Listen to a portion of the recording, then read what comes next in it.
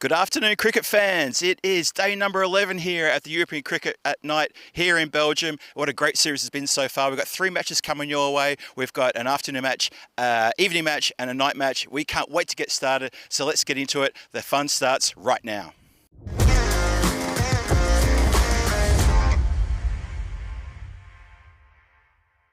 This European cricket event is proudly brought to you by HCL Software, Rado, and 1xBet.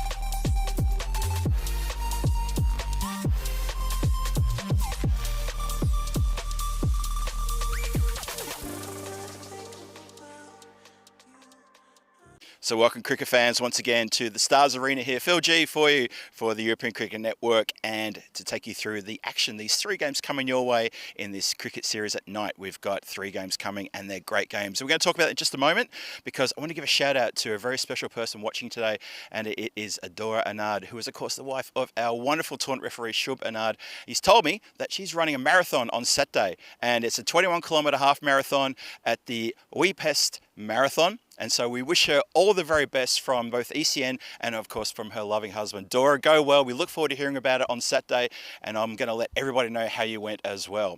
Anyway, let's now get into what's happening with the match. It's coming up very shortly. It's match 24. Remember, 3 games today, and it's a big one because it's Antwerp taking on the Royal Brussels, and this is a big one for these 2 teams. Let me tell you why. They're both sitting in 5th and 6th place on the standings, and there's a big deal here because they've got 4 matches left each, and all the teams above them have already played 8 games, 9 games, almost finished their group stages. For these 2 teams, there's a small chance, outside chance, they get a couple of wins here and maybe a couple of wins in the next matches. They might break into 3rd position and completely shake up the table and completely shake up the standings. And if that happens, oh boy, Sunday, we still don't know what's going to happen on Sunday, but it's going to be exciting nonetheless. I can't wait to get into it. So let's get over to that man, Shub Anand. He's got the captains for the coin toss. Shub, take it away. Your call. Tails. Tails is the call, and tails is it. We're going to bat first. Antwerp won the toss and will have a bat first. Thank you very much for that, Shub. You see there, Antwerp do win the toss. They're going to have a bat first. I think they've got a bit of a battle plan in mind as to how they're going to win this first game and then try to go on and make sure they take out the second game, as I said at the top there during the introduction, how important this match is. Well, these 2 matches are for both the teams. I think more so for Antwerp because they've got a few more points sitting in 5th position on the standings. We'll take a look at that later. In the meantime, let's have a look and see what happened last night. Match 22, Beveren and Hasselt went head-to-head in a couple of games last night. It was a ding-dong battle, but Beveren came out on top in the first match. That was a match 22, a good 46-run victory after posting 169 on the board. Hasselt just ran out of steam, just couldn't get a good partnership in the middle overs, and they fell short, quite well short by the end of it. But they did pick themselves up the bonus point, so they got 1 point out of that. Beveren got 3 points. The second match was a low-scoring affair, and this time Beveren only got 104 for 9. They were struggling throughout the entire innings, except for that man, Othman Zai, who put together a terrific 40 from 22 deliveries, and a good support, a good cameo there from Mohamed Noman at 27, important. Hasselt, they were disappointing. 77 for 7, just couldn't fire a shot, and ended up going down by 27 points. And that was a pretty big statement from Beveren then. So they went straight to the top of the table. You see they're 21 points on top. They've only got 1 game left to play. That is the last game tonight. That's the match under lights against 12 Stars. But these 2 teams playing now, Antwerp and Royal Brussels, in this match coming up and the following match. You can see there at the bottom of the table, they've only played 6 games apiece, so sitting on the bottom of the table, you can't really sort of take too much out of that because they've still got so many games up their sleeves. But right now they play each other twice, so at the end of these 2 matches they would have played 8 games. Antwerp, they're looking more likely to break into 3rd place and possibly knock out either the Brussels Warriors or Hasselt, depending on the outcome of their matches. They've still got 2 games to play as well. So this is the cool thing about this table. This is the great thing about this series. We still don't know who's going to be there on Sunday. It's not locked in yet. Still got games to play, 7 group games to play. 3 today, 2 tomorrow, and then 2 on Saturday. And it looks like it may go right down to Saturday night to see who plays in the finals on Sunday. How good is that? Let's have a look at the teams now. Royal Brussels got a couple of ins and outs there. So Said Tipi comes into the side. He had to replace Mustafa Mamon with an injury in the last game they played. But it looks like Mustafa has recovered from that foot injury, and he's in the side as well. Shafiullah Obaid comes into the side. First time we get a look at him. Nor Oyakal comes in as well. He's back in. For Antwerp, a couple of big changes there. 3 new players coming in. Wafiul Niazi, Bilal Mahmoud Zai, and Omer Safi come into the side. Haven't seen them before. Abdullah Jabakel, he comes in again. And Mamoun Latif. I think that's good to get Mamoun Latif in. He's a very handy batter. And they need to get him out there when his opportunity comes and get some runs on the board. Supercomputer is tilting the scale slightly in favour of Antwerp, but not much. Can't really read a lot into those numbers. And well, I think that's a pretty fair representation. Let's see what's going to happen. Both teams have played 6 matches. Antwerp have got 3 wins. Royal Brussels only just the 1 win. And for them, it's a situation of they have to win every match they've got left to play. So they have to win the 2 here today. They'll have to win the 2 matches that they're going to play on Saturday night, and they've got to face Hasselt on Saturday night, and that's a tall order for them to do, because Hasselt will be absolutely gunning for top spot with a couple of wins there. And if they get top spot, you go straight into the final on Sunday. So they're up against it. Royal Brussels just hasn't been their tournament, unfortunately for them. But hey, anything can happen. They can still find themselves, you know, with a twist of fate getting into 3rd place. Like I said, this standings, it's not set in stone whatsoever. So we're just a few minutes away from playing. I'm going to give a shout out to people in the chat. Hello there, Tim Harmer just joined us. Wayne, always good to see you. And yeah, I hope to have a good call as well. I hope to see you in there during the in the evening. Jake Stewart, always a pleasure to see you there. Started us yesterday with an ice cream talk nice and early, so we'll see what happens today. Helix and Johnny He also dropped in to say hello. Hello to everyone. Hope you're well. And I hope you're enjoying this lovely Thursday here in Belgium. The sun's shining. It's about 19 or 20 degrees. It's very, well, it's quite warm out in the centre, but there's a nice cool breeze coming across the ground, keeping the temperature down. I'm expecting the temperatures to drop into probably around sort of 14, 15 degrees once the lights come on. Nice conditions for cricket. So just a reminder that Antwerp won the toss, and without hesitation wanted to put themselves into bat, looking to put a big score on the board. And Royal Brussels looking to curtail that kind of attitude and trying to get wickets nice and early and see what they can do here. And let's see how it all pans out. It's going to be a really good, hard-fought match here between these 2 teams. A lot to play for out there today, as I've explained. As the standings, they're not set in stone, and anything can happen. We shall see about that. We shall see what happens. And I hope you all enjoyed our shout out to Dora Anand at the start as well. We wish her all the best. And I'm sure her children were also wishing her the best as well. That's Meshi and Daniel. So everybody, her family, our family, your family, hopefully, all behind Dora. Let's get into the game. Here we go. Starts with, looks to angle it down leg side, just strikes the pad. No chance of LBW there. So Antwerp looking to get a big score on the board. Good bit of swing though. Nice bit of swing. The swing just straightened. Not enough though. Adnan Razak, who's been opening the bowling in recent matches for the Royals. And we start the scoreboard ticking over with a wide ball. Jacob asked me, did I eventually get my ice cream last night? I did not get my ice cream last night. When I got back to the hotel, I can't remember what time it was, but it was late. And unfortunately, everything was shut and closed down. There's no little shop nearby either. That comes off a leading edge, and that's going to fly away. And that has gone all the way, in fact, for a 6 first runs off the bat there to Jabakel, who's come into some very good form lately. Coming to very good form lately. He's hit a couple of 60s in his last couple of innings. Just finding form at the right time for Antwerp as well, and they'll be looking to him to try to build the score nice and early here. It's so important for them to get off to a really good start. And it's good to see the skipper, Saklan Raja. He's opening the batting as well, taking responsibility on his shoulders to try to get his team off to a good start. He's at the non-striker's end. It's really well bowled. Razak just getting that proper line. And Really good length. Gets a generous cheer from his teammates in the field. Look at that. It's just moved away as it pitched. Lovely delivery. Could have easily got the edge there. Hello to Trip Denny, who also joins us in the chat. Love to see you there, Trip. Another wide ball there. Johnny He's come back as well. Hope you're all well. Wherever you're watching from around the world, maybe you're watching from India via Fancode, or maybe you're just watching on the ECN YouTube channel. Doesn't matter. Welcome. And I hope you enjoy the cricket here today. 3 big games, big important games to the standings. It's driven through the covers. There is protection out there deep. And the throw comes in, good throw. Good work in the outfield there. That's Noor Oyakel, who comes back into the side after a little break. As you know, we play this this competition and all our ECSs, whether it's a night series or not, or a day series, we play it during the week. And obviously players have commitments and they can't always get away for every game.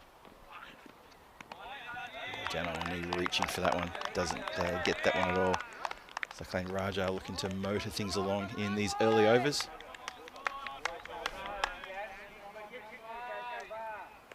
But not a bad start. 9 off the first over so far, plus this. Another dot. Sakhain Raja just stuck on the crease there. Not a lot of foot movement. And that will be the end of the first over. So 9 off the first over. Just remember that Antwerp won the toss, elected to bat first. Their plan, get runs on the board and then bowl hard at the Royal Brussels and get that win. They even told me in a very cheeky sort of fashion they're desperate for 4 points just to emphasise how important it is for them to get into third place. Let's have a look at upcoming events. Well, the Malta series, I believe, has just finished. Belgium is us, and that's still going. We've still got a fair bit to get through. And Jersey Liberation Series is in progress. Danny Hudacek and Vinny Sandu taking care of business there. And coming up, starting tomorrow, is Greece, ECI, women's ECI action, T20 action, and Sweden and Estonia following after that. And then I believe Romania is coming up after that. Looking forward to these events. Hope you are as well. I know Tina is actually already in Greece, but I think she's there as a player.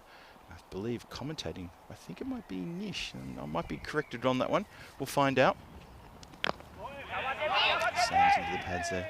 Or it might be Rico. I actually don't even date her. I'll actually message Vinny, find out who's doing the comms there. But I got a funny feeling that, yeah, Tina is there playing for Germany, I believe. So Zahid starting the second over now.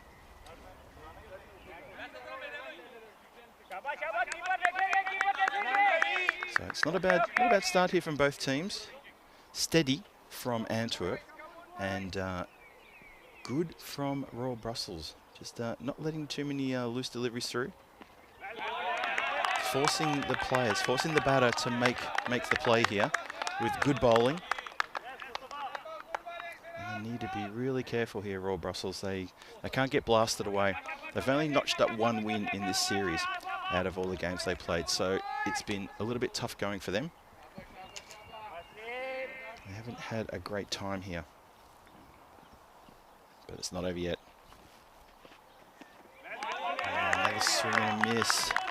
These dot balls adding up a little bit here. As I just remove a funny looking little green and black spider from my my desk. I'm really out here in the with the insects at the moment. That's why I brought the fly swatter. I didn't kill the spider. I'm a bit of a fan of spiders, so I just gave him a little bit of a helping hand into the undergrowth. But the insects are annoying. Arachnids are fine. Insects are annoying. 3 dot balls in a row. Make that 4. Now, what's happened here? There's an appeal to square leg. They think they've got him. We're going to go to the replay, and that, if that's happened, Afzal has done some terrific work there. Afzal Safi behind the stumps. He reckon he's got him. Have a look at the side. It was out of his crease to start with. Watch this. Does he get back?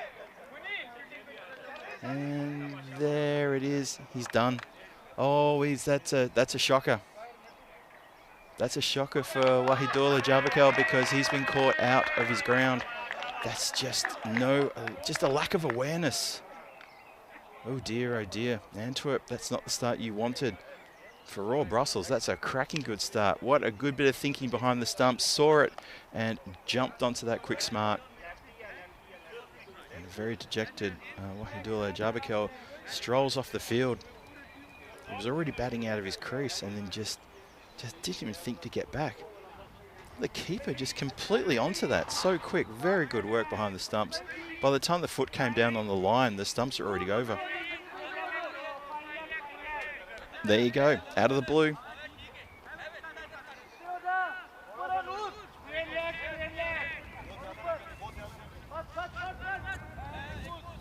Trip just updating us that, yeah, Jersey has been good, hasn't it? Been very entertaining. Have the games been as close as some of our games? That's the only thing. I'm saying it sort of tongue-in-cheek a little bit, but no, the action in Jersey has been quite something else. It's been so good that we get to go to Jersey, another location that we can add to our repertoire. Yes, and Zach Tribe has been brilliant in this that series too. Nice, lovely shot. That one flicked off the legs, and that goes all the way for 4 runs. That's a nice start there. Just watch this one from side on. Oh, nicely played. And that is that man, Latif. I was looking forward to seeing him coming back and getting into the runs as well. He's he hasn't had big innings, but he's had a couple little cameos, and obviously because of work commitments, he hasn't been able to be here at the games as often as he would have liked. But he's here today, so he's got a chance to stand up and make a lot of runs for his team if he can. How bizarre that funny little spider has come back. What are you doing back here? How bizarre is that? Sorry, just talking to the insect life here and the arachnid life. I don't want to get called out by eager-eyed people, eager-eared people who hear me calling a spider an insect. I know they're not. I know they're not insects. So, it's funny that same one that I just flicked off the table has come back. He enjoys cricket as well, clearly. 2 overs are done, and we have a look at the standings again. Just a bit of a recap about why this is important. Antwerp, they get 4 points here. Suddenly they get into 4th place. If they get if they get 3 points in the next match, or even 4 points in that match, guess what? They're suddenly back up there into 2nd place. It could just change that quickly.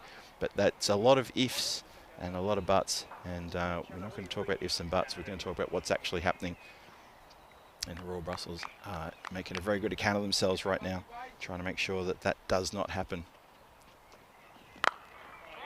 Oh, wow, just punched. Sakhain Raja has just not much backlift, not much follow-through, just punched it. What a lovely strike that is for Maximo down the ground. Just all wrist. And middled it, absolutely middled that one. Razak just puts it right into a slot there. Oh, edged, and the keeper was caught wrong-footed, going the wrong way. And then he imitates the jump that he should have done to try to catch it, but he was already wrong-footed. Watch this, his body weight is already going to the left, and that just skews way to the right. Goes to the left and goes to the right. If he keeps doing that, he'll be doing it all night. 23 for 1. Still, that's only 2 balls into the over, but that's a good start to the over for the team from Antwerp. 6 and a 4. And boy, do they need more. That run rate at 9.9 right now. Now has him reaching for that square cut. There is protection deep on the boundary, square of the wicket. Have a look at the stats here. Almost 5,500 runs. The Maximo's well outpacing the 4s as you'd expect. And that run rate, that's 12.9. We always felt that 130 was about par here on this ground. Another good dot ball. So Sakhain Raja just can't pick the one that's a little bit wider outside off. He's swinging and missing at everything outside off at the moment. And that Maximo rate at 11.46 per 10 overs. I'm not surprised to see that kind of rate. And yeah, the wickets are actually quite high as well. We've had the last few games, we've had 6, 7, 8 wickets, even 9 wickets falling in the innings. So that's increased over the last week. And it's a carbon copy, another dot ball. And these dot balls are really damaging, really hurting the Antwerp team. This is not what they wanted. Not even close. But for Royal Brussels, credit to the bowlers. They're getting hit down the ground and then they're coming back and bowling very well indeed. And that is quadruple dots. excellent bowling. After getting taken for 10 off the first two, thought that Razak was in trouble there, but he's got the away movement, and unfortunately for Raja, he's just not adjusting for it, and he's made to be looking a little bit silly there as he can't get onto that one. That is going to be the end of the power play. 3 overs have been bowled, and I got to say, so far, Royal Brussels doing a great job here. 23 for 1 in the power play for Antwerp, and that is a couple of, well, that's 3 very good overs, nice and tight. Oh, there's a wasp in here in the tent with me. Lovely. It's all right. I got my fly sweater, everybody. Everything's fine.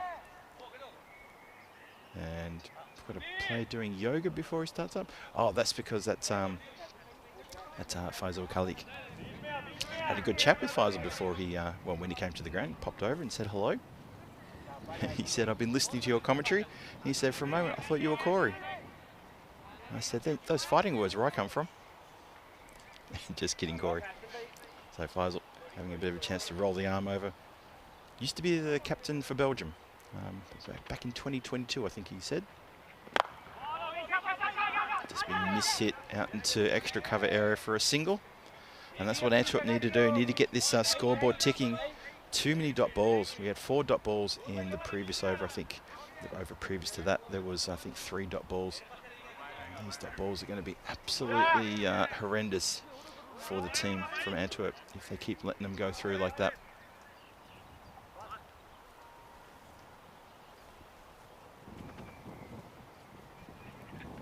That's a wide ball. You can hear the 5 o'clock bells ringing in the background somewhere.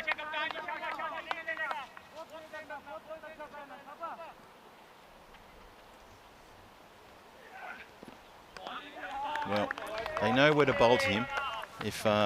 If there's any truth to be told about this current situation for Raja, it's that his offside game does lack a little bit because he's swinging and missing well outside off. Well, he does connect eventually. He had to, I guess. Times over equals certainty, and at some point he was always going to connect, and he's connected very well for a big 6. So he's finally got the hit he wanted after a couple of swings. Finally gets there. Antwerp need a lot more of that. They need to get this score up and running. So Royal Brussels, they're bowling well. They know how important this match is for them to continue. Like I said, if they win these 2 games against Antwerp and then win the next 2 games they have to play, depending on other results, you know, it might be more of a miracle, but you never know. I mean, they're only, yeah, they're sitting bottom of the standings, but they've only got 8 points, and that's the problem. 8 points with a pretty bad run rate. Not the worst, but pretty bad net run rate. So even if they picked up, well, if they have to pick up all 16 points from the next 4 games, which is a tall ask, can happen though. This is T10, this is ECN, you never know. Faisal in again. That's uppercut, and that is going to go all the way for another max most. This over getting a little bit more towards Antwerp's liking.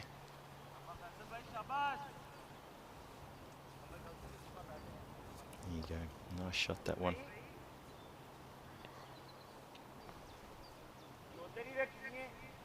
So he's taken a while to get going, Raja, but he's now up to 22. He's been looking for that offside boundary, that maximo to the offside, either through over the covers or over backward point. So he's got a couple of them now. And the full ball, he punches into the covers. They're going to take 1. And that should be the end of the over.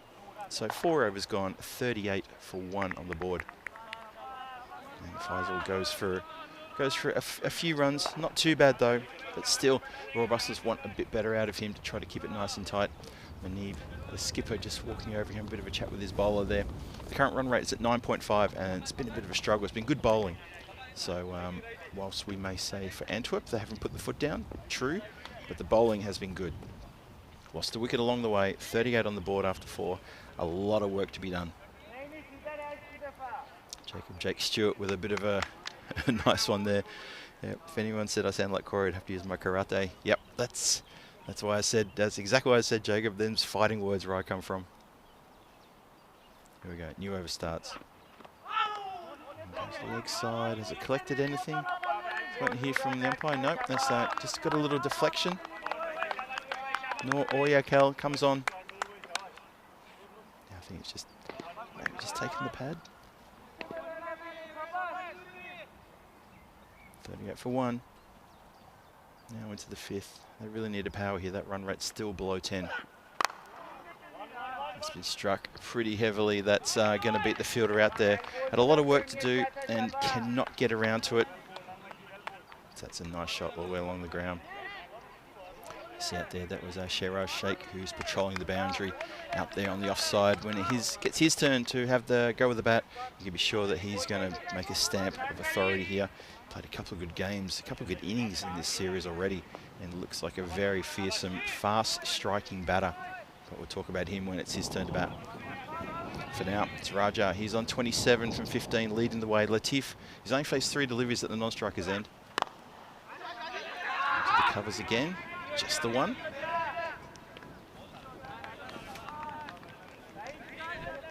Ha!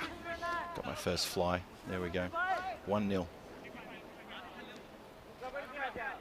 I know, it's just these little things just keep me entertained. If I was commentating with someone else, I don't think I could have the fly swatter. You know, like I'll be commentating in Prague next month with both Danny and also with Vinny. I need to be careful because I've heard the fly swatter. Anything can happen. I say that with a smile on my face in case anyone reports back to them, but it's all good. Elevates over deep mid-wicket. No, it doesn't. Good take in their deep mid-wicket position there. Got the sunglasses on, got the sun in the eyes. He's gesturing to the sun. He's saying, how am I supposed to catch that? Well, you did, and you've done a very good job of catching it. That is a very important wicket, a good breakthrough there. So Royal Brussels, just when things were starting to settle down for Antwerp batters, instead they've come undone there, and that is that man Sheraz Sheikh, who was just missed the boundary in a couple of balls ago, and this time he backs that with a good catch, staring directly into the sun, and takes a very good catch. So Mamoon Latif, he got his chance today, but unfortunately he's kind of blown it, and he goes for 5 from only 4 deliveries. It's a very important breakthrough. So 2 wickets down now. Noor strikes. New batter comes out. The covers, everyone says chill, chill. Just the fielder runs in, and as you see all the players just saying, whoa, don't fire it, don't fire a shot. As Divan comes in and gets off on the first ball.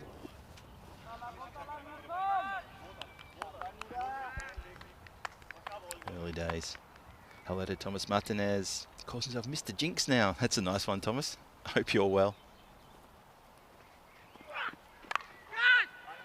Good shot, gets the edge. Swing hard, get the edge, get plenty of runs, especially when third man is up inside the circle. You sort of take a life in your own hands in this case, don't you? Because you could hit it straight to that man. He was a little bit wider, but that is still good runs for Antwerp. Don't have many deliveries left in this game because we're now halfway through over number 5 finishes. Let's have a look at Premier Division for ECC coming up, and the Premier Division starts with the group stages of the ECC starting on the 25th of September, running through a few days there, groups A, B and C, and then the championship will begin at the end of the ECC on Thursday the 16th of October, so the winners there will get a bit of a break before they join England and Netherlands 11. And in between the Group C and the Championship, we're going to see the Challenger Division going to step up. So they're going to be the meat and the sandwich. So this is the bread, and the Challenger, when that comes up, that'll be the meat between the bread. Or maybe it's the vegetables between the bread. Whatever your preference is, doesn't matter. Whatever filling you like in your sandwich, there it is right there. There's the bread, and I'm looking forward to that. It's going to be massive. Always is. Up in the air, shouts a catch. Can Noor get to it? He's just juggled out in front of himself and put it down. Oh, red hot opportunity there. Divan has launched it in the air, and Noor is standing there, hands on his hips. He doesn't know who to look around to blame. He's looking for someone. Have a look at this. It's in the air for a while. He's staring into the sun again, and that is not easy. Not easy one bit. And he continues. That's cut. It's a cut in front of point. And that should bring up the 50, I think. There it is. 50 for 2 in the 6th. Antwerp's run rate still hasn't gotten into double digits yet, and that will be a concern.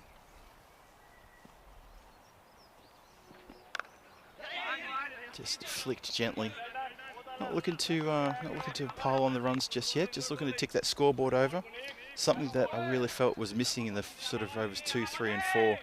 Just failing to tick the scoreboard over and just looking for maximos all the time. And Antwerp are probably about 20 runs short of where they should be at this point in time, considering they've only lost a couple of wickets.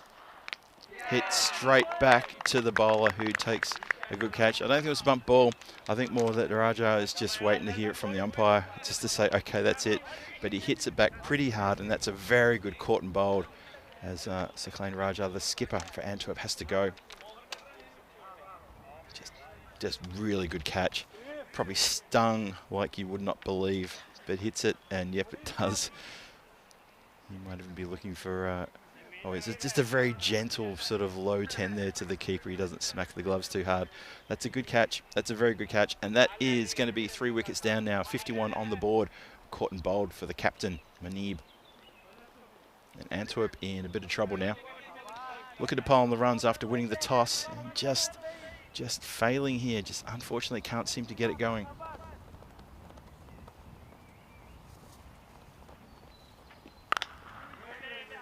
It's just been mishit into the covers, straight to the cover fielder. No chance of a run there.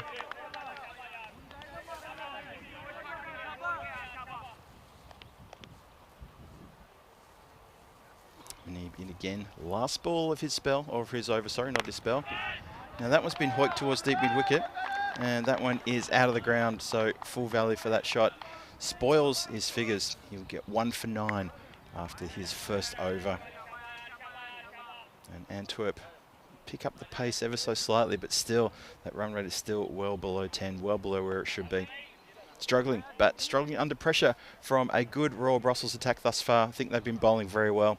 You have a look there, only one person into double digits, and that was the captain, Sakhain Raja. Got 33 from 19, and no one else standing up at the moment.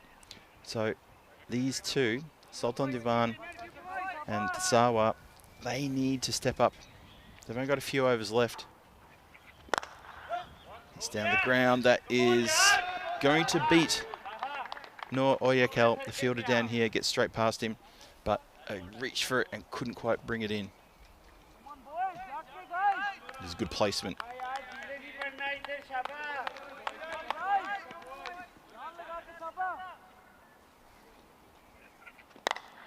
This time he goes to the leg side. They're running hard. Are they going to look for 2? They touch down. Yes, there was a slight hesitation. No need though, because I think that's gone across the boundary. It has indeed. They were watching the batters. They were running really hard, and the umpire eventually gave it 4. Watch this, through the legs. Oh dear. Had it covered off, and then it wasn't. There's a couple of comments in the chat about the batting from Antwerp. Just need to address that very quickly in just a moment. Swings across the line. Shouts of 1 and just the 1. Yeah, Antwerp have 3 ins today. 3 players in who have not played in this competition yet. Now, they've also got a total of, I think, 5 new players playing today. Or 5 changes in their team, sorry, with 3 new players. And this is the thing about playing the European Cricket Series. In all around Europe, as often as we do this for the whole year, with the exception of 6 weeks off that we have between around Christmas and New Year, is that players have other things to do than play cricket. They have lives, they have jobs, they have families, they have commitments, and they can't always have the best team, or they can't always have their top team available every single time. So I saw a few comments in the chat sort of accusing Antwerp maybe of not bringing their best team. Well, you know what? They've probably brought the best team that's available, and I think that's probably the end of that discussion just there. Well, it was hit very, very hard to the player out there. And that has been spilled, and it's gone across the line for 4. Valuable runs here.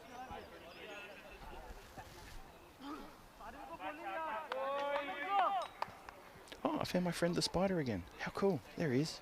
Come here, come here, come here. He just doesn't want to be picked up. He's looking very unhappy. And that ball has just landed in no man's land, completely in no man's land.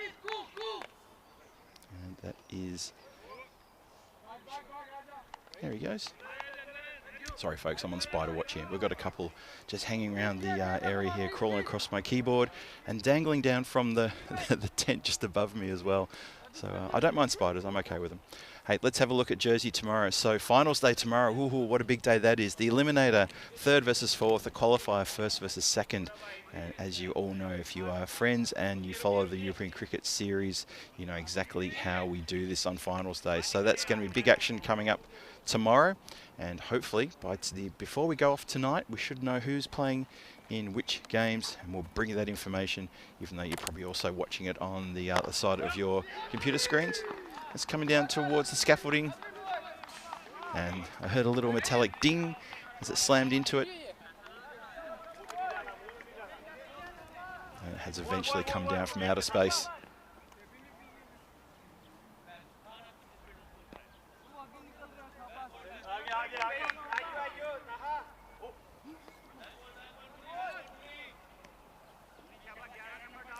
I saw a good comment in the chat from Thomas Martinez about the ECS event. It's exactly what it's about. It's about showcasing European cricket. And if you're not enjoying it, then, well, there's always plenty of other cricket around the world to watch. But this is about showcasing what's going on in Europe right now, and that is a good shot. It's not a great delivery, and it's helped on its way for another Maximo. So Divan Sultan, he knows what he has to do, and he's starting to get into it now. A bit of a late flurry here in the dying overs of this innings. But yeah, Thomas Martinez, you summed it up pretty much exactly. That's what European cricket's all about. And so if you're tuning in and you're expecting IPL or Big Bash sort of situations, then I'm sorry, you've come to the wrong channel. If you want to see players developing and growing and enjoying their cricket, then this is exactly where you need to be. And it's been just hit down for a single. Divan finds himself now on 30 from 11 deliveries, so he's starting to hit the big time. 85 for 3, halfway through the 8th. Run rate now over 10, even over 11. That's good for Antwerp. Miss hit, shouts a catch. Oh, just over the hand of Faisal Khalik, he's tall, and he put up the hand, so it's just missed him. It's just gone across the fingertips. And that is out of here.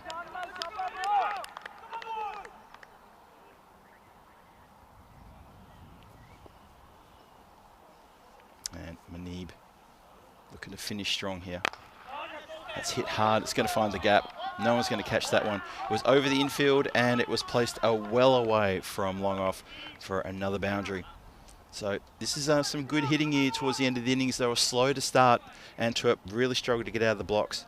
And now these two pretty much have got a bit of a carte blanche to go for it. There's still only 3 wickets down.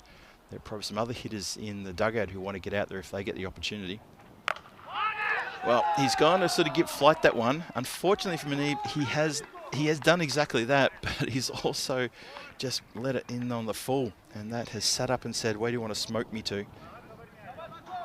And the batter, has very happily obliged and said, I'm going to put you into the dugout area. Watch this. It's a good shot from Tasawa, the wicket keeper. Have a look at that upturn on the run rate there. You can see how things were going a little bit slowly, under 10 runs until about over 6. And after over 6, these two have come together and really picked up the pace. And this is going in the right direction for fans of Antwerp. For Royal Brussels, though, the 100 is up, and they were thinking for a little while there, they may contain this. There's still a chance they're going to contain this to sort of to under 120. These next 2 overs are really vital, though, for both teams. I can guarantee the Royal Brussels, they won't want to be chasing 120. If they could be chasing 110, even less, from a couple of tight overs, you never know.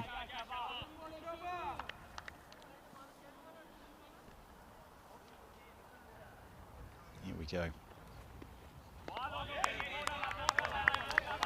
Johnny He saying, Phil, no line for you tomorrow? Tell me, Johnny, what makes you say that? I'm not in Jersey, remember? I'm here in Belgium. So if I want a lie-in, I'll have my lie-in, thank you.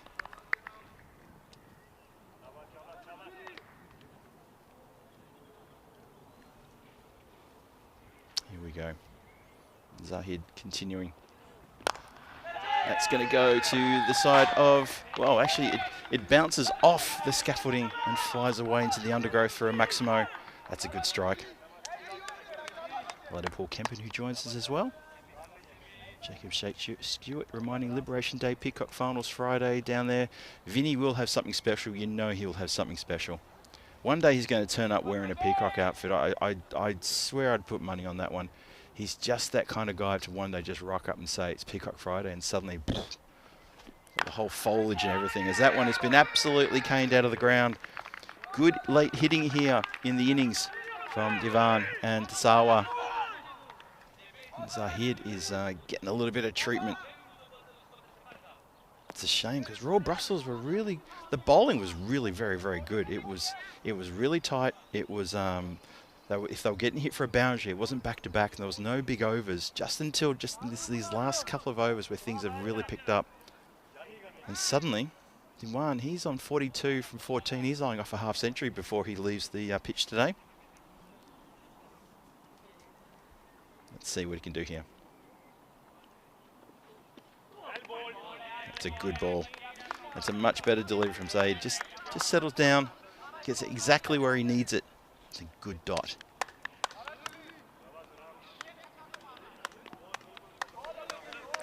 Suresh Kumar has got a problem. If the chat want to help him out, they can. I can't help you out. I think you're in the wrong place to ask for advice on that kind of personal level. But good luck. Wish you the best.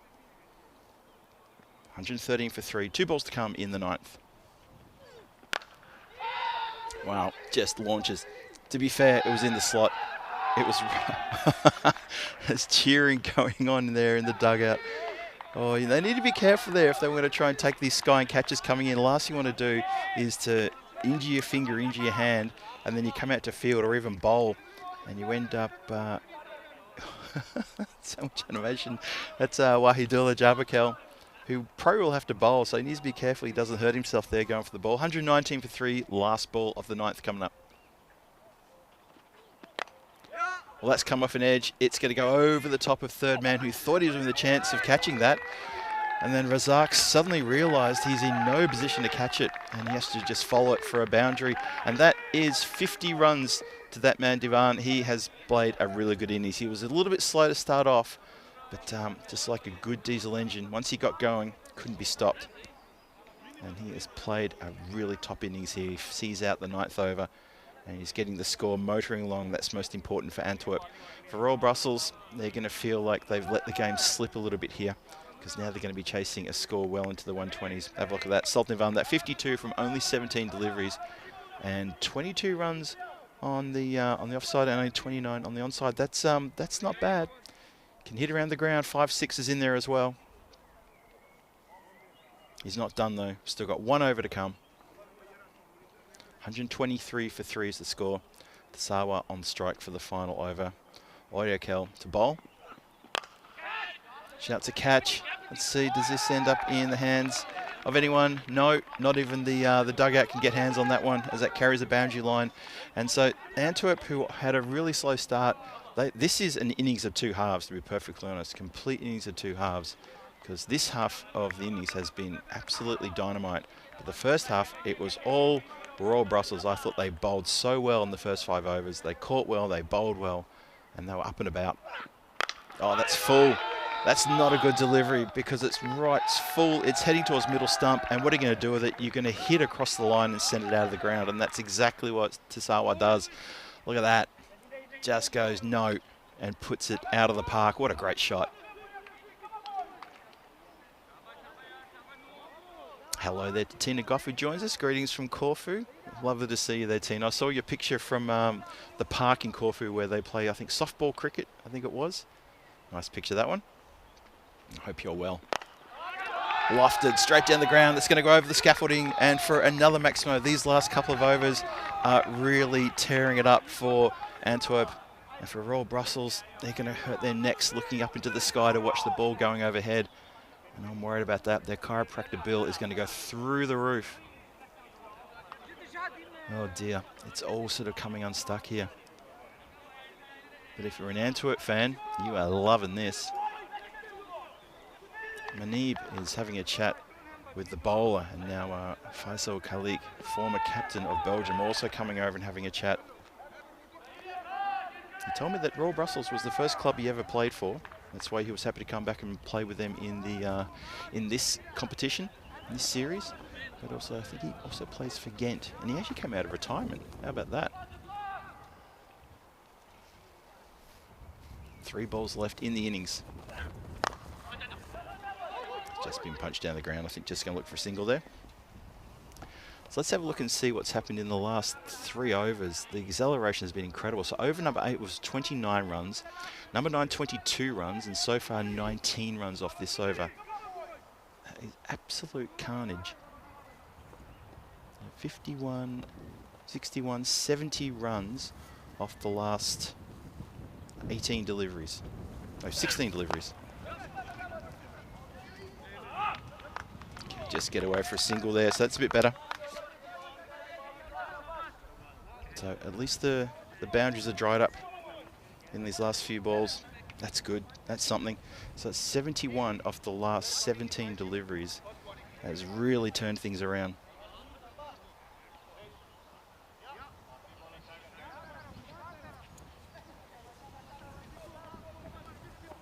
Here we go. Last ball in has come up. 143 for 3. Last ball. Goes out of the ground, and that is going to be massive. 149 is the score. And Tasawa, he's going to just miss out on a half century himself. He gets 48 not out, and that is going to be still a statement, a real statement there. Sultan Divan on that 53 from 18.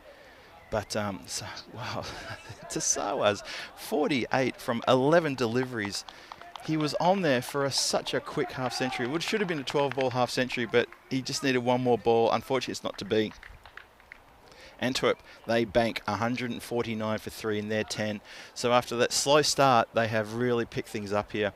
And those last 3 overs went 29, 22, and 26. 3 magical overs in a row. And Royal Brussels, you just feel that they've just dropped the ball completely after that cracking start where they got there, the run out. Wahidullah Jabakal just went for a bit of a... he was already out of his crease. He just didn't get back. And Safi behind the stumps, so aware to just get the stumps knocked down and get him basically stumped. It was such a good bit of work there. Cyclone Raja took a while to get going, and when he did, he had a couple of good strikes around the ground. His offside gameplay needs a little bit of work, because he let through about 7 dot balls just going for the same shot. That shot, he was going for that elevated cut shot, and he just couldn't connect, and he suffered quite a fair bit, just unable to get bat on ball. But eventually he did make it up to about 33, I think it was. Latif came undone with a good catch, staring into the sun. That was Sheraz Sheikh there with the dark glasses on, signalling to his team, well, there's a sun up there, that's why he almost didn't catch it, but he caught it. So I'm not sure why he was making a few little complaints. Unfortunately for Audiakel, he put down a bit of a sitter and didn't know who to blame. He was looking around the field just trying to think, well, whose fault is that? I think we all know whose fault it was. Manib with a terrific caught and bowl. I mean, yes, it was a tracer bullet, but he held it. Well, he wouldn't be doing too many high fives after that. That's all I got to say, because I think that would have really stung. And then it was Divan who came in. It took a while to get going, Divan and Tasawa. They eventually did get going, and when they did, oh boy, the carnage in those last 3 overs was really something else. Took the game completely away from Royal Brussels. Don't get wrong, they're still in with a chance, but this has been a real statement of intent from them, and a real acceleration of the batting. It was so good. So, yep, there you go. There's one of our crew returning the ball from the dugout area, saying, I don't want that, that's yours. And a good 50 to that man Sultan Divan as well. Tasawa's going to miss out. He gets 48 from 11. And between the two of them, they have absolutely turned this game on its head. A good 33 from Cyclone Raja as well, the skipper at the top. And in the bowling department, well, people got really spanked around the ground. Adnan Razak did well. He got none for 19. And the wicket takers were only Zahid with 1 for 26.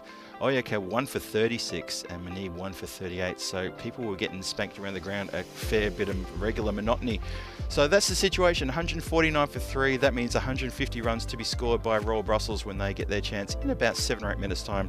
This is Phil G for the European Cricket Network saying don't go too far. The run chase will come to you very shortly and I'll be here to take you through it. Cheerio.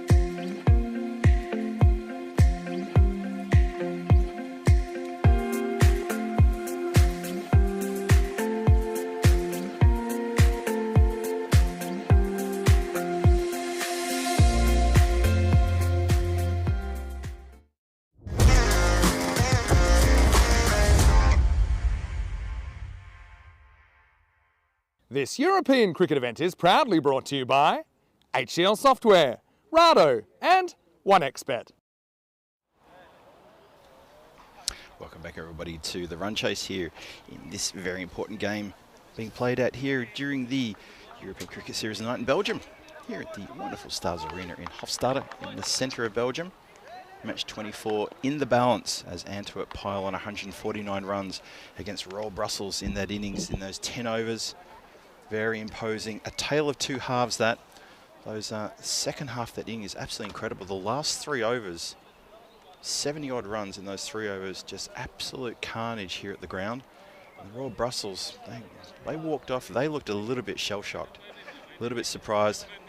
As we have a look there at the bonus point equation, and it's up to Antwerp to try to restrict Royal Brussels to 104 or less, and they get all 4 points. And they told me at the start they're very keen to get all 4 points either in this game or in the next one, but they said they definitely had a plan, a battle plan to come away with that. And we'll see what happens, because that's a big score on the board, very big score on the board, and they've got every chance to try to defend that. And Antwerp have done themselves a massive favour by getting those runs on the board. Big shout out to Sultan Divan and also to Tasowa for putting together a sensational partnership in the towards the end there. It just got better and better as it went on. So Royal Brussels up against it. It's going to be the skipper Manib with Faisal Khalik out there to open the batting. They've got a big job to do. They need to get off to an equally good start. And let's see how they can. How they're going to attack this. Fahim Bhatti has the ball.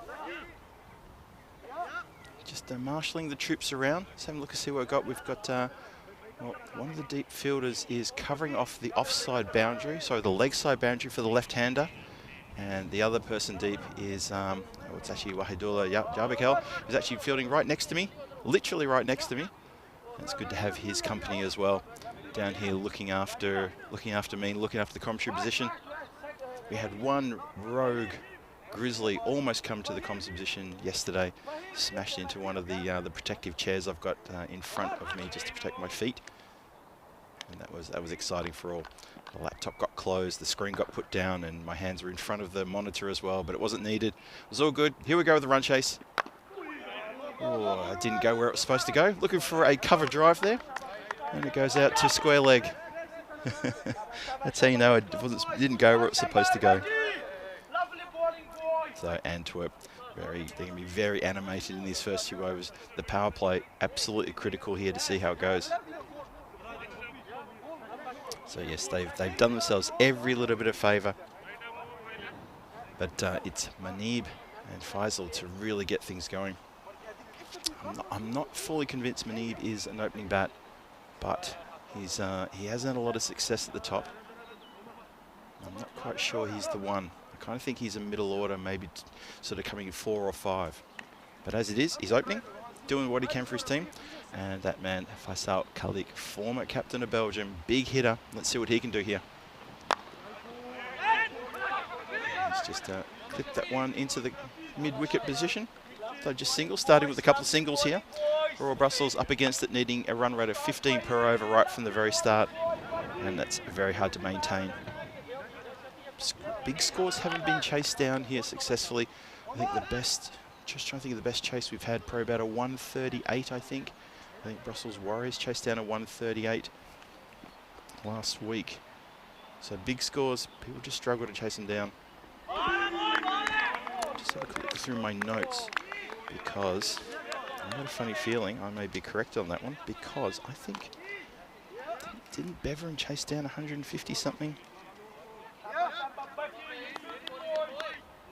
Yeah, I have to look through my notes. Sorry guys, just going to look through my notes and see what happened there. I'm pretty sure, for some reason, yeah, 12 Stars couldn't chase down 150 from Antwerp. I'll come back to you on that one. Just don't want to miss the live action. This is the problem not having another commentator.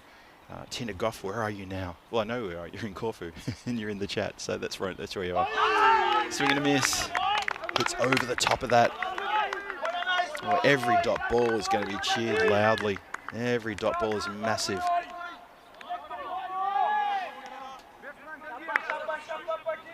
Thomas Martinez just made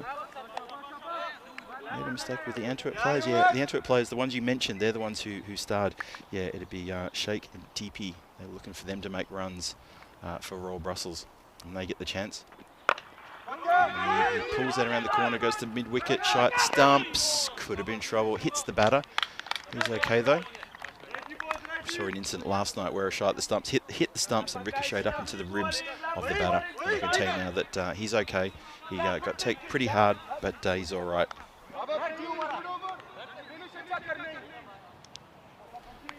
Yeah, it ricocheted off the stumps, slammed into the bowler's, sorry, the batter, run to the non-striker's end. He was out, but he took it right in the ribs and he went down. Oh, he went down so fast that really stung. Big shout there. Umpire has said, well, Faisal is looking at the umpire and looking at his bat. He's not remonstrating, but he's been given. And silence across the ground. Even the Antwerp guys aren't jumping for joy. Have a look at this one more time. Well, it struck him on the fleshy part of the thighs. It's angling in. The umpire says, I've seen enough. It's on the back leg as well. I think the gesture from Faisal Khalik was towards the bat to say, I got something on that.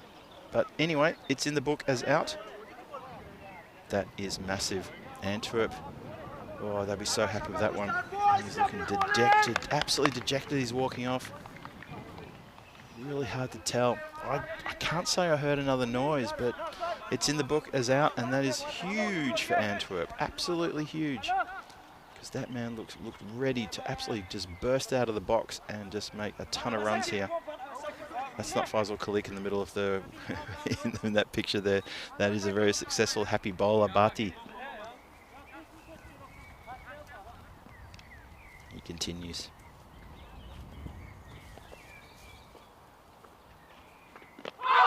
Striking the pad again. Umpire has agreed with that one. Oh boy. Oi, don't know about that. Don't know about that. I think the umpire's going to get over and have a little word. Bhati there, he's going to be in a little bit of trouble from the umpire, and I think maybe the tournament referee as well, about helping the player on his way in that in a physical way. Not sure how good of friends these two are, but I don't think that's the right thing to do. Just gives a little. There you go, mate. Just you need to go over there. Hopefully it's all in good jest, because that is Sheraz Sheikh.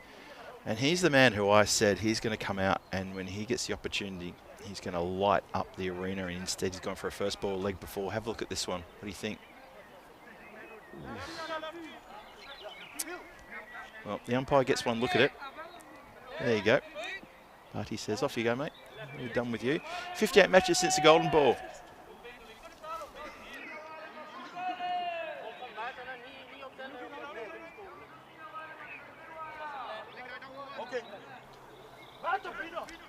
And I just had the skipper just come down quickly, asked me what the bonus point situation is. He didn't know what it was, but he does know now. Should have told him it's like 50 or something just to make him really panic. No, I wouldn't have done that. That's unfair influence, and that's not my job. Oh, I tell you what, the hat-trick ball almost cannons it onto the stumps. Sorry, it's not the hat-trick ball, is it? That's the start of the next over. Remember, start of next over is the hat-trick opportunity. And make sure I've got some Wi-Fi so I can make sure I see that happen, because I need to see what's going to happen. Let's have a look. Yeah, Fahim Bhati is on a hat-trick for the start of his next over. Whether he bowls the third will remain to be seen. So Klein Raja comes on and immediately gets an edge and goes for 4. Royal Brussels 8 for 2, and looking like in all sorts of trouble here at the moment.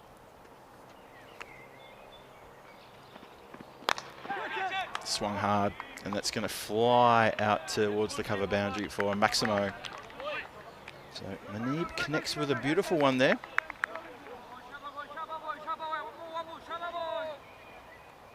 Yeah, I'm interested to see what the chat thought of the 2 LBW shouts. What was your thoughts on that one?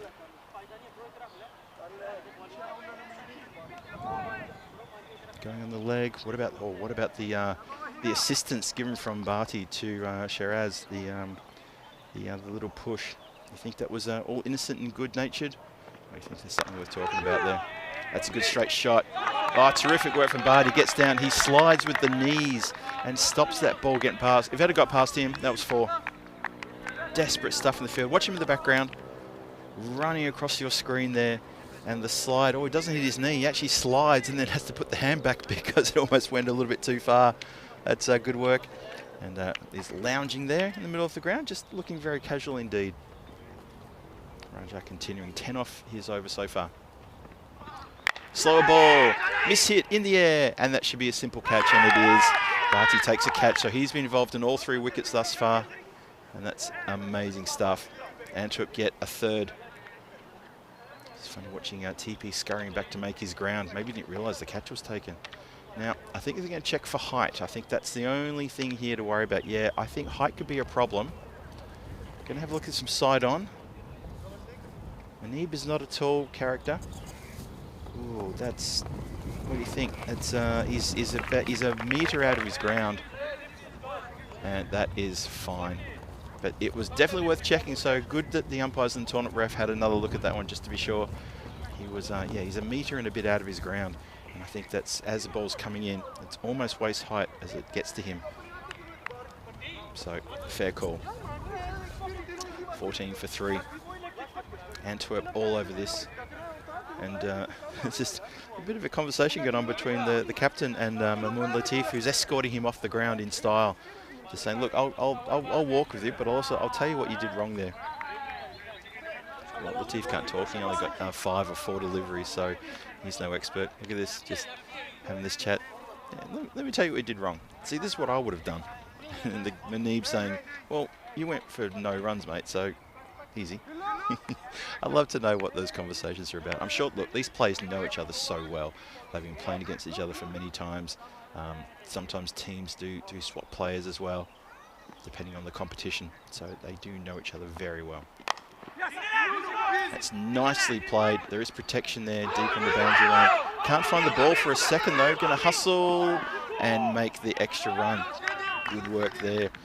Bilal Mamunzai, he just takes his eye off the ball. He's new into the team. It's his first game for Antwerp in this competition. And just that little fumble there and that second fumble just allowed the second run to get through. Look at this, really put the head down and really went hard for that second run. Good running. Tim Harmer saying the outfield looks scary for diving on. Like I said, the outfield's actually pretty good. That's definitely a wide ball. Not a good one there. And it's good to see Mamon back as well. Viewers from a couple of nights ago remember he hit the ball directly on his foot and it landed right on top of his foot, and we all feared that he could have had a broken toe or something because he was in all sorts of trouble, and he didn't take part in the fielding that came in the next innings. He was off, and the sub, who was actually Sai Tipi, who's at the other end, he's the non-striker. Scooped up, regulation mid-off would have caught that one. As it is, long off, cannot get to it.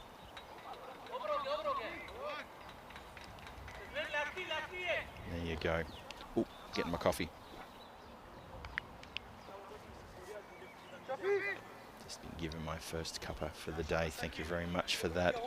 Look at the table there. Antwerp eyeing off a 4-pointer here. If they can get 4 points, they jump up over 12 stars. 12 stars, their campaign here is pretty much done. Even if they get a 4-point win over Beveren in the next, or not the next match, the late match tonight, there's too many other games going on which would enable a team to get above them in one way or the other.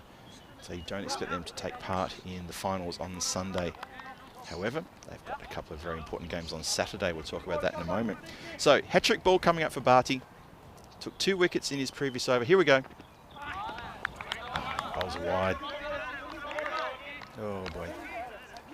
Maybe he heard me and just panicked there at the moment. Thought, how can I impress Phil? I'm not sure I can do that.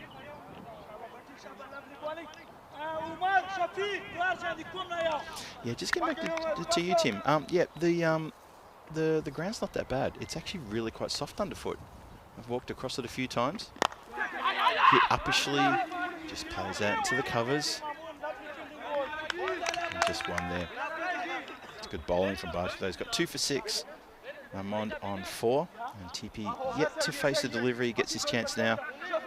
Mustafa Armand, you think there's so much on his shoulders. Yeah, I think the outfield, for me, the outfield is really nice. There's a bit of a patch over on the, well, at the moment, sort of through mid-wicket for the right-hander. It just looks a little bit bare. Like there's been a little bit of scuff-up work. I think that was actually a result of some over-watering when the mechanised sprinkler broke down and it just watered one part of the ground for about 8 hours overnight. But that part of the ground notwithstanding, everywhere else is really lush and very nice underfoot.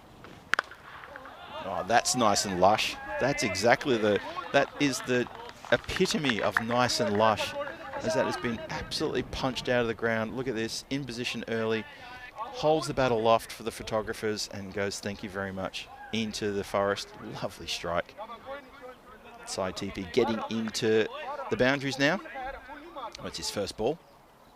So 6 from just that one delivery faced. And Barty's, well, his bowling figures have been completely ruined now. 26 for 3, still in the power play. Punches down the ground, goes like a rocket.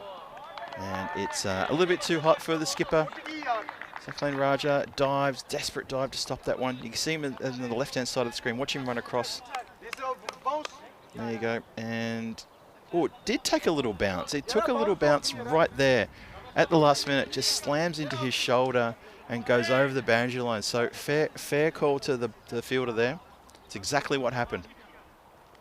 Nice bit of camera work there from 2 circles. Thanks, guys, for that.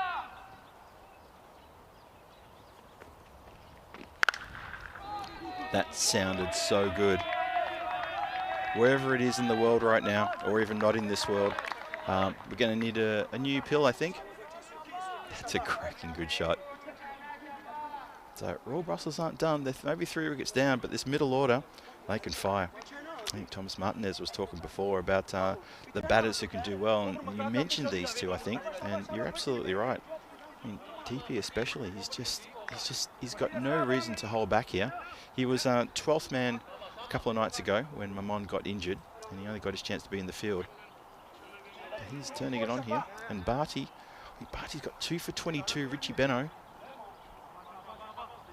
almost missed that. Royal Brussels, they still need to be going at 15.5. Goes offside now, shouts to catch it. And they do indeed catch it. Oh, that's a big wicket. Sultan Divan gets around there and takes a good catch with the dark glasses on. The sun has gone behind a cloud, so he's okay. But that is big. Just when Sai TP started looking like he was fine in the middle of the bat, 3 crunches to the boundary, and then this one, skies in the air, and it comes down in the hands of Sultan Divan, who had to just run around a little bit there, but he takes a very good outfield catch. Nicely done. Broken this partnership now. And you feel Antwerp now are well and truly back on top. Oh, imagine if he could have kept going.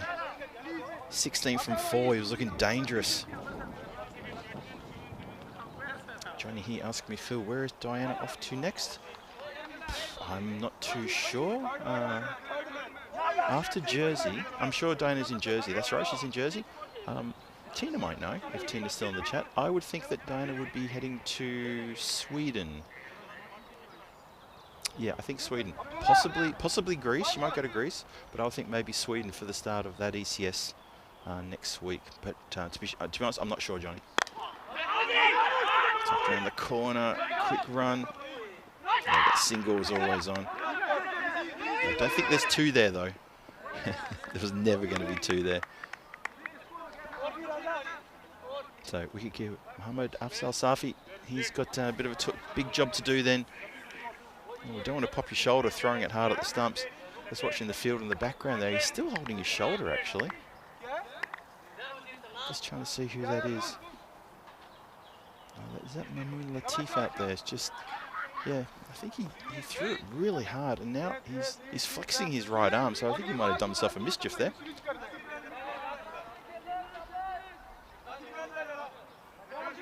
Yeah, a lot of chat in the field, revving up the bowler. Power play done, 37 off the power play, loss of 4 wickets though. And Zakhel is going to come on to bowl his little medium paces, maybe try and give it a little bit of a rip. Chance to catch it down the ground, bounces, and well stopped there by the skipper, just the one. Just hit that, well, just miss-hit that one slightly, and it gave ample opportunity for fielder to get around and stop that one. Just the single, brings Mamond on strike. He's got a lot of work to do though.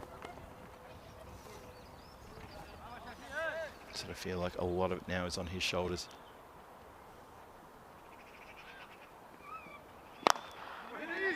And punches down to the long on area. Wahidullah Jabakel fielding just in front of me here, takes care of that. No chance of that getting past.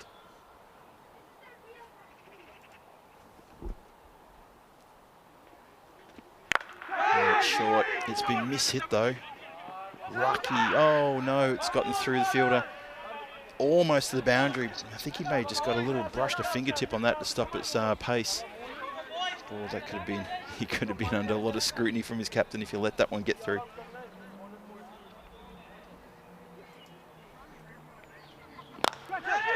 Shouts to catch it.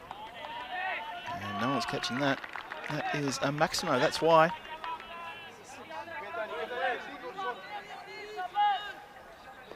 Just want to give a quick shout to Tsawa and Divan for their batting in the previous innings. Something that I just noted is they came together and the score was on 51 for 3 and they took the score up to 149 for 3. So that is a terrific 98-run partnership between those two. It's up in the air. No one's going to catch that, I don't think either, unless you're one of the volunteer ball boys. Just over the head of the field. Actually, in the end, Barty wasn't that far away from it. It would have been his second catch as well. In the end, it does go over his head for a Maximo. So 98-run partnership at the end there for Antwerp. That was off 4.2 overs. So 26 runs, 98 runs scored. How about that? I mean, we were talking about the exhilaration. I know the chat, you guys are enjoying it as well, but wow. When you see it like that. Oh, I think he's got him. Umpire was going to go upstairs. Square the umpire is quite a long way from the action back there. He's more than halfway to the boundary, I reckon. I've seen the other square leg umpires be a lot closer than that. He's got to walk in quite a long way. We'll have another look at this again. What do you think? Oh, it's going to be a photo finish. Side on's going to tell the story. It's taken well, and oh, now that bat's down. I think he's just home in that frame. In that same frame, the stumps, the bails are off, and the bat is down. He's going to be okay.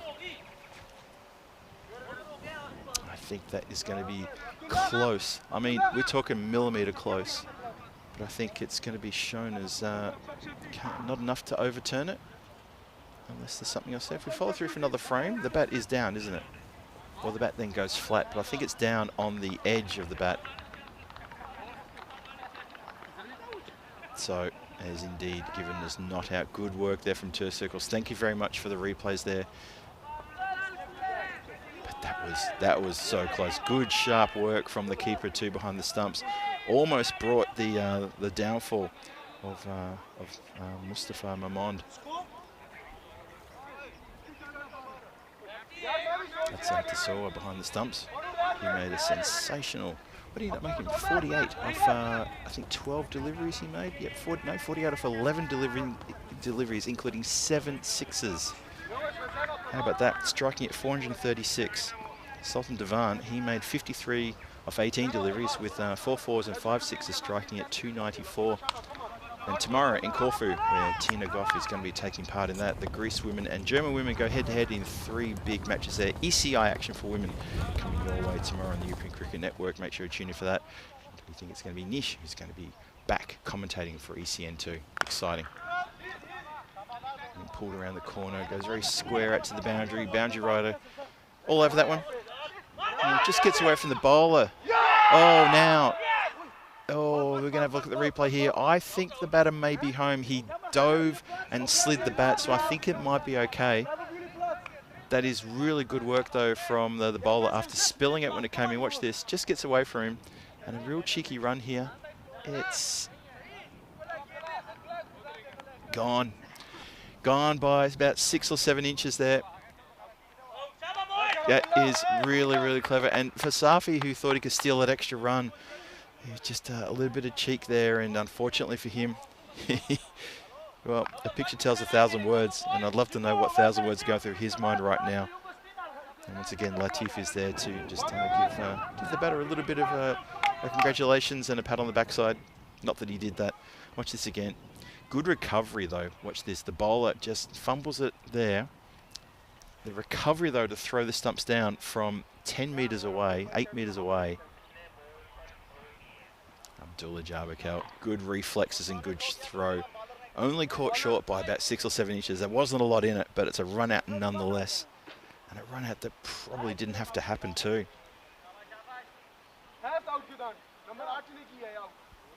Yeah, it's getting tough now for RB.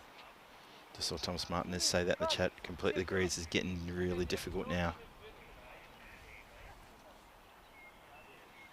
5 wickets down. We haven't even got to the end of the 5th over yet, so it's 54 for 5. And they are struggling here. Antwerp really pushing, pressing home with the advantage here. Even the bonus point of 105 is looking a long way away. Well, that's a good shot. That's going to help. That's a lovely shot. Razak has caressed that one out of the middle of the bat and over deep mid-wicket for a Maximo. Good strike. Oh, sorry, it's Mamond who's out there. That's right, because Razak is at the non-striker's end. So Mamond, said it before, it's all on his shoulders now.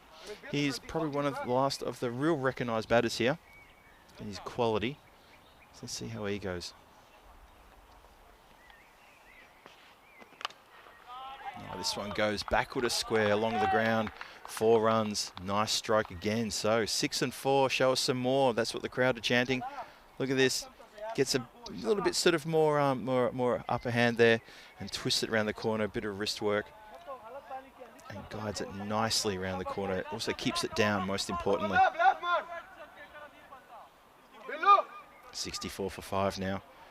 Royal Brussels need 86 from 33 for the win, so that run rate is still around 15.5, still around that sort of figure, just that they're losing wickets.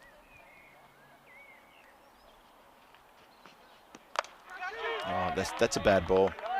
That is just a bad ball that got spanked. That's all that is.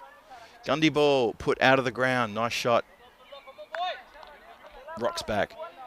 Just too good, too easily for someone of this man's caliber. He's not going to miss out on that. Doesn't try to swing it across the line. Doesn't try to go downtown. He just gets behind it and pulls that for 6. And this over, despite the run out, is getting very expensive. And that run rate, it's back to 15. It's back where Royal Brussels started at the very beginning of this innings, needing 15 runs per over. The only difference right now is they've lost 5 wickets. So 2 to come in the 5th. He's tried to bang it in short again. I don't know why. I think his captain needs to get up to him and say, look, I don't need this. You're giving me a headache. That's just not good bowling. And 1 bounce and over the rope, 4 runs. So this over's gone magical. Exactly what Royal Brussels needed. Exactly what Antwerp did not need. 74 for 5 now. Just remember that bonus score, that bonus point, 105 for the bonus point. And they're 31 away from that. Well, he's gone for the short ball again. And that is going to go... Just wondering, has that gone all the way for a backsimo, or did that just go for a back 4? We're going to look at the replay on this one. Watch where it comes down. I think that's landed just inside the line. And indicated as 4 runs indeed, so not quite a backsimo. Hello to Khalid Ahmadi, who joins us in the chat. Good evening, hope you're doing well. Yes, I'm doing well, and I hope everyone else is. Lovely to see you there. I'm hoping we might see you here at the ground maybe later on this evening when 12 Stars go against Beveren. Will you be here for that match? I like to think so.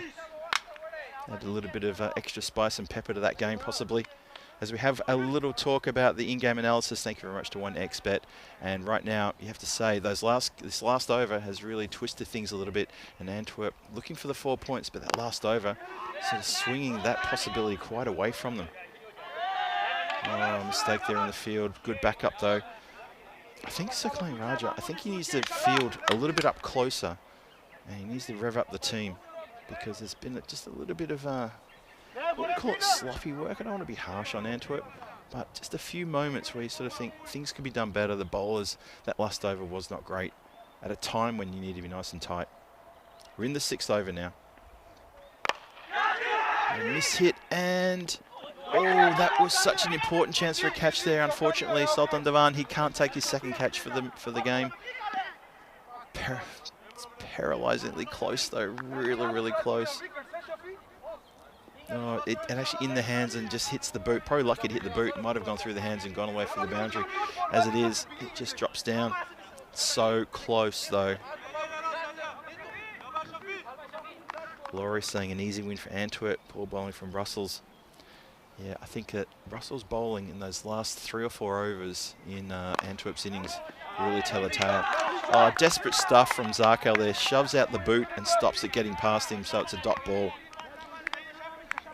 Antwerp will be screwing some dot balls now, especially with that man, Mustafa Mamond, on strike. If they can get a few dots past him, that pressure starts to swing around again. It's gone in the air. Shouts to catch it. Who wants it? The captain wants it. There's the breakthrough. And they finally got their man. Mamond has to go for 32 from 13. He's done a lot of damage, though, with the bat already. And the damage in relation to the bonus point, because Antwerp are desperate to take all 4 points here. I reckon they're in the box seat for the win. I don't think there's too much debate about that. But they want all 4 points.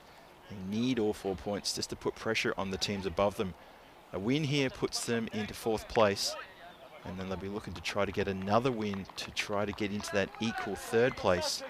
Maybe even push above. So there's a fair bit to play here. Got to give it, though, to Mustafa Mamond. He played a great innings. That 32, very important for Royal Brussels. Oh, stumps knocked over first ball. How about that? This is good from Zarkel. Shafiola gets his 2nd in a row. And suddenly he's vying for a hat-trick as well with the next ball. And that is big. That is massive. And a very dejected batter is walking off. Look at this. He turns around just to make sure it was indeed the stumps. That was what he heard. I don't think there's any doubt about that. Well, we know there's no doubt about that because he's walking off. And that is Taha Chowdhury, who's come and gone. It's taken longer to walk out to the middle than the time he spent out there. That's a bit disappointing for him. Came into the side a couple of nights ago for Royal Brussels. Unfortunately, it just hasn't been his tournament. Hasn't done much with the bat. And he's struggled a little bit with the fielding as well. So, hat-trick ball coming up here. It's going to be Zahid to try to keep this delivery out. Zarkel looking to put himself into the 2025 Hall of Fame with hat-tricks. Here we go. Hat-trick delivery coming. Hold your breath. Oh, flicked away. Just slightly uppish. But tries to keep it down and turns the wrists. Did the right thing, though. Wasn't a bad ball. I wouldn't say it was a good ball, just wasn't a bad ball. And that is the end of a successful over. 2 wickets in a row there, and it's halted the storming innings of Mamond by getting his scalp and getting a first bowler, Taha Chowdhury, there. So well bowled by Shafiola. Gets a couple of wickets to his name. He'll be very happy with that, and so will his skipper, and so will the whole team. 82 for 7, 6 overs gone. Wahindullah Jabakel, he now gets a chance to roll the arm over. Shouts to catch it. Who's going to catch that? No one, because it's gone for a Maximo. Suspected that had gone all the way.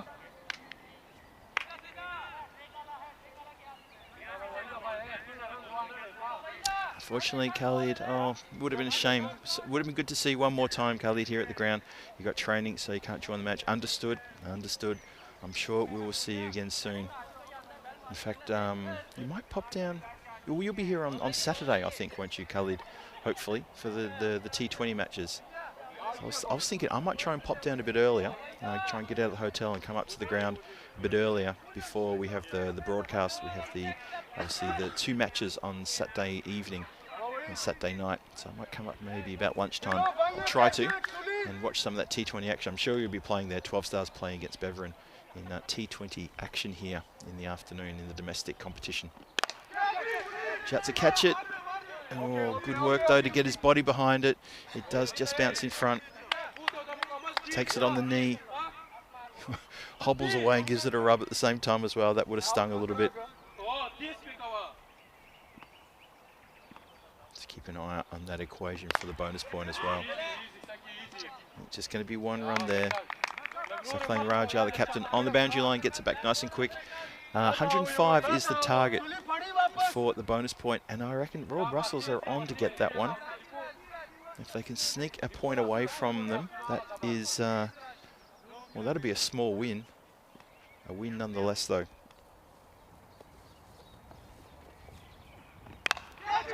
Shouts to catch it, and taken.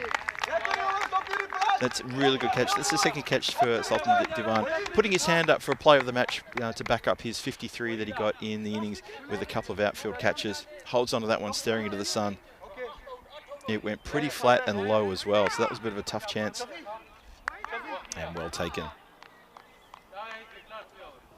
So Royal Brussels now, they're in with a real danger of getting bowled out here, as the tail are all coming out now to bat. Antwerp pressing the advantage. 90 for 8.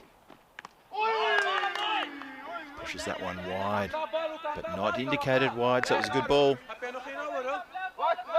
Last ball of the 7th coming up. Still need 60 runs from this and 3 deliveries. One of the volunteers in high-vis jacket just walked in front of the sight screen. It's not good for the batter. And that is a wide though. Pushed that way too wide. Oh, Khalid, you have a match in Holland on the weekend. Okay. I'm sure I'll see you here at the ground at some stage before ECN departs these parts. Departs this part of Belgium. How about that? Come on, Phil, your English is better than that. Your parents are English. You should be able to speak the language. Well, Khalid, Ahmadi, I hope to see you before we disappear. That was the point I was trying to make. So best of luck to you in your games in Holland. I'm sure we'll see you back here. Well, hopefully before we disappear, like I said. So Royal Brussels take on Antwerp in the next match. Match 25 coming your way at, after this game. Probably starting that one in approximately 36 minutes time. A couple of changes there. And we'll go through those a bit closer to when the game starts, because Sakhlane is rushing in now to bowl the next over. Hits the stumps. That's a good straight delivery. Bang. 9th wicket falls. 91 for 9 now. And Royal Brussels on the edge of getting knocked out of the contest, out of the competition, and getting knocked over, getting all bowled out. Need to be very careful here. Still be good if they can sneak that bonus point, just to be a bit of a thorn in the side of Antwerp if they can do it. But Antwerp really pressing here to get all 10 wickets. And Razak loses his stumps. First ball of Sakhlane Rajas. Next over. 91 for 9. Still need 14 runs to claim a bonus point. Not that the bonus point alone will be enough for them to get them into finals, but it would be sort of something that would upset the Antwerp team if they can't get all 4 points here. But Antwerp looking pretty good. Here we go. Sakhlane in again. Oh, I heard something. Umpire agrees, and that is it. Royal Brussels bowled out in the 8th over for 91 as a slight edge there. Small edge obeyed there, just swings, and that is 2 in 2 for Sakhlane Raja. So he's very happy, man. That captain, very happy indeed, because Antwerp get all 4 points here in this game. It was part of the plan that they wanted. They told me about that as they came to the ground. They were very excited about the prospect of getting out there and taking the game right up to Royal Brussels and getting all 4 points, and they've done exactly what they said that they wanted to do. So well done to them. Very happy team there. That means also we're going to have a bit of an extended break coming up shortly, as this is a slightly early finish here, but that is a very happy Antwerp team. Well played to them. They had a great innings when they played earlier. A bit of a fits and starts. They really took a while to get motoring, but once they got motoring, my goodness, did they ever get motoring. And we have a look ahead to match 25. So Royal Brussels, Sarim Chowdhury comes in and Hamil Hayat comes in as well. So a couple of other players out. Looks like Taha Chowdhury will be stepping aside. And for Antwerp, unchanged team. And so there it is. That's starting in approximately 33 minutes time here at the lovely the Stars Arena, home of the 12 Stars Cricket Club. Let's roll the highlight reel and see how it all unfolded here. And Antwerp were on right from the very start, and it was a really good display from them. There was a couple of moments where the Royal Brussels had a couple of good hits. Mamon's 32 was really important for them. And I thought maybe, you know, if Shiraz Sheikh gets going, could be fun here. But there he is, Shiraz Sheikh on cue. He gets knocked over with LBW decision, and then he gets a bit of a push and a shove out from Barty. He says, "Get on your way, mate. Come on." Don't know if there's something's going to come out of that. I'll find out from the officials whether there's anything to be written up about that one or whether that was just good nature because they're good mates. I don't know the backstory. I'm sure there probably is. But anyway, you saw it live here. That's how it was. Manib, he tried hard, opened batting. I'm not sure he's an opening batter. But then again, who is in that team? That's something else that they need to talk about as well. You can see in the highlights here that the wickets fell pretty regularly, and unfortunately for Royal Brussels, they did lose all 10 wickets, and that sort of tells the story. They didn't even get into up to 100, so that was unfortunate for them. And Antwerp, it just felt that they were pressing, and they were just getting. That's basically what it was. They just had the answers. And wickets fell regularly, so good work from them to get the win. 4 points added to their current standings. Let's have a quick look and see what the standings are like. Because 4 points to them means they go now to 16 points. They push 12 Stars Hofstadter down into 5th, and they go now into 4th place. And obviously the net run rate will take a really lovely boost. Their current net run rate before this game was -1.1. So that's going to be better as well. I'll wait until all the calculations and the officials are done, but that's going to get better as well. So as we get towards the end of the highlights here, still going. I can tell you now that it was basically I felt the game in the batting. Sultan Divan, that 53, and Sawa, that 48 from only 11 deliveries. That was pretty much the game for me as far as Antwerp's is concerned. That 149 for 3, just a bridge too far for the Royal Brussels. I won't say they didn't fire a shot. I felt that Manib was looking pretty good at the start. However, I don't know if he's an opening bat. And Mamon's good 32 there as well. Unfortunately, though, for them, it just wasn't going to be enough, and they do fall short in being bowled out for 91 in the 8th over. Still two overs and 4 balls to spare. Antwerp get a big win over them to the tune of, let me guess, 58 runs, so 57 runs, the final margin there. Have a look at the batting card there, just that Mustafa Mahmoud in the centre there, that 32. The skipper Manib at the top there, 12. Ably assisted with side TP, who looked good, 16 from 4. And then the wicket keeper Afzal Safi, that's 16 from 6, but unfortunately no other support there. Faisal Khalik and Shehzad went for a leg before wicket very cheaply.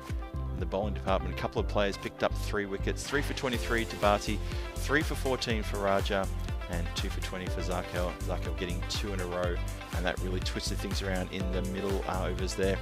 And well, look at the carnage from the 6th wicket falling onwards. So 6, 7, 8, 9, 10 falling in space of just 10 runs. Only 4 wides in that, so good discipline from Antwerp. They score a big win here over Royal Brussels in the first match today. 3 matches here today. Match 24 is now closed in the tin. 58 runs is the final margin between Antwerp and Royal Brussels. Antwerp getting all 4 points. So we're going to take a short break here. We'll be back in approximately, I'd say 25, maybe 24 minutes time for match 25. It's the rematch. Antwerp and Royal Brussels go head-to-head one more time. And we're going to be interested to see how that goes and see if Antwerp can pick up another win and push themselves even further up the standings and make a claim for that 3rd place on the ladder. Maybe make a claim for 2nd place. You never know. This is Phil G for the European Cricket Network saying to you, see us back here in about 23 minutes time for the next match. Don't go too far. Grab yourself a nice little cool drink or something, or a warm drink or something, or if you're Rob Thompson, go and make your breakfast. Anyway, I'll see you back here shortly.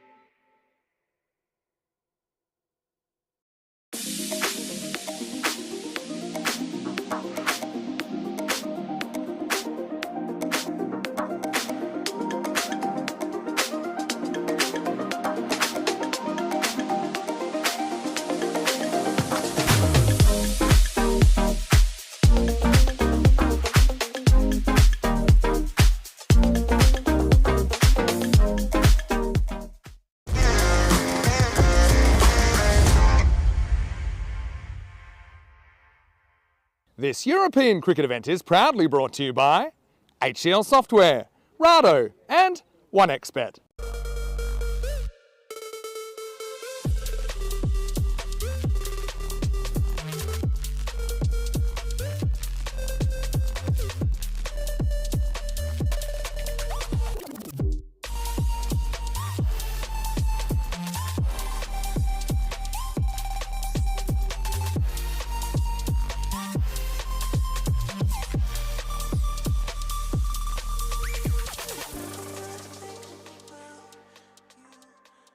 Welcome back to the European Cricket Network and welcome back to this series in Belgium, the night series. It's been a great series so far. Hope you've enjoyed it. I've really enjoyed my time here in Belgium, but we've still got plenty more games to go, and we've got next match coming up right now, and it is the rematch of the one you just seen. So Antwerp taking on Royal Brussels, and again, a really big match for both teams. I've been talking about it all day, and I'll keep talking about it because it's so important for these teams to see if they can have any push, any kind of impact on the standings for finals on Sunday. We'll see. So why don't we get over to tournament referee Shub Bernard, he's got the captains, and let's have a look what happened in the coin toss. Shub, take it away. Your call. Tails. tail is the call, and tail is it. Royal Brussels more on the toss, and we'll have a bat first. Not surprising, that outcome from the toss there to win the toss and have a bat first.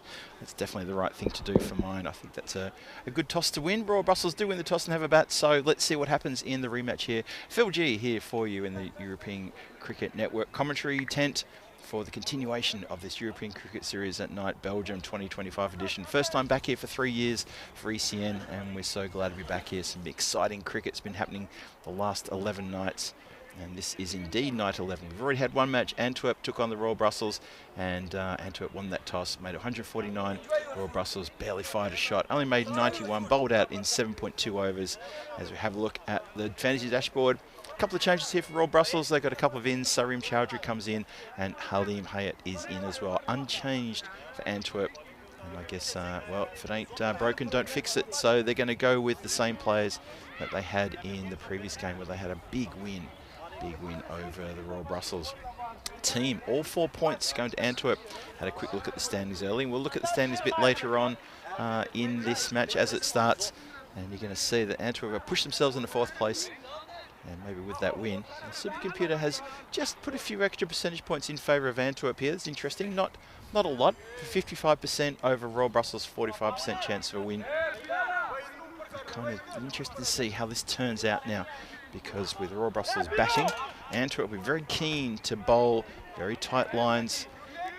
Hopefully the plan would be, from Antwerp's viewpoint, I'm not don't want to second guess them here, but there have to be not too many short deliveries, and they want to make sure that there's nothing too wide. Don't want to give the batters a chance to be hitting runs too straight and too square. Going for the maximos, try to contain it if they can.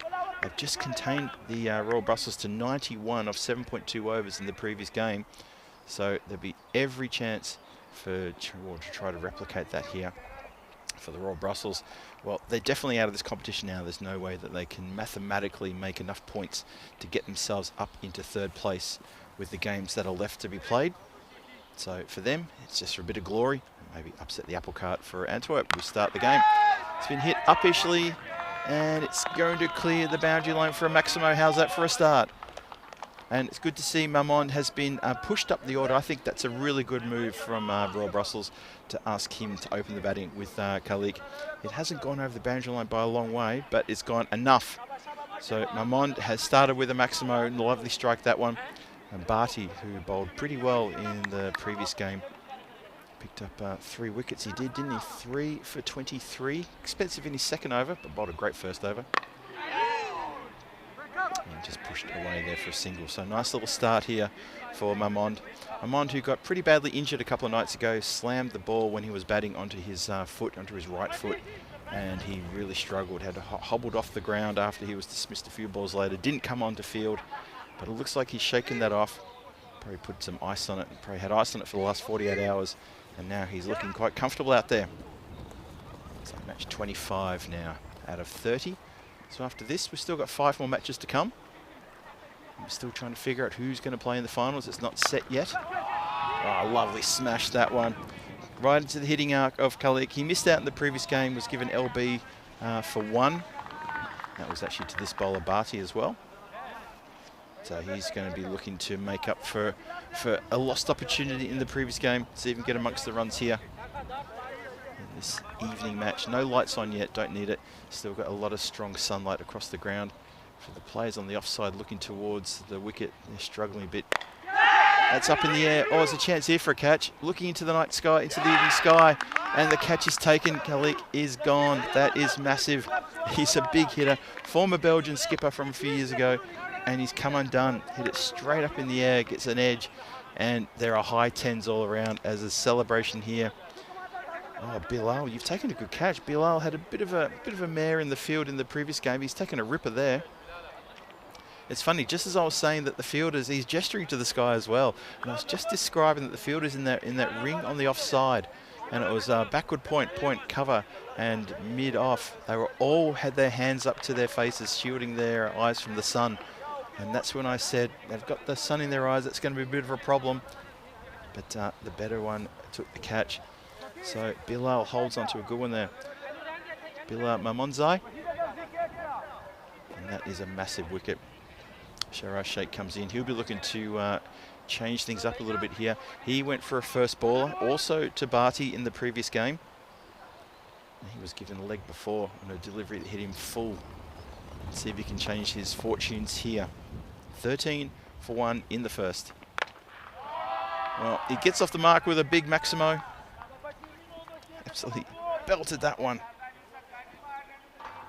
And Johnny here saying they chose a new pope. Okay. It's good news for, I guess, for a lot of people.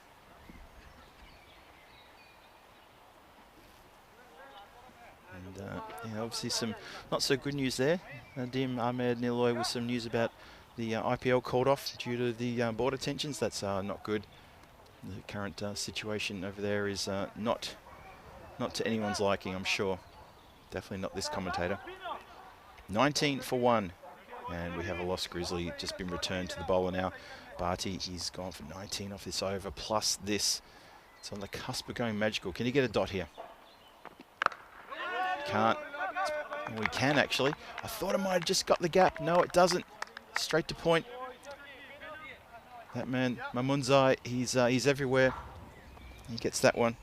So it is 1 for 19 in the first. A nice start for Royal Brussels, though, to have 19 off that over. Hey, look, here comes the Challenger Division for ECC, and that starts on Tuesday, the 7th of October. As I described before, when we saw the Premier Division, this is the sandwich filling. I'm not going to call it the meat in the sandwich, just in case the vegetarians don't like that. This is the filling of the sandwich. So, Challenger Division takes place after the group stages of the Premier Division, and that is everything in one go. So, the group stage and then the finals all happen together. After the finals day finishes, we then go straight to finals for Premier Division ECC later in the year, 25th September to 18th of October. Make sure you tune into that, and hopefully you'll enjoy that one. I'm planning to get down there. I don't think I'll be there in a commentary situation. I think that'd be the regular Corey, Tina, Vinny, and of course Rico will take care of that.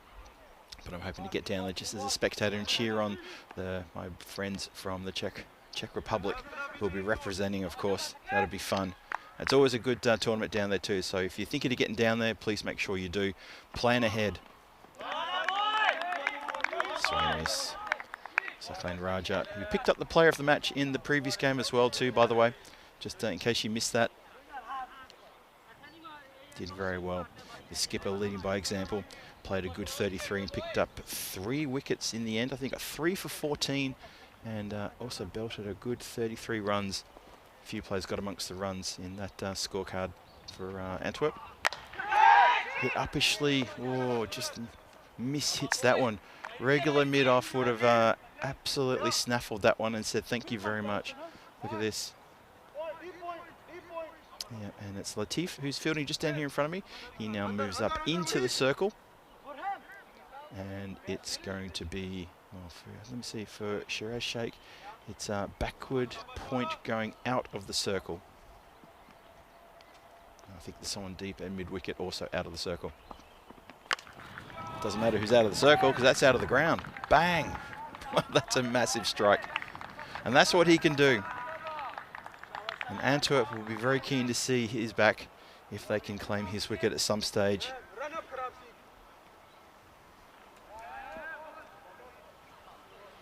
And Nadim Ahmed Niroy just asking any more matches after this. Johnny here looking after you there, saying yes, one more.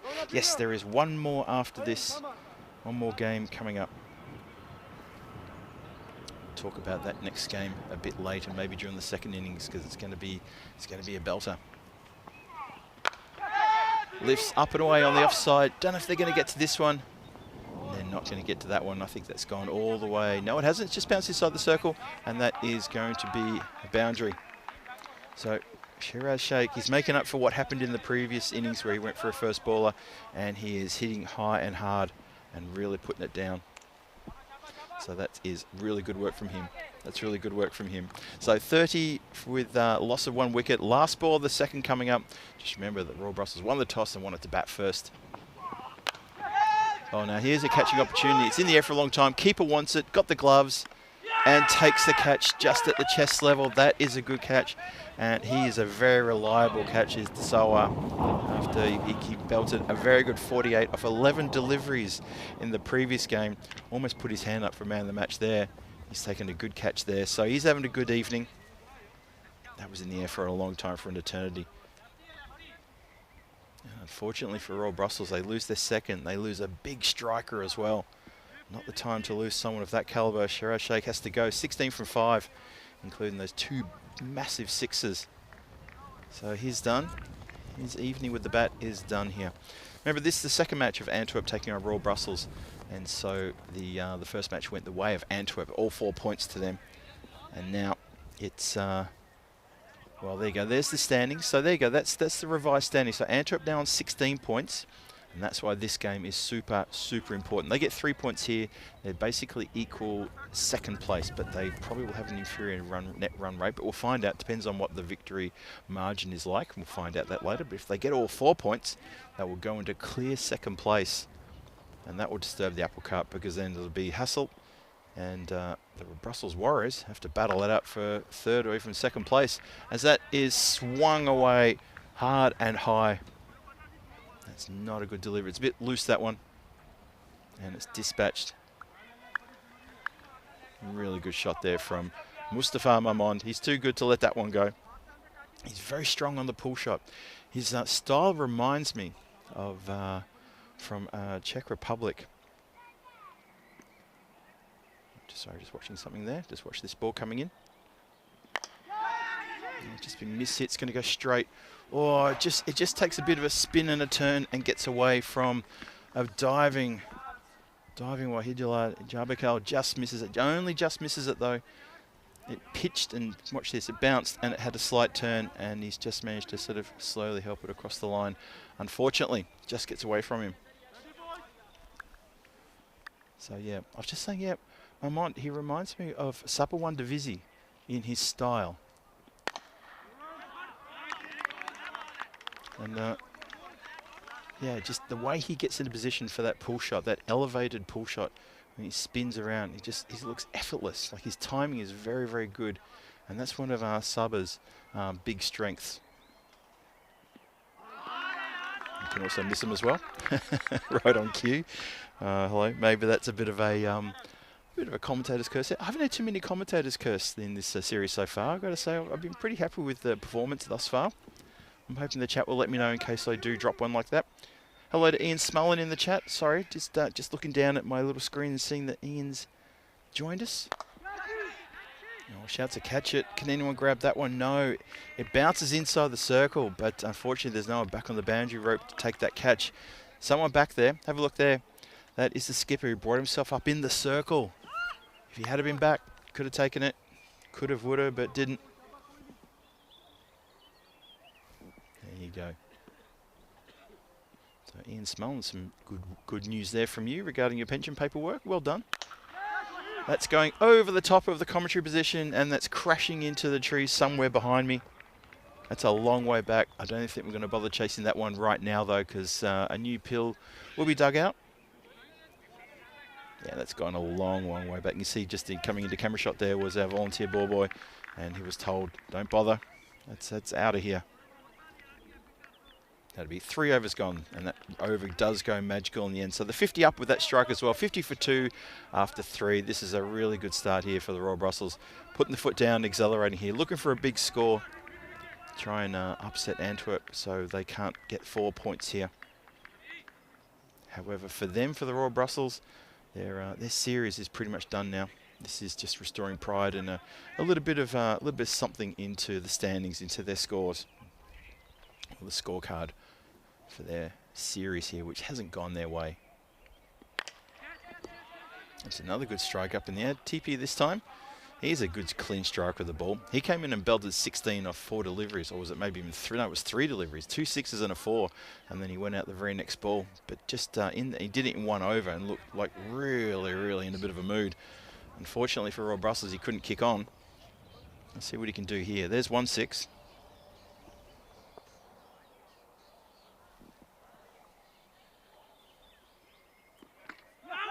Ooh, close there, but no cigar. Thomas Martinez saying that I want his job as Mr. Jinx. No, I certainly do not. I've had too much practice at commentator's curse and jinxing and things like that. And I'm already very good at that, but I wouldn't want to wear that as a job. I wouldn't want to do what you're doing, Thomas. Moderating's not easy. Shouts to catch it. I'm not sure who he's talking to. Maybe there's someone hiding on the bicycle path back there who can catch that, but no one else is getting anywhere close to that. That is out of here. That's a great shot. And that is out of the ground. Bang. So some good striking here. Like I said before, that man, Sai Tipi, he's got a real good backlift and good follow through.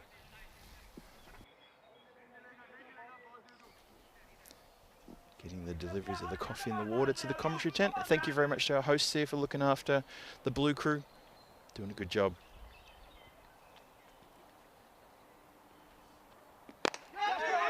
Oh, that's going to go over the head of the fielder there. Oh, fair effort though to try and pull it down.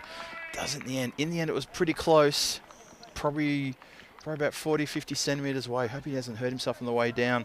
Watch how close this one came. That was actually, I was a lot closer than I first thought it would be off the bat. And timed the leap, but unfortunately couldn't bring it down.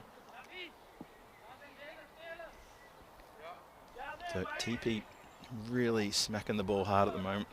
Really enjoying this little bit of play that he's doing here. This is good.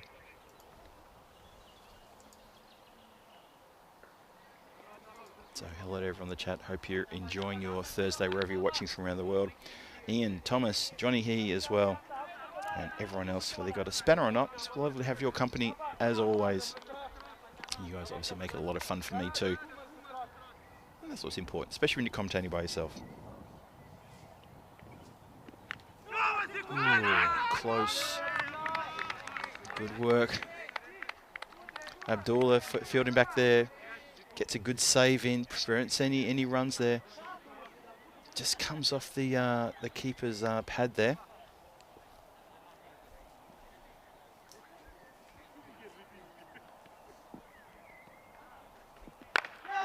Well, that's straight up in the air. Chance for a catch here. So clean. Oh, he's put it down. Had to come in an awful long way. Probably ran a good 20 metres in. Couldn't complete the catch. That could have been absolutely critical if that one had been held. It's not. It's down.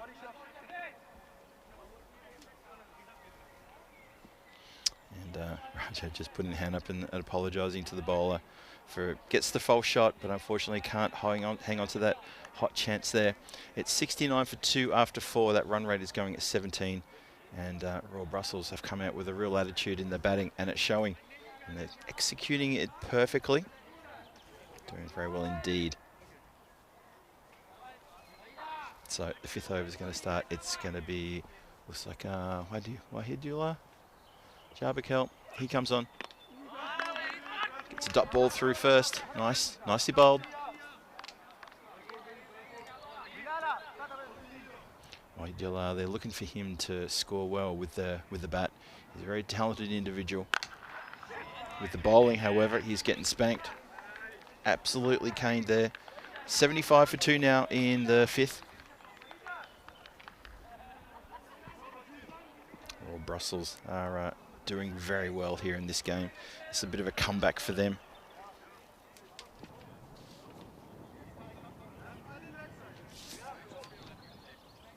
So that young man who's bowling at the moment,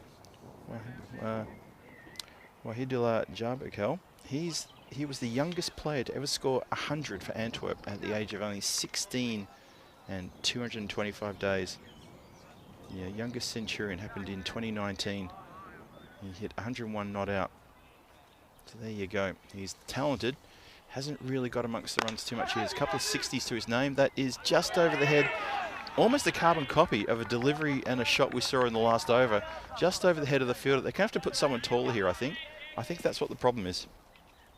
And it's not missed the fielder by that much, but it's enough push to get over the line for a Maximo nonetheless. Yeah, that spilled chance they had in the previous over. Thomas Martin is alluding to that in the chat. And they're saying, well, you know, you gave TP a life, and now look at him. He's absolutely cashing in on this now.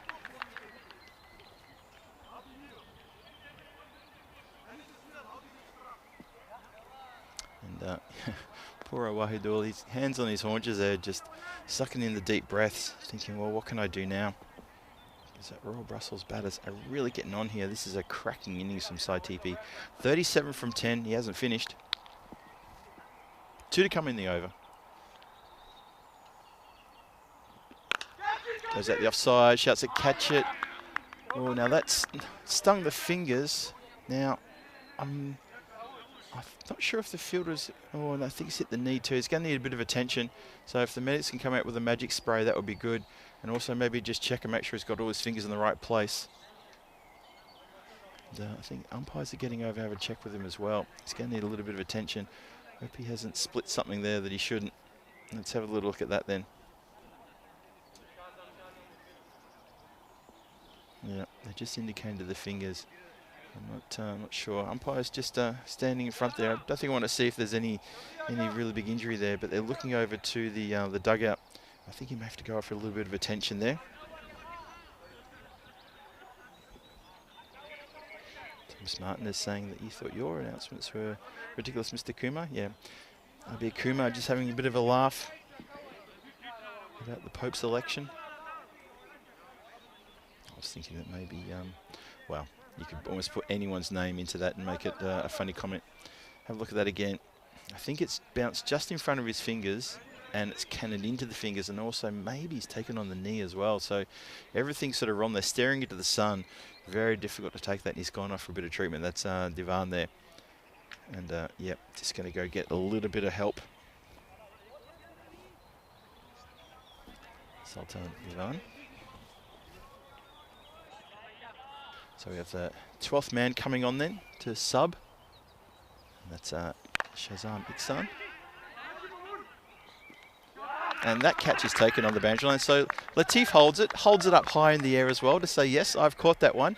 He's also holding his fingers though as well. So while there's a little bit of celebration there for getting the wicket, there's also a moment for the fielder to say, that really does hurt. And the cricket ball, we all know it. I mean, everybody here in the chat, I'm sure you've all been playing cricket for quite a while. You know what it's like when you get a hard leather ball slamming into your hands and your fingers. And look at that, big smiles, but it belies exactly how he feels, which is ouch. But Sai TP goes for 37 from 12. 6 sixes in that 37. So he only bothered us with 1 single, and the rest were all Maximos. And he was looking really dangerous there. So that's a big wicket. So Antwerp will breathe a sigh of relief there. Let's have a look and see what's happening tomorrow, day 5 of 5, as we're starting to sort out what's happening here in, well, not there, in Jersey, I should say. So the Western Towers have booked themselves into the Eliminator. Eastern Royals booked themselves into the first qualifier. And there's a current match going on right now to see who's going to go to the Eliminator and who's going to go to the qualifier. Obviously, the loser of the current match will go into the Eliminator, and the winner will go into the qualifier. We'll bring you that updated news when we get it.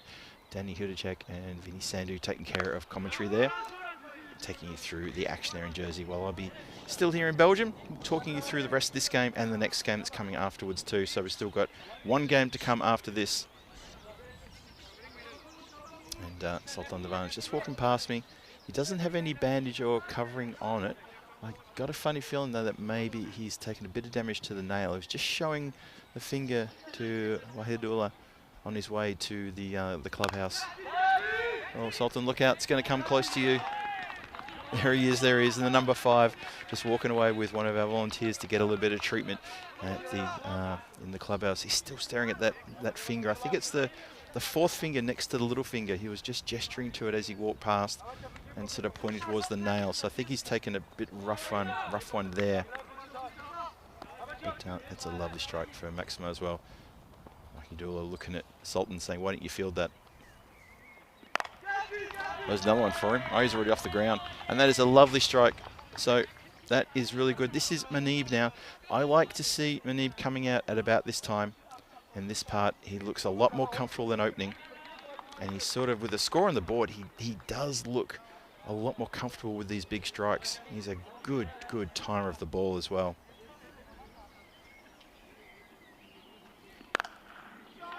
Goes out towards the offside now. It's 4 all the way along the ground.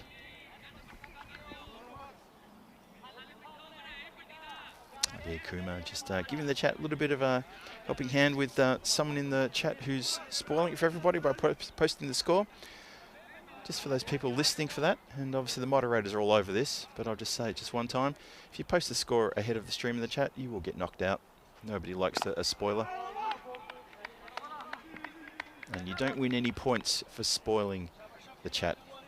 You don't win any points for saying something nasty about someone. You don't win any points at all for being rude either. So let's keep the chat nice and clean.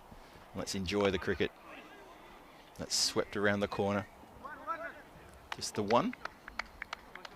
The score is motoring very nicely. The current run rate is 18. How about that?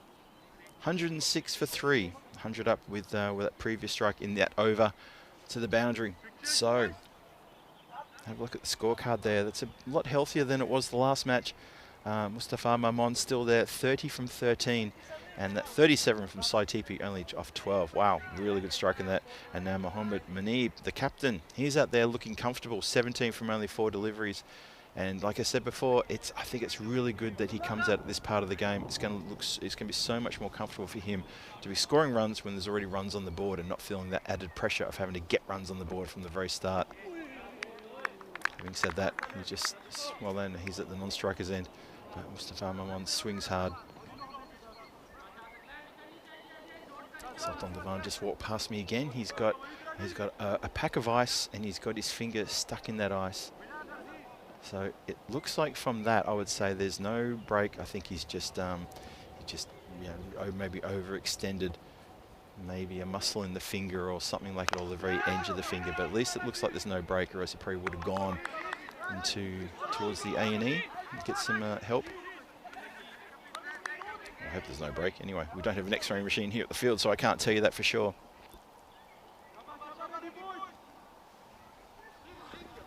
So 107 for 3 now the score. Cyclone Raja comes on a little bit early and probably he wanted to try to get a breakthrough. Need to get rid of one of these two left-handers causing all sorts of trouble for Antwerp. There was a shouted catch, but nobody was near that one. Barty just watched it go quite a fair way to his right. It was nowhere near that one. The score is getting imposing. Very imposing indeed. Dave B drops in to say good night to everybody and thanks for the messages. Dave, I didn't drop you a message in Facebook, but I'm dropped you a message here and I'll scream it out loud for everyone to hear. It's Dave's birthday. So many happy returns. It's about time you turned 21. You cheeky young man that you are. But big happy birthday from all of us here at the European Cricket Network. It's been put up in the air. Now someone might catch that. No, goes to ground. Barty was well back on the boundary line. It was a miss hit. It was in the air for such a long time. I thought for sure he'd run in to catch that, but no, can't get to it. Goes to ground.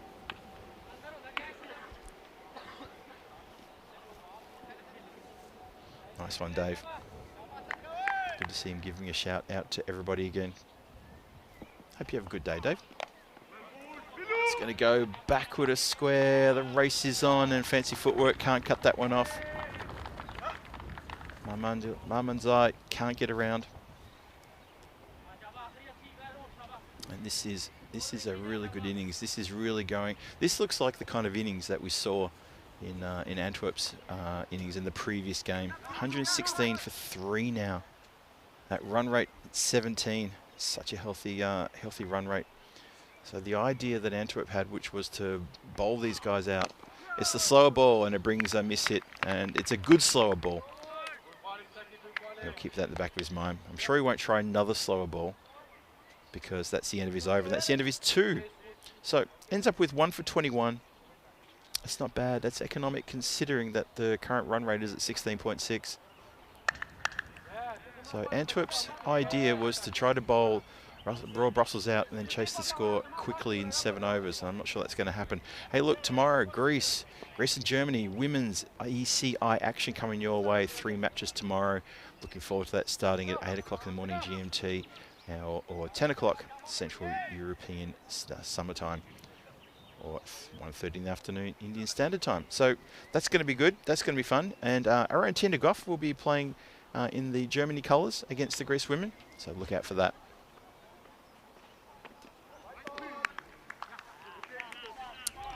Starts us off with a wide, does Barty. Coming back for his second, went for 19 off his first. I'm looking for some sort of breakthrough here. They need to find something here to Antwerp because this is really getting away from him. The partnership now, it's funny, the partnership is only worth 30 runs at the moment, but you just feel it's worth so much more. Manib has scored 22 of that, and Marmont has kind of crawled back into a shell a little bit. And Manib is striking the ball so well. So much power behind that. It only goes for 4, only, but it's still a lovely strike nonetheless. So this is really good.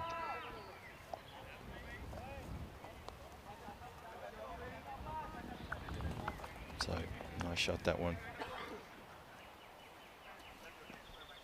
So yeah, the partnership is worth 34 now. They came together when the score was 87 for 3. Goes for the pull shot, doesn't get up as much as he thought to sort of crouch down a bit. They're going to go for a 1 on the arm, and successfully too. That's very good running for these two.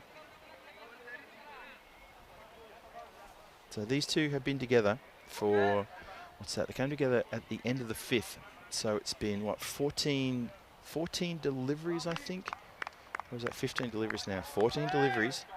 And they've piled on, what's that, 36 in 14 deliveries. That's pretty good. Shot down the ground.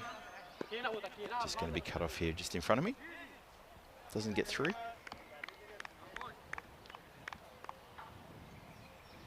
And Dave is saying the road trip is on, and hope that I can catch up with him somewhere along the road. I hope I can catch up with you guys on the road, you and Ian, if you're organising that. I hope one day you'll be driving through maybe some parts of Europe and you'll see me there with the thumb out and my backpack. Oh no, almost manages to prevent that one getting across the line. It was a good thought just to try to slap it down and stop that getting over the line, but unfortunately he slapped it and it's just gone in front. Good effort though. Wafiola Niazi, who's into the side today for the first time. It's his second match now, first match he played earlier. But he's still got 2 to go. Well, that was a lifter.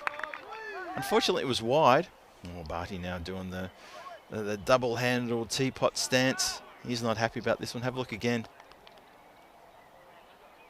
Probably fair enough. He wasn't happy about that one. I wouldn't be happy either. It wasn't above the helmet either. Oh, Barty's just going to have to try and bowl this one a bit tighter. I thought it was a good ball. Good lift. Speaking of good lift, where's that going? That's going to go just beyond the scaffolding for another big 6. As soon as that went up, I thought, ooh, are we in trouble again? Not to be.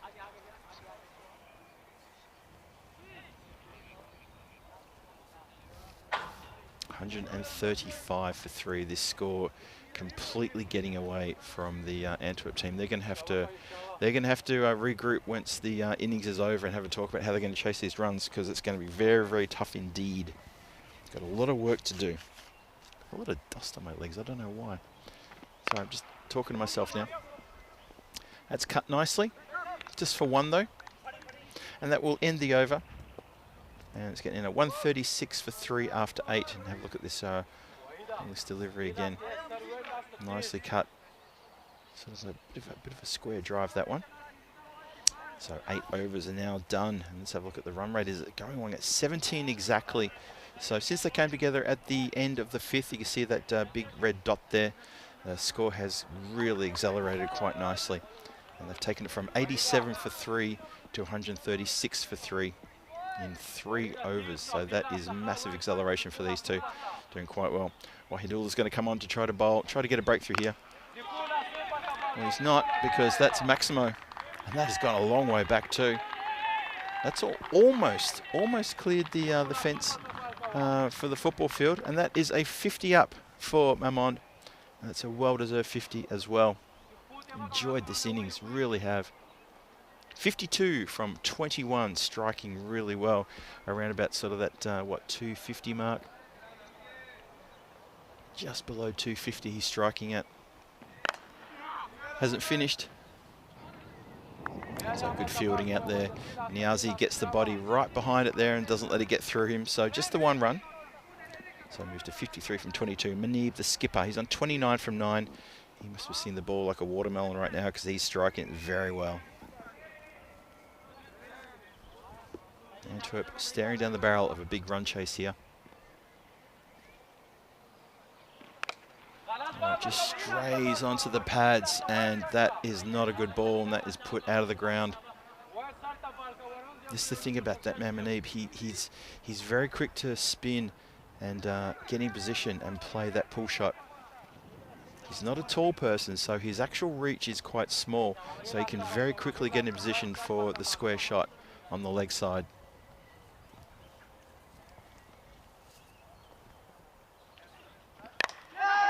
Now shouts a catch. That's come off the end of the bat. That's in the air, and good catch taken there. And there's a bit of relief now because Omer Safi holds on to a good chance. And that is a wicket. Not a lot of celebration around the ground. It's just a nod. That's it. Wicket taken. Let's go for the next one. But he has done exactly the job the skip had to do. He's come out in the middle there and put together a really good partnership with Mamond. So Manib will go for 35 from 11 deliveries. And that is a very good innings from the skipper. Good cameo from him. Gets amongst the runs, and he should get a big pat on the back from his dugout when he gets back there. 149 for 4, still 8 legal deliveries to come. Wide shown there. It's fair enough. There's nothing incredible about that. The look from the bowler, he has to remember that line doesn't move. Doesn't matter where the batter goes.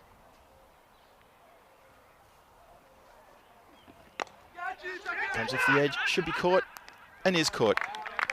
So there you go, picks up a wicket, 2 wickets in this over now. And that's going to help matters. The 150 was up with that wide. That is Abdullah Jarbakel. The bowler is, of course, Wahidullah Jarbakel. I'm sure they're related somehow. I'll find that out. But a good catch nonetheless. So it's another wicket falling there. So Afzal Safi can't really get things going. And he disappears into the dugout. So trying to put the brakes on here, but you sort of feel that the score is already on the board. I'm not sure what the chat thinks of that, but I kind of think that, you know what, 150 already. That's a well above par score, and it's a good score as well, especially on this pitch. The light's starting to die a little bit here. The lights might get turned on for the second half of this innings. Of this match. Mamond not even remotely interested in going for a single there. He just says to Hyatt, no, you stay there. Literally just still leaning on his bat, saying, no, watch this in the background. Look at this. No, he says, no, you stay there. I want to face the first ball of the 9th and try to farm the strike if I can. And that was exactly the right thing to do. So there we go, 150 for 5 after 9. And the bowls there, 3 wickets to Wahidullah Jarbakel. He was a bit expensive, but he does pick up 3 wickets, including 2 in that last over. Last over coming up. Mamoon Latif gets the opportunity to bowl the final over. Here we go. Mamond goes down a deep mid-wicket. Almost a diving catch. That was so close. Oh boy, Niazi, he's almost pulled off a ripper there out of nowhere. It wasn't hit perfectly.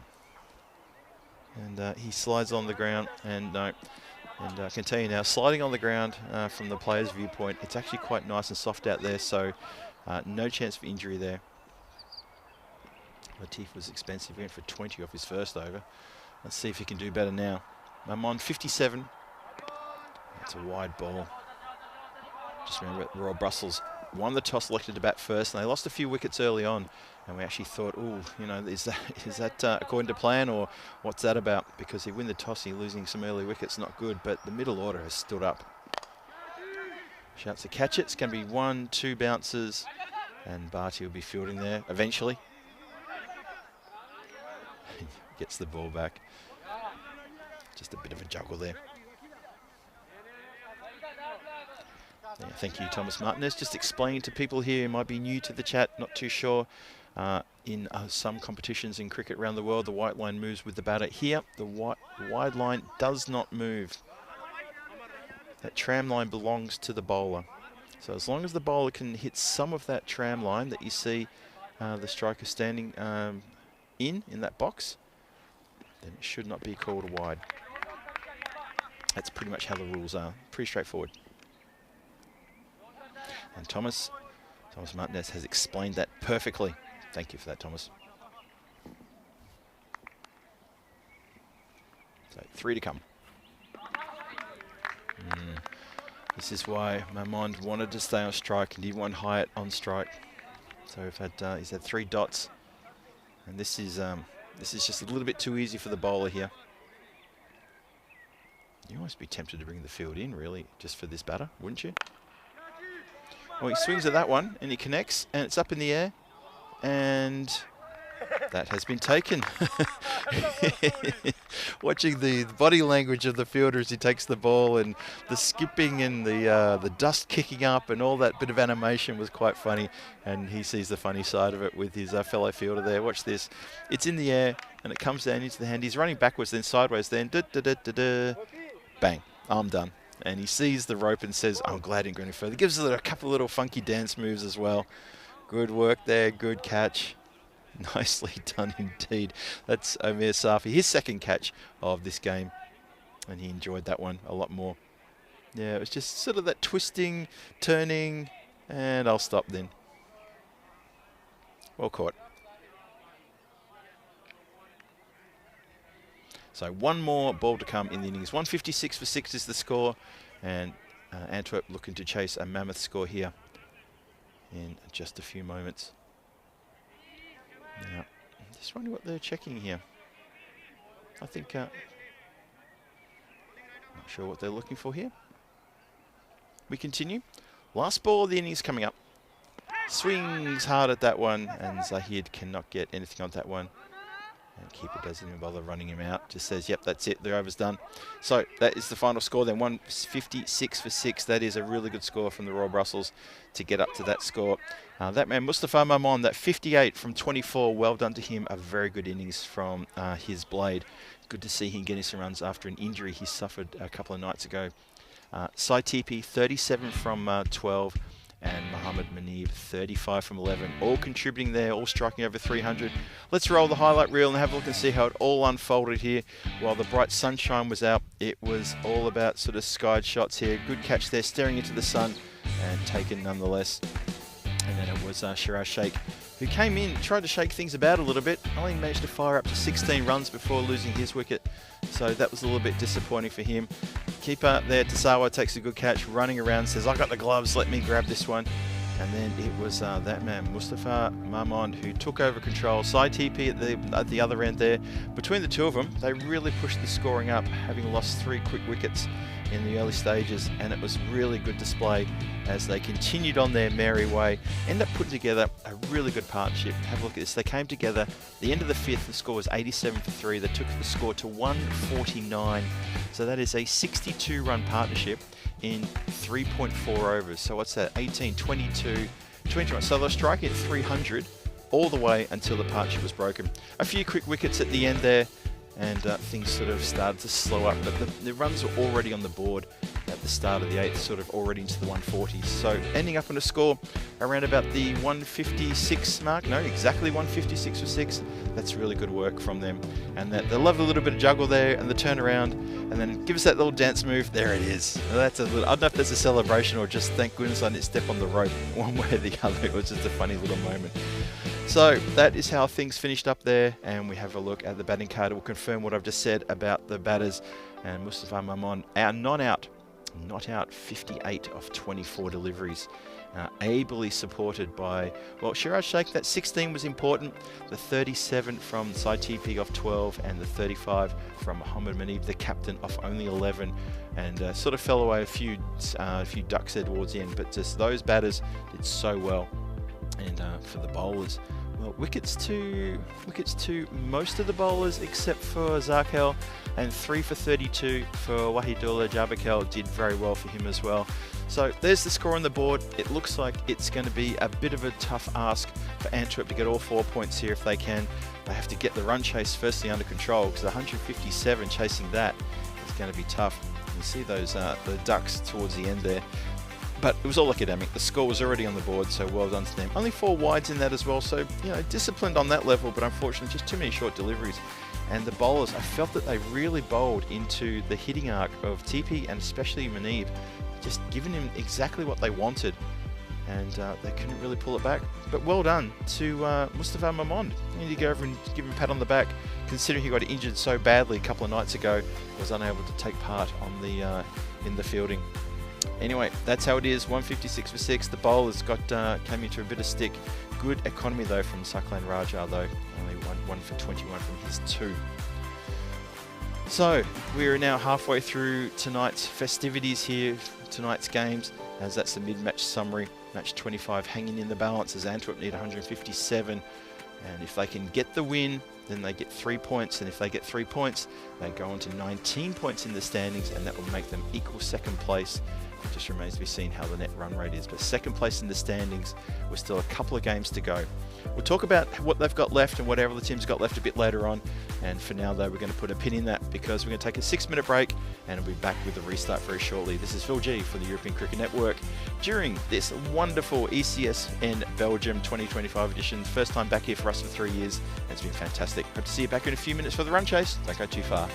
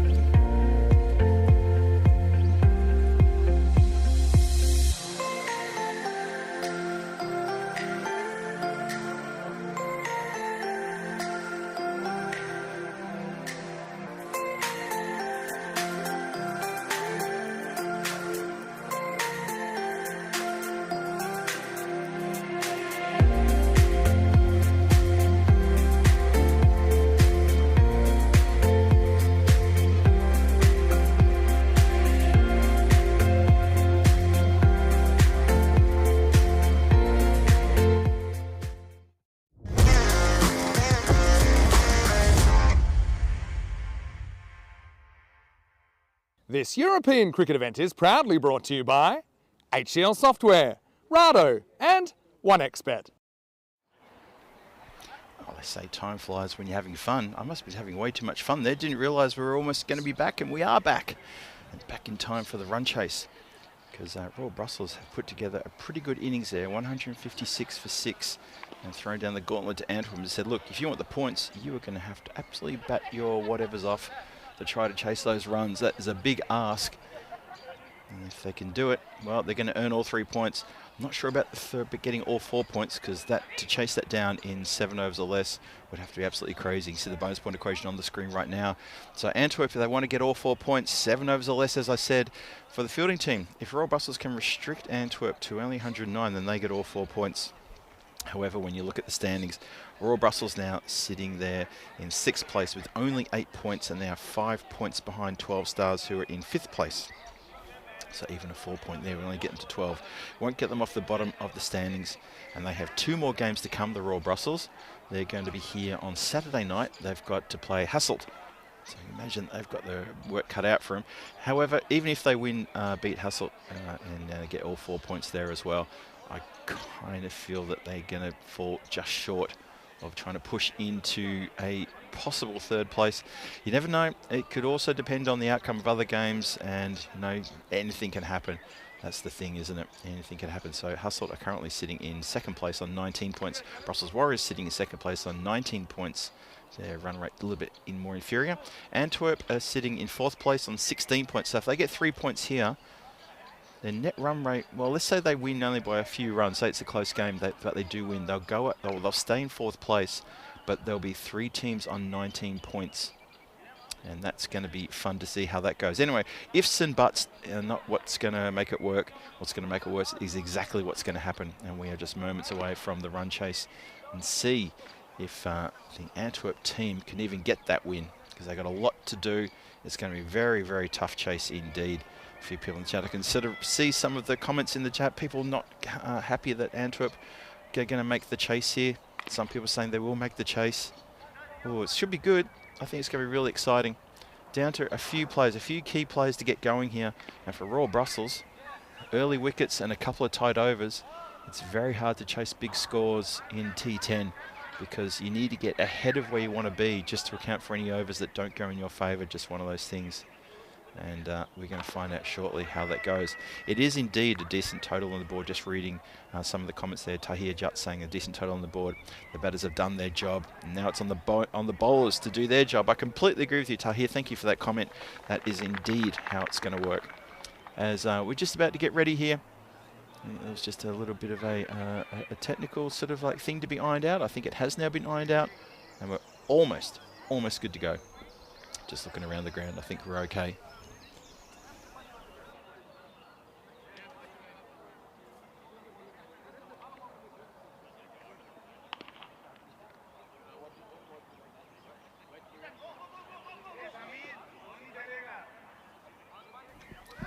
So just eyeing out a few little kinks. I think we're almost good to go though.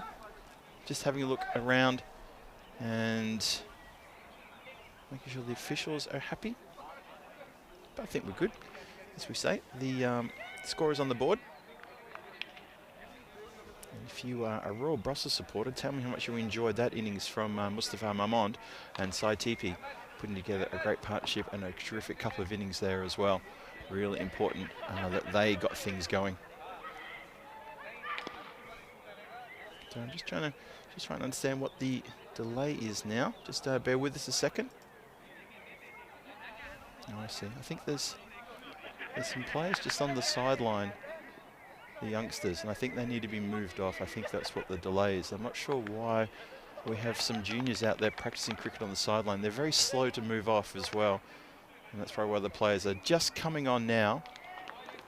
And yeah, I'm not sure who's in charge. I mean, while it's very good we have the youth practicing here, they shouldn't be on the side of the ground practicing while we've actually got a live game on. So I need to have a bit of a shout out to the 12 Stars Cricket Club. Please make sure that this doesn't happen too much, because we can't have this sort of conflict going on and making our timings a little bit worse for wear, because now we're potentially could be running a few minutes late. Anyway, the players coming out, the batters coming out, the umpires coming out. That's the most important thing.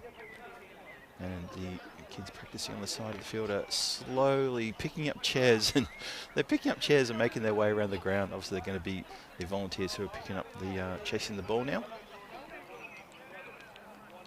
So, Abi Kumar says, ECN Uber Cricket Network, keep a lookout for the keeper, Afzal Safi. I've been keeping a lookout for Afzal Safi. I've got to say, with the bat in the previous game, he put together a little cameo, but sort of few and far between in the runs. He's a very much a live wire behind the stumps. So Abir Kumar, I have been keeping an eye on him. He has been playing well as a keeper.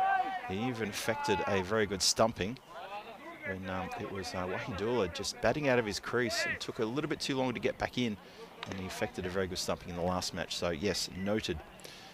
So we start the run chase now. It's been carved towards point. Good fielding there. Good start there.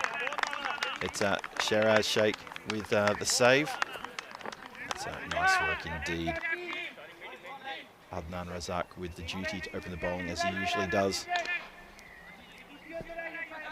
Good bit of noise out there in the field. Always like to hear a bit of noise at the start of an innings. I think it's really important as they are just getting their field possessions right. It's obviously the left-handed Latif, so they need to move around just a little bit here.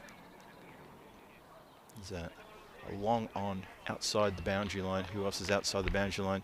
Just trying to walk around, and I don't have my cables caught up in my bag and my fly swatter. Bowler in. Oh, got in. It doesn't matter now because Latif has been clean bowled. So wherever the fielding was, doesn't matter. There's going to be a get around for the bowler here because Razak has hit the stumps and gets a couple of high tens and low tens. So sadly for Latif, his evening's done. He's back in the dugout now. Watch this one again. Oh, that's a great delivery. Look at that swing in like that. Good looping ball, good pace, and stumps rattled. You don't want to hear that on the first delivery you face, but that is what Latif has heard. And he is gone back in the pavilion. So 1 for 1 at Antwerp. So whatever their plan was to pick up points in this game, I don't think that was according with the plan. Of course not.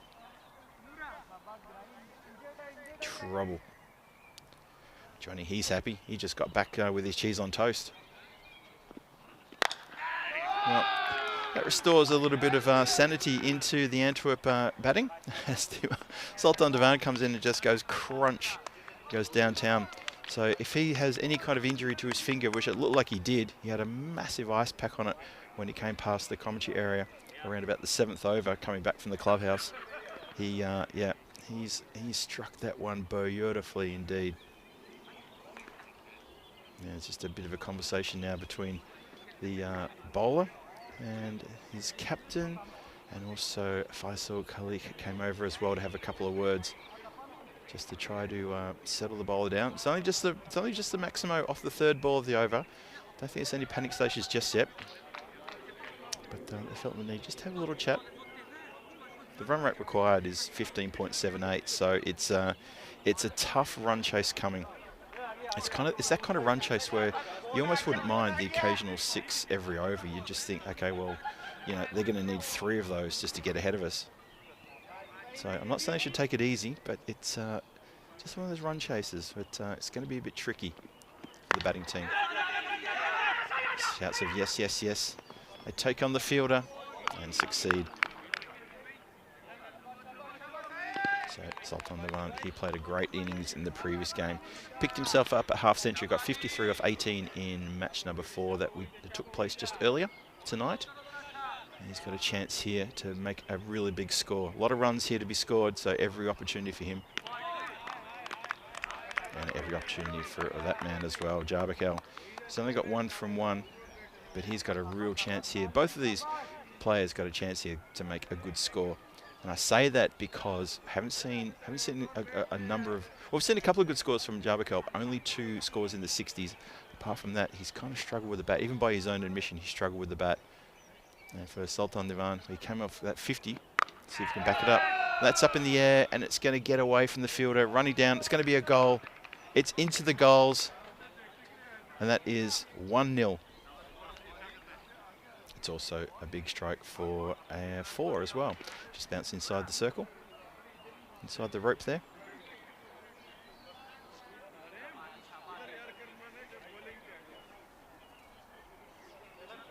And Manib is he's sort of playing the cautious role as captain, coming over and just again have an encouraging word to his bowler. That's a wide ball though. So they need to be going at, say, 16 and over. Call it 16 and over. It's a nice even number because 157 on the board with 10 overs required. So say 16 runs per over is what's required. So we've got 14 on the board with that wide. Last ball, the over coming up. Or one more to be bowled to complete the first, I should say. That's much better. That's a good ball.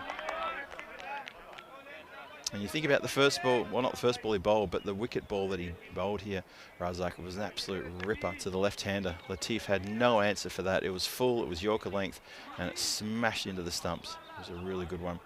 So, first over is done. It's been 60 matches since a golden ball. And, well, put it this way, if the guys in Jersey can't crack that golden ball number, then I guess we have to do it here. Someone has to do it. Might as well be us. I think we should get a golden ball here. Not often you see a golden ball in the night series. I spoke about this, I think, maybe last night. I'm trying to think, was there a golden ball in Coimbra last year during the Portugal night series? But that after I left, because remember, I was there for 3 weeks, then Vinny came in and took over the final week. I'm trying to remember if he might have called a golden ball. Otherwise, we have to go back to 2023 for when a night series had a golden ball. Either way you cut it, it's been too long. Need to take care of that. Zahid to start the second.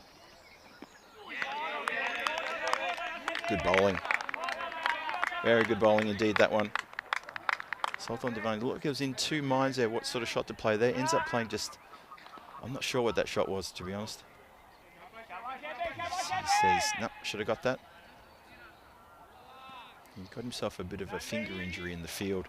Ball bounced right in front of him when he was fielding the covers, and it cannoned up into his, right into his fingers, and he had to go off for a bit of treatment. Edged, it's going to fly away. Now, has that gone all the way? No, just bounced inside the rope and it's run away for 4. Good work there. Ian Smullen. Are you commentating at the moment, Ian? Tell me. You sound like you've got a bit of a fan there in the chat. The Super Phil G's commentator. Thank you, Ian. You're too kind. You're very too kind. Zaid continues. Fuller straight at the stumps, and it was a little bit slower as well, and Divan is made to look a bit silly by missing that one. Massive wicket that. They get rid of the batter who scored a half-century in the previous game, and this is a really good performance here from the Royal Brussels team. They are up and about, and they're sniffing a win here against Antwerp, and they're looking to spoil the Antwerp party, who are desperately keen to get a win in this game to carry some success to push them into possibly 3rd place in the standings. And just a reminder, let me set this up for you right now that the wicket's fallen. If Antwerp don't get the win here, they stay then on 16 points, with Royal Brussels above them on 19 points and Hasselt above them on 19 points. Tomorrow night, Friday night action under lights, it's Brussels Warriors versus Antwerp in 2 games. Now that night, tomorrow night, that could be the determination of which of those 2 teams gets to play on Sunday. So 2 games tomorrow night, Antwerp versus the Brussels Warriors. That's going to be massive. Thick edge, straight down the throat of the 3rd man who's there for exactly that catch. Sakhain Raja goes for a first baller. Oh, cat amongst the pigeons time. It's the monkey in the wrench. It's the fly in the ointment. Any way you want to look at it, this is now a big problem for Antwerp. And they're staring down the barrel here. Goes for the wide ball. Gets a healthy edge, but straight to the fielder, who's very excited. That's Razak down there, who comes into the huddle and says, hey, how about me? We're all congratulating the bowler. Give me a high 10. Oh, Sakhain Raja, he's going to be absolutely gutted. That has not gone according to plan. 2 in 2. You know what that means, don't you? We need to start the discussion about a possible hat-trick here. So Zahid, can he pull up a hat-trick here? He's got 2 in 2. Get himself into the hat-trick Hall of Fame for 2025. We need another representative from the night series. Hat-trick ball coming up, folks. Hold your breath. Oh, nicely played. Tasawa will not be lured into a rash shot. Will not be going for the big drive down the ground. Just happy to have a dot ball there. Make sure he doesn't allow the ball to get a hat trick. It's a good ball too. You see it was just straightening as well. So well played, very watchful from the batter.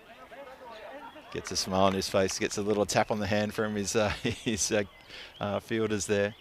He's enjoying himself. 2 for 4. Last ball the over. Just the pads. It's going to run away. It's going to run past, in fact. Oh, I thought he might have got to that, the fielder. It does run past Sarim Chowdhury there. It's going to be 4 leg byes. Well, that's going to finish the over as well. So that's pretty good stuff there. And Smolner saying, get your pads on, Phil. Oh, I tell you what. Actually, when I moved from the UK to Czech Republic, I actually, sorry, it may sound like sacrilege, I actually got rid of most of my cricket gear. I kept one of my cricket bats only for home protection. I've never had a problem with it, but I just thought I'm going to hang on to that because you never know. 22 for 3 after 2 overs, and Antwerp are in a bit of strife right now. Royal Brussels are all over this one. They're looking really, really good. So it's going to be Khalik with a big smile on his face. He's going to come on to bowl. See what he can do here.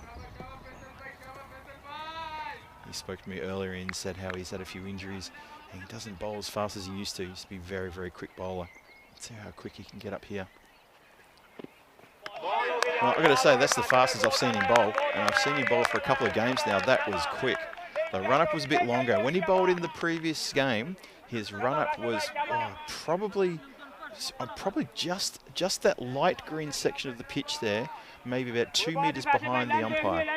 This time he's on the grass, so he's charging in. He's feeling pretty good. So this is good. This is going to test out the old knee and the cartilage. He starts in a bit of a hunch and then has that run in. That's a wide ball. First ball was short. That one was a bit wide. Just trying something different here. It's good to see.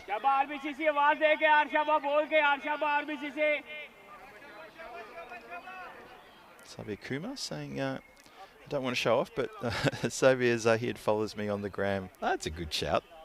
That's always good, isn't it? Isn't it good, though, when you're on social media and you sort of feel like, yeah, you're a fan, and it's good when someone you know like that follows you back. I think that's really good. Just gives you a bit of buoyancy. Well, has to play the hook shot and just ducks ahead at the last minute, but he gets every bit of that. It comes out of the middle for a big Maximo. So Jarbakel is trying his hardest here. They're 3 wickets down, Antwerp, and they are in all sorts of trouble. See if they can dig themselves out of a hole here. Doesn't mind the short ball. We're still inside the power play, by the way.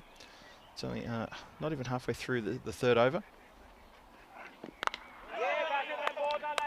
It's a good delivery. Good follow-up delivery, that one from Khalik.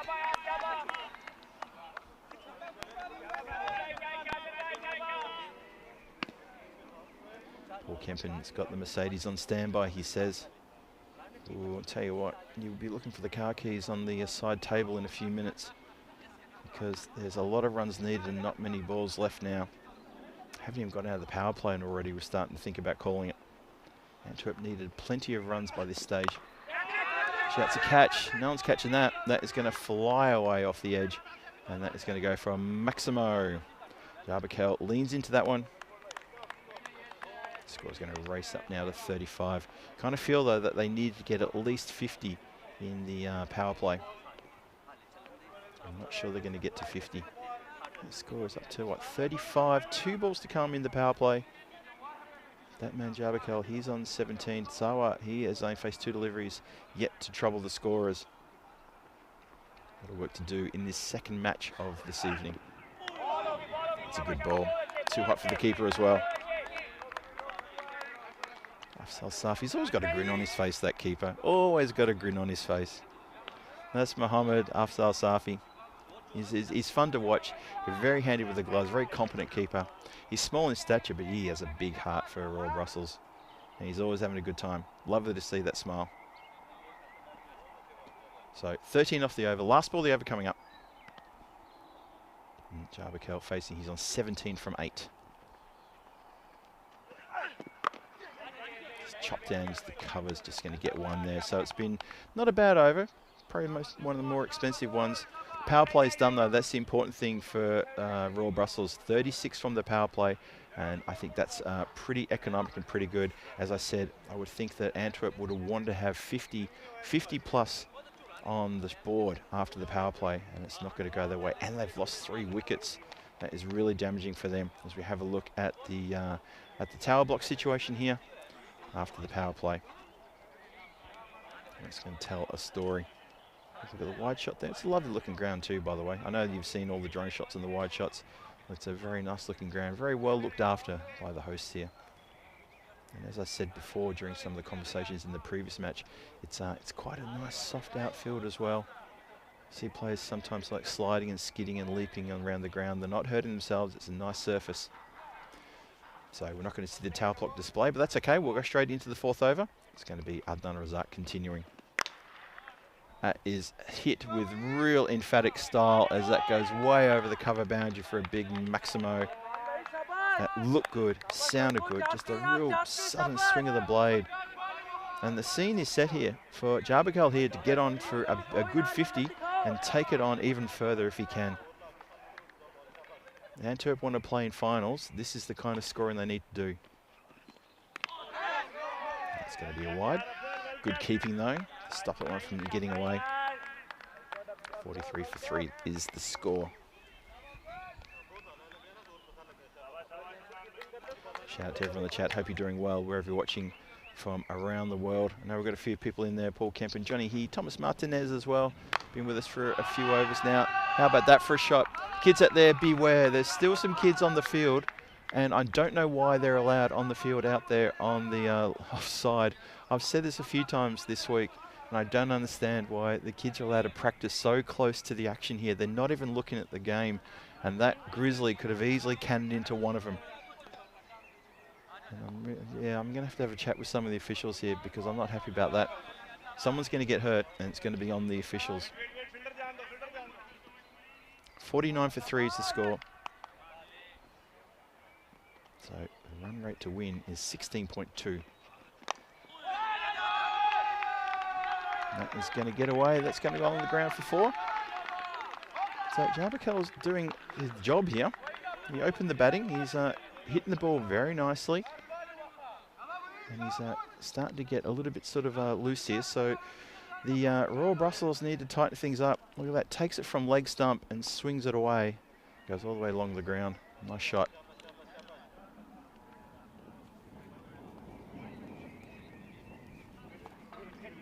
So Razak, halfway through his over, he's gone for 31 off his 1.5 overs. He has picked up a wicket, but he needs to tighten up here. It's coming down towards us. It's a miss hit though. So it's just going to be one. Manib picks up the crumbs. Both he and Khalik run in from the long on positions, but they can't stop it. You can see there the two were having a bit of a confab with the bowler, trying to sort of like, maybe suggest a few things, trying to keep him confident, tell him do what you got to do. Now that is going to come down on top of the roof and goes over the top, right across the back there. Good straight shot that one though. Watch this one, it's going to hits the top of the roof. There you go, that's why I've got the protection. Otherwise I would have caught that. It's a shame I've got a roof here. Never mind. Next one, Phil.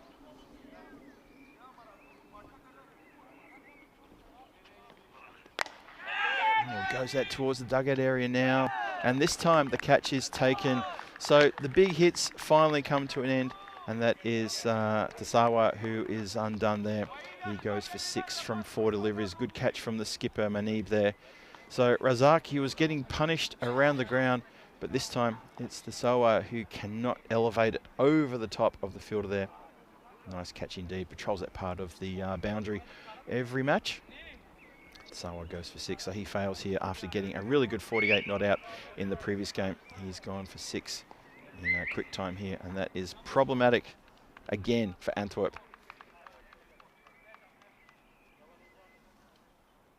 The Royals fight back. It's going to be Noor Oyakel to come on to bowl. He's going to bowl the 5th. 60 for 4. Well, that man is still going. And good for him and good for Antwerp. Jarbakel continues with another Maximo, just swinging hard and high and keeping it alive. The thing is, though, he has to do that. And he has to be there for the next 5 overs, at least for the next 5 overs, or else Antwerp are going to capitulate here. I can just feel it. But if he can stay there and keep hitting like this, maybe even help himself to a big 50. Get a bit of support from Niazi. Anything's possible. That's the great thing about T10, right? Anything's possible. I think people in the chat are reacting to the boom, that loud crash as the ball hit the top, very top of the comms tent. All the gear was perfectly safe. There's a wide ball.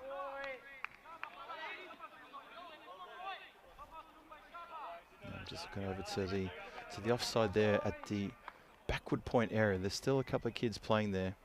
One of them's got their back to the play. I really wish that would change. Sorry, I'll take my complaints out on someone else. Well, it's gone leg side wide now. So Antwerp they're going to need 89 from 35. That required run rate is 15.25. It's been ticking downwards just ever so slightly in the last over and a bit, thanks to some lusty hitting from Jarbakel. But as I said, he needs to just be consistent, persistent with this. Here he comes in again. Oh, it's bowled a legal delivery, and he's worn that one on the body as Jarbakel. Just gives his body a bit of a rub as that one cannons in. Very nice for the keeper just to inquire, make sure he was okay. Almost ricocheted up into the face. Keeper just says, "You're right there." And he turns around and says, "Give him the thumbs up. Nice to see." Always good to see. And even the square leg umpire said, "Look, you're right there." That's good player safety paramount here in the European Cricket Series or any European Cricket Network competition. Always make sure we look after all the players. Leg side wide again. That's a shame, but that's good work behind the stumps. It's funny watching little Safi there. He dives on the ball, and he comes up, and suddenly he just produces the ball up and says, "Yeah, I got it. It's all right. It's not a problem." That's terrific work behind the stumps. Really, really good stuff. Now, Noor Oyakal, he's going to have to buy him a beer after this because he's done a lot of work to stop more extras coming off these wide deliveries. He slows that one down, but that's picked up off the toes and hit punishingly towards the empty dugout. Clear that was the Royal Brussels dugout because there's no one there. Big cheer from the one dugout next to them though, because that's where the Antwerp team are. Watch this. And straight there into someone's kit bag, hits the back of the tent. And Manib now not happy. 47 from 16 is Jarbakel. He's playing a lone hand here. Yeah, wickets are a concern. Thomas Martinez says that in the chat. I agree. Wickets are a concern. Johnny He was more worried about the roof being hit. Punishment for hitting your roof. Yeah, indeed. That was the result of Tasawa's wicket falling. Yeah, I think you're right there, Johnny. I think that was just payment for the damage to the roof of the tent. Just hits that one to point. No chance for a run. Oh, dot balls are damaged, and the run rate jumps from 14.9 to 15.37 with that dot. It's that kind of score, and it's that kind of part of the game where every dot ball, that run rate just jumps up by so much. Imagine that, you get 3 or 4 dot balls in a row, suddenly you're chasing a run rate of around sort of 17 per over. 2 more to come in the 5th. Well, it was an appeal for caught behind. Not sure there was anything even remotely close to that. Just a bit of ambition there. Doesn't hurt to ask though. You've got a batter who is eyeing off a half century here. So any little bit of help you can get. Jake Stewart is saying good night. Good night to you too. It was wonderful to have you here earlier, Jacob. Look forward to maybe seeing you tomorrow if possible. And of course over the weekend too. So good night to you. Oh, now that's a little bit crazy, isn't it? The keeper, I think he's trying to effect a bit of a run out here, and it ends up a bye, and a very handy bye as well. Watch this one more time. The appeal obviously clearly hit the deck, and then goes for the bye. It should be pointed out, though, that Safi's idea to try to break the stumps there was fair enough because he did that in the previous game and he got the wicket. And it was that batter. It was Wahidullah. So it makes sense. Makes perfect sense. So the in-game analysis, just a quick chat about this. Thanks very much to 1xBet for the opportunity here. It is an interestingly poised game. However, I think that Antwerp are really up against it right now. They need a couple of big overs. They need a couple of big magical overs. And it's that man on strike right now, that Wahidullah Jabakel. He needs to find something here.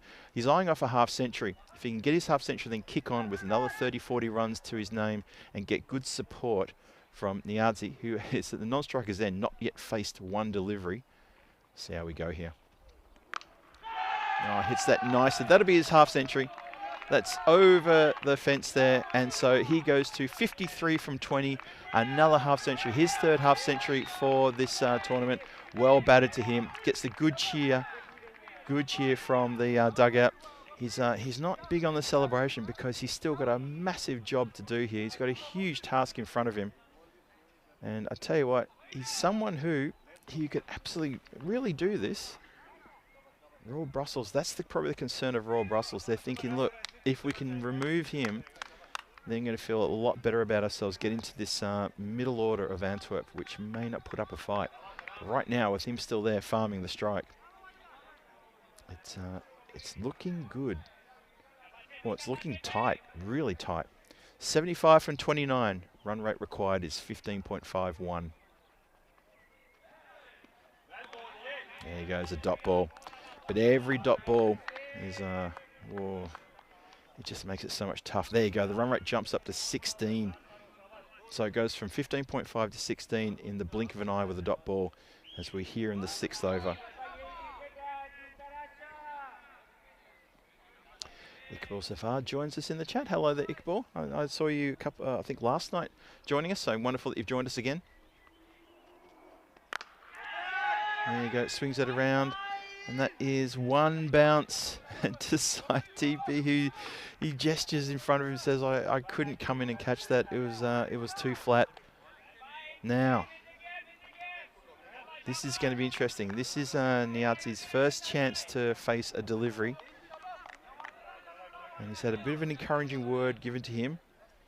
Wahidullah gets down the other end and has a word. I wonder what he said to him. Oh, he's holding the bat up high. Almost baseball style here. If this needs to be a full delivery, Yorker length, middle stump, and he'll get a wicket. I'm calling it early. Yep, goes for a big swing. I think the message from Wahidullah should have been to him, look, just move and get bat on ball. Don't have to hit it for 6.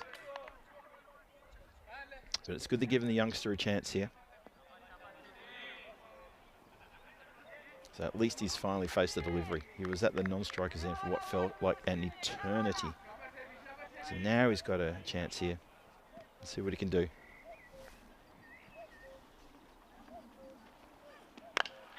Well, that's gone straight up in the air. Catching opportunity behind the keeper and spilled. And just saved from the boundary line as well. They're going to get back for a couple. Happy to take the couple. Well, living dangerously. Anyway, he cut it, still gets a couple of runs. Niazi, he tried to come down to the non-strikers end thinking it was the end of the over. And Wahidullah had to say, no, you got to face one more.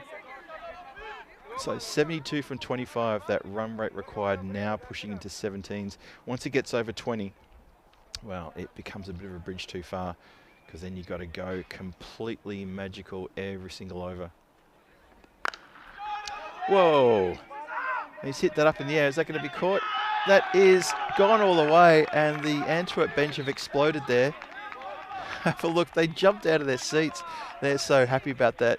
Well, Niazi, I need to give him credit where it's due. He's absolutely clobbered that one, and that has gone over the boundary line. Only just, but nonetheless, it's still a maximo. So he finished with a 6. Good strike, that one. Have a look at the Antwerp bench. Big smiles, looking happy. They're still in it. They're still in it. 91 for 4 after 6. Only 4 overs to come. They still need to power on here. The run rate required is still massive.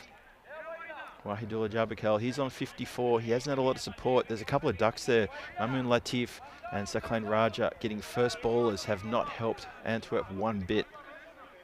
Tell you what has helped, and that's the 7 wides. Total of 12 extras currently coming in second place in the runs scored. I'm going to slow things down a bit here. Sherrard Sheikh comes on. Wicket keeper is going to get the helmet on. So let's see what happens now. Could be a little bit of a danger sign here. They're going to try to tempt. They're going to tempt Wahidullah to try to hit hard here. Try to bring around a false shot, I reckon.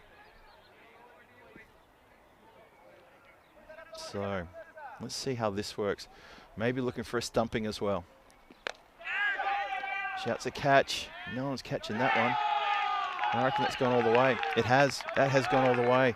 I sort of went by the noise from the dugout more than anything. I was just a little bit blindsided by a fielder in my line of sight, but that has gone all the way. Lovely strike. Just over the line. The big puff of sand there, you see it. I think there's a few sweaty palms in the Royal Brussels right now in the team. They still need 60 runs. 60 runs off, what's that, 23 deliveries. And of course the bonus point, need 110 for the bonus point. You'd think that they'd probably get that, but they want the win. The bonus point's not enough. Clobbered, absolutely clobbered. And that is a happy Antwerp dugout there. They still need a lot, there's still a lot to do, but they're getting excited, they're cheering everything. He's putting in a terrific performance here. Oh yeah, yep. There's a bit of finger pointing there. They're pointing to the man and they're saying it's on you. This is you, this is your time. 100 up with that strike as well, 103 for 4. And Jabakel, he races now to 66 and 24 with those strikes. Can he keep doing this though?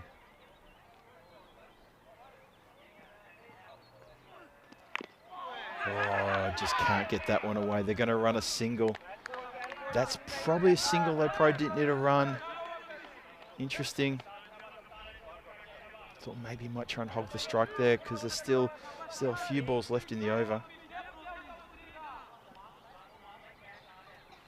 And shout out to Binge Watcher. Thanks very much for taking care of that.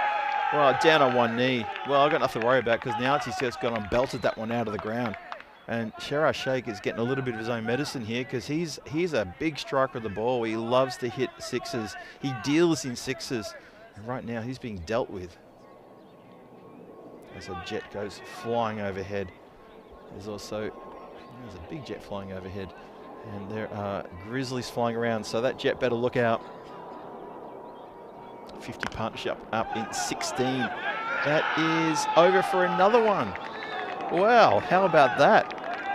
So I said before that Niazi needs to support Wahidullah, and he's doing that and then some. This is terrific stuff. Absolutely terrific stuff. 41 from 19. The run weight to Rin is now under 13. Goes the offside now. Is going to get the gap. No. Yes. Oh no. Pressure on the fielder. Can you believe that? Oh, that's what can happen. Adnan Razak gets down. I thought he was all over that. Doesn't get enough of the body behind the ball and it runs through for 4.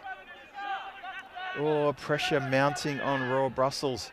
Antwerp look like they're marching.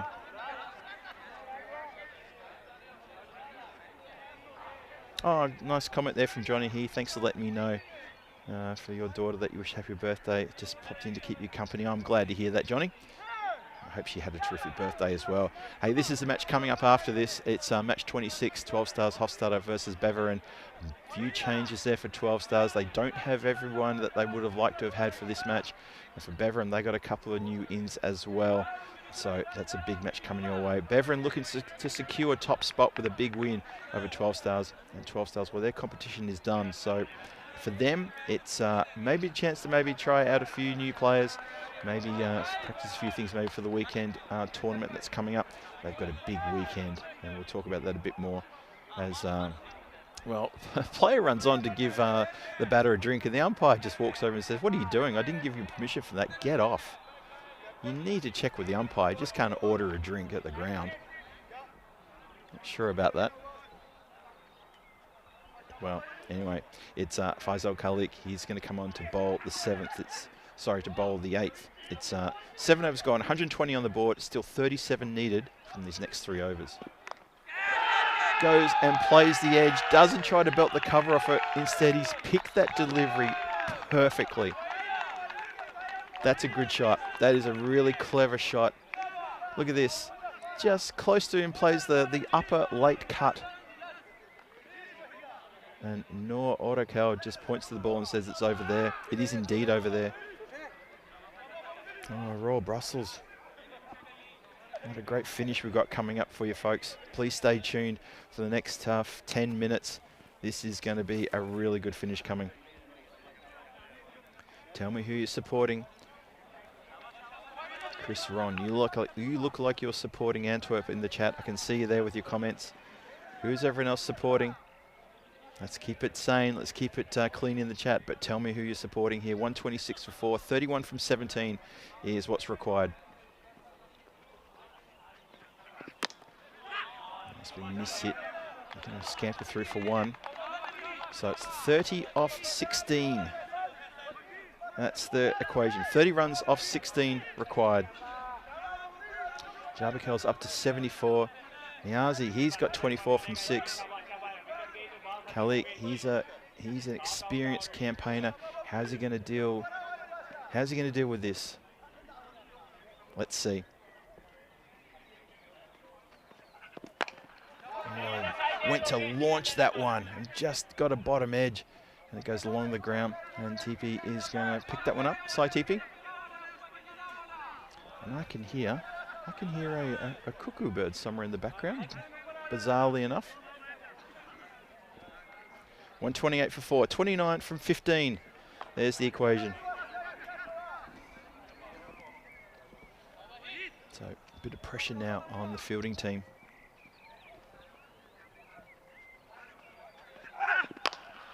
Goes down the ground. That's going to clear the boundary line for another Maximo. Oh boy, Jarbakel moves up into the 80s. What a game we're seeing here. This is a terrific match.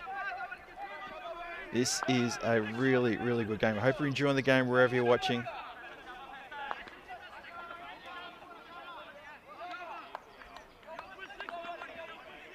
Kev's joined us now, supporting the golden ball. Indeed, you never know. 23 from 14. Wow, that sounded even better than the previous one. That's gone into outer space. That's coming down with ice on it. What a shot that was. Wahidullah Jarbakel, he has moved up. 86 now, eyeing off a ton. Could be the 2nd ton of this night series. You never know. 17 from 13 required. He's 14 away from a ton. Oh, it's all happening. Oh, it's a short ball. Gets a dot ball past the swinging blade, and that's going to finish the over. So there you go. Faisal Kalik, his 2 overs go for 34 runs, and that's okay. Although he's leaping in the air a little bit there. Not called no ball. Turns to the square leg umpire and says, how about it? He's not a tall fella, but it's called nonetheless. So have a look at that white line. It is above all the other lines, and that's where you want it to be as we storm into these last 2 overs. Still got to get the runs. Still only got 12 balls to do it as well. 17 from 12. Now the discussion for the skipper from Manib is who's going to bowl it and how do I want this bowling to do? How do I want to put the field? Sarim Chowdhury gets the call up. Let's see what he can do here. Bowling to Niazi. Up in the air. That's going to clear the boundary line as well, I think. Yes, it does. Antwerp now well and truly in the box seat. If anyone said earlier about starting the car, I reckon you may have got it the wrong way around, because this is going the way of Antwerp right now. They are right in the box seat. That is a great shot. And Wahidullah is just having a good work and a good fist bump with his partner. Clever bowling, banged it in short. Risked the potential no ball. Well, umpires, hang on. Wicketkeeper's asking a question here. Not sure what that's about. What's going on here? I think maybe he's just trying to cool things down. And maybe there was a little bit of upset about the short ball, possibly. Anyway, it's all academic. And, well, actually, from Safi, the wicketkeeper, he gestured to the non-striker's end. He said, look to the bowler. He said, get back there. We could have run out Wahidullah. It's been smacked down the ground. Went very straight, that one. And he gets that one, and just the single. Hello to Scotty at the European Cricket Supporters Club of Australia. You've joined us at a very fun time. If you go back in time and watch the last 3 overs, Scotty, I tell you what, you see an absolute belter of a run chase here. As it is, it's 10 from 9. Goes up in the air. It's going to probably fall safe, I think. Yep, and it's going to bounce away for 4. Oh, I thought Shiraz was in with a chance of pulling that one back. He's not. Oh, boy. Oh, boy. There's a good comment in the chat from Real XRP. That's the reason I like ECN. Anything can happen. You're 100% right. Anything can happen. Antwerp look like they're going to pull a win out of the fire here. 6 from 8 required. 150 up with that previous boundary as well. Goes down the ground. Bit of work here to do for Razak. He can't get to it. Oh, it was good placement. This partnership is beefed up to 95. Off, I think, 29 was that the score I saw there. Jarbakel, he's on 94. It's only 2 runs required now. If he wants the century, he's got to go over the boundary line here. I'm not sure if he's had the communication sent out to him. Sarim Chowdhury, he's gone for 15 off this over. If this over goes magical, it means there's going to be a 6 hit here. If he gets a 6, that's going to be his ton. Can he get his ton? Paul Kempen puts the Merc back in the garage. Oh, it's a wide ball. Scores level with the wide ball. Scores are level. So I think the golden ball is now out of the equation because there's still 1 whole over to go after this. The Antwerp team, they are going to absolutely burst onto the field with the next run that's scored. Is he going to go for the century, or is he just going to drop it at his feet, just push it in front of him and go for a quick single to get the win? What does he do? It's a wide. It doesn't matter. They win on the wide. Antwerp get the win here. That is sensational run chase from them. They win with an entire over to spare. And for Wahidullah Jarbakel, he's going to be a little bit disappointed that he didn't get a chance to get the ton. But that's exactly what happens. He doesn't get the ton. He gets a 94 not out, which for me, it's as good as a century. He's going to get mobbed. And he should too. What a terrific innings. And let's not forget Niazi, who's played a sensational cameo there. I mean, even better than a cameo. He lent support. These two came together when we thought, and everybody thought it, trouble. Absolute capital trouble. Capital T, trouble. Real trouble. They came together at 60 for 4 at the end of the 4th over. How about that? So this partnership has yielded, what's that? It's 96-run partnership. 97-run partnership, and that is in quick time. That is quite awesome from Antwerp. They pick up the win here. Astonishing stuff there for Antwerp. They get 3 points, and that is going to put them on equal pegging with the teams that are sitting above them in 2nd and 3rd place respectively. So equal 2nd place now on the standings. Let's run the videotape and see how this all unfolded. Well, boy. Well, Adnan Razak here to start proceedings. And how about that for a first ball? Latif, gone. See you later. Divan came in, Sultan Divan, and he started things off really nicely. But he couldn't stick around either because he got cleaned up. There you go, bang, right on cue. And then it was this opportunity which fell apart because it was a wicket straight away with the hit straight down the throat from, that was the bat of Saklain Raja.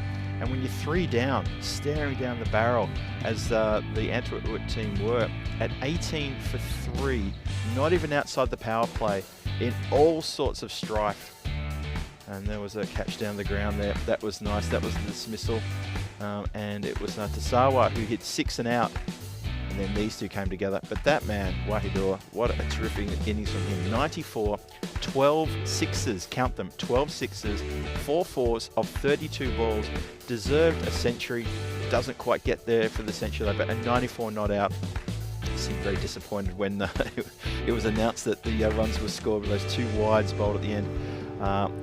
Wafiula Niazi, 32 from 10, including 4 sixes. That was incredible. Ian Smullen calling it a cracking partnership. Couldn't describe it better if I tried. It was indeed a cracking partnership from these guys. They did so well. And Antwerp, surprisingly, out of the blue, they picked up a massive win here. They don't get the 4 points, obviously, but they win with 1 hole over to go, and that was a recognition that their win was done. 2 wides bowled at the end there. So any chance for Wahidua to try to get himself a century? Was shot to pieces though, but he still gets the 94. Handshakes all around. Antwerp have dealt a big blow to the Royal Brussels, but on the other hand, it's also a good win for them. They get 2 wins, and they're going to be very happy about that. I'm just seeing a couple of the Bevan guys coming past me, big smiles on their faces as well. Mallingsley just walked past with a big grin, gave me a big thumbs up as well. They're looking forward to this next match coming up. In the meantime, let me just wrap this one up before I go and join them all. So Wafiula Niazi there, that not out 32 off 10, and Wahidua, seriously, he'll get the player of the match for sure with that one. And that was a great effort from there. Have a look at the bowling there. It started well, the bowling. Zahid 2 for 19 off his 2 overs, really well done. But after that, look at some of those economies getting completely blown out. The over that Shiraz Sheikh bowled went for 29, almost went supersonic. And Chowdhury at the end there also getting blasted around as well. So we just need to, everyone just catch their breath here. And it's good to see the teams also playing a few sort of junior players as well. I really appreciate that, and I hope you all in the chat appreciate that as well. That was really good to see. Had no hesitation to do that. So that is, as ECN Supporters Club of Australia, Scotty says, it's a nice way to start the day. If you get a chance to rewatch maybe the second 5 overs of this match, that was a great game, and Antwerp really dug themselves out of trouble and pick up a very good win. The next game coming your way, match 26, that starts in less than 20 minutes time from now. I'll be back here in probably about 15 minutes to take you through that at 12 Stars Hofstadter versus Beveren. Looking forward to that one. And the guys are still walking across in front of me now. Give me good thumbs up and big smiles all around. I can't wait to get that one started. This is Phil G of the European Cricket Network saying I'll see you back here in a few minutes' time. And we look forward to seeing you here for the next match. Under lights, 12 Stars take on Beveren in match 26. See you shortly.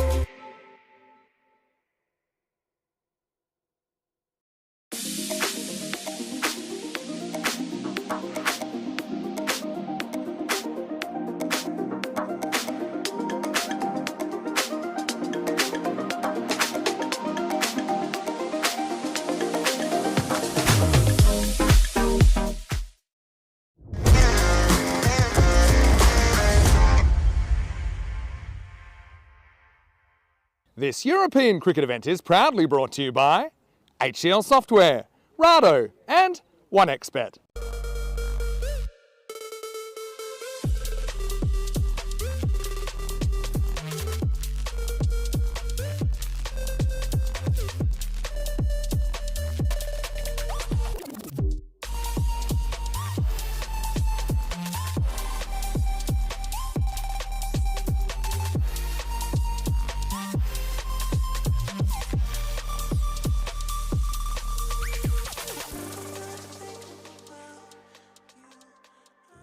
Hello cricket fans and welcome back to the Stars Arena for the continuation of this Night 11. It's match 26 coming your way very shortly and a big match coming your way. It's Beveren taking on the host 12 Stars Hofstadter. Now 12 Stars, they're already out of this competition in terms of finals. They're not going to be able to make the finals mathematically. It's an impossibility.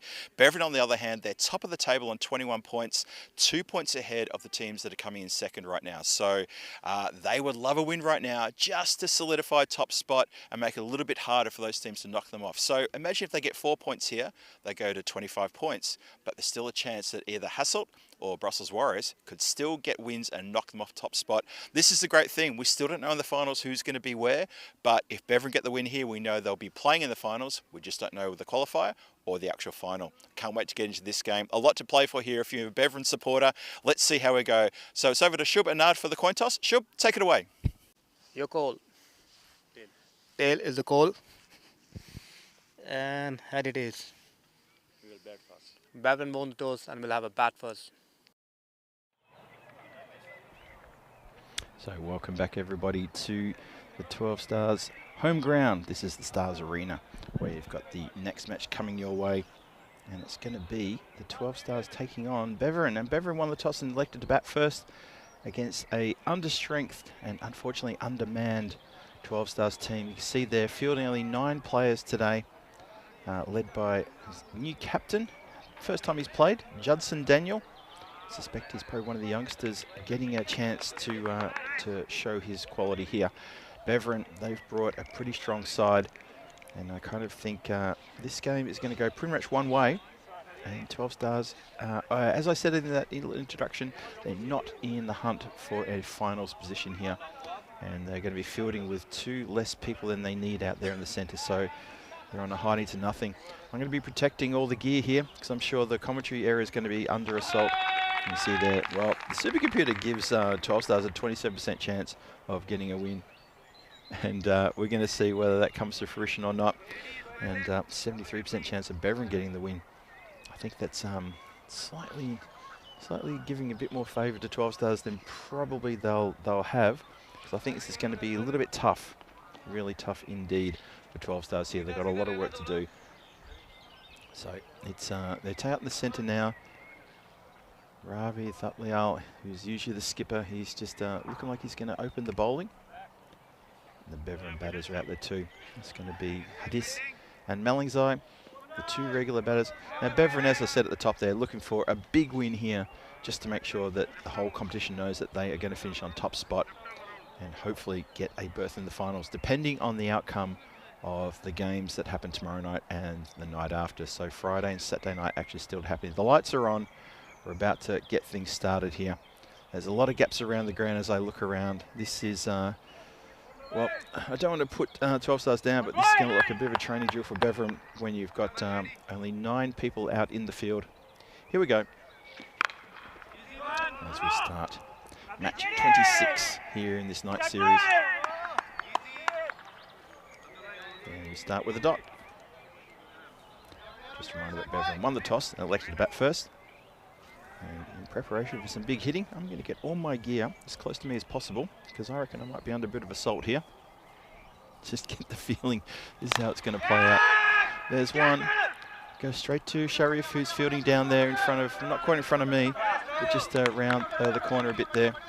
It was never going to charge him. That bounced about 6 metres in front of him. And Ravi, the bowler, he's gesturing saying he probably should have caught that. There's no way he was going to catch that. Maybe there's a bit of a depth perception problem there, I'm not sure. Nowhere near catching that one. Ravi Thutlial, who always seems to get wickets. Last I checked, he was the leading wicket taker. So Beveren, as I said, looking for a massive score here. And now Malingzai has hit a ball into the commentary area before, so I'm getting ready for that. You know what I'm going to do? I'm actually going to commentate from the side of the table because I just get the feeling I may have to drop the headphones and rush in front of the table to try to stop a ball. I don't know why. I'm getting a premonition of having to do something like that. We'll see what happens. You look around the ground, you see the bowler, the wicketkeeper, and only 7 fielders. You just know there's going to be a massive score coming. And there's one hit into mid-wicket, and that has gone for a big Maximo. Tadakal, that is Tadakal. He could be on here for a big score. But to be fair though, Malingzai has missed out on some big scores here, so maybe it's his turn to maybe pick up a half century, possibly, if he can get into it. We'll see. Hello to Rob Thompson and Kev in the chat there. Johnny here as well. Scotty from ECSN Supporters Club Australia. Maybe he's already disappeared off to work, I'm not sure. And Thomas Martinez, Ian Smullen. A lot of you have been with us throughout the day. Hope you've enjoyed the previous 2 games. That was the Antwerp and Royal Brussels going head-to-head for those last 2 games. And then the final game of the night, under lights, is in front of you now. And it's going to be Beveren looking to put a massive score on the board. I must admit, I thought for a moment that 12 Stars were going to bat first. I thought what I read was Beveren won the toss and elected to bowl, and it was they elected to bat. My first thought was, oh well, if they're going to bowl, this game will be over quickly-ish. As it is, it's not. They're looking to put a score on the board. It's coming down just to the side of me. Smashes into the trees, brings down a branch. That is really damaging the nature around here. Effortless in his strike down the ground too. Just lifts it. There it is, goes through the trees, knocks down a few leaves and a few branches. There's the first over done. Just a reminder that coming up tomorrow, ECI action for women is going to be Greece taking on Germany. Women in action there, ECI on Corfu, the island there. Tina Goff's already there. She's been in the chat earlier today, posting a few pictures also in the little comms group that we were a part of. She's going to have fun because she's playing for Germany, representing her home country. So tune in tomorrow and see Tina Goff in action with the bat.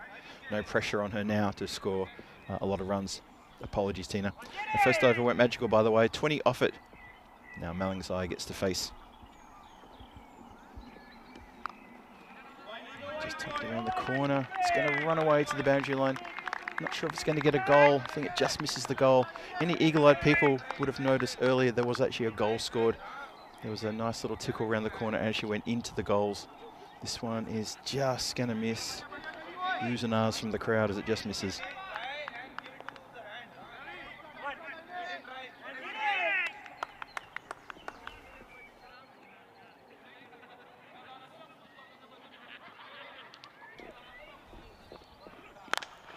Lifted. That's lovely. Nice timing. Bounces into the scaffolding and falls off the other side again. That's a punishing blow. Just straightened down the line, that one, and was picked up effortlessly.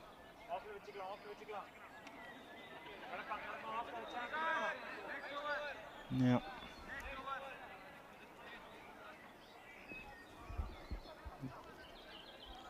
here we go again.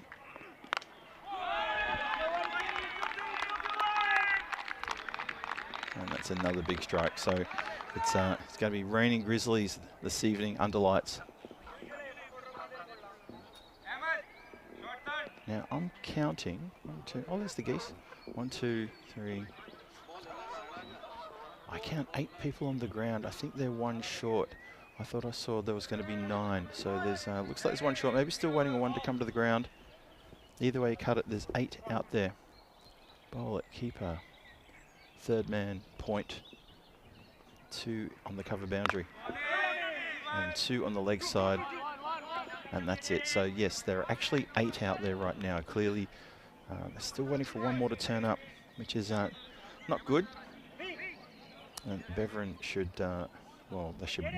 They'll press on the advantage here and get a big win on the board for sure. Or else it would be one of the biggest upsets of all time. Judson Daniel continues. Oh, good delivery that one. A bit of swing in the air, and it just straightens. That was a great delivery. Why haven't we seen more of this bowler? Look at that. Good delivery.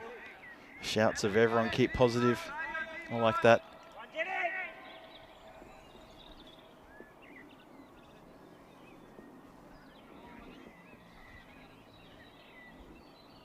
Last ball, the second coming up. That has gone out to deep mid-wicket and over the head of the fielder there. Just watches it go past him. Not by a long way, but far enough nonetheless. So it's going to be interesting to see the race between these two opening batters. Who's going to score the most runs? As you see there, Beverin, top of the table, 21 points with a very healthy net run rate as well. Had 3 losses along the way. And this is their last match of the group stage. 12 Stars in 5th place, also their last match of the group stage.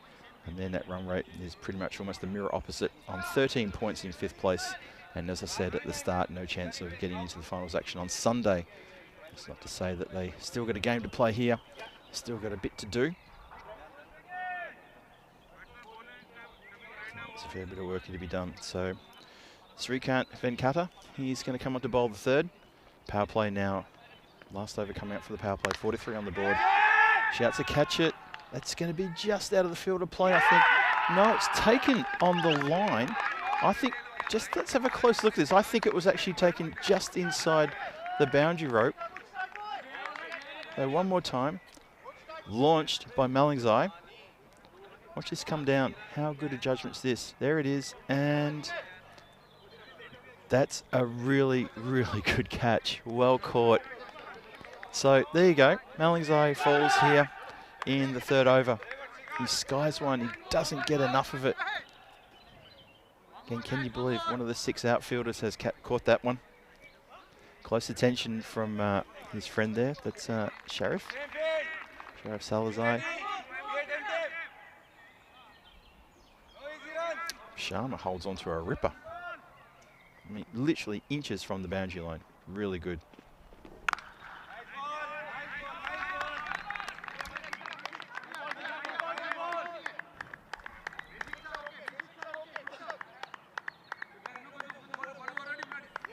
So, normal service resumes. It's been smacked away. Venkata has also been one of my good friends this week. Srikant Venkata looking after me with making sure that I've got enough water and I've got enough food, and I've got myself very happy. So between him and also Sharif, who's got the number 7 on, fielding at the long off position, those two have done a great job making sure that the blue crew is being looked after. Continues now. On miss it into the covers.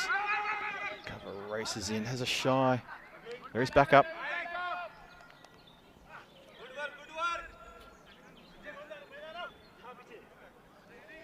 So it's only halfway through the over. 48 on the board, still 3 to come in the power play.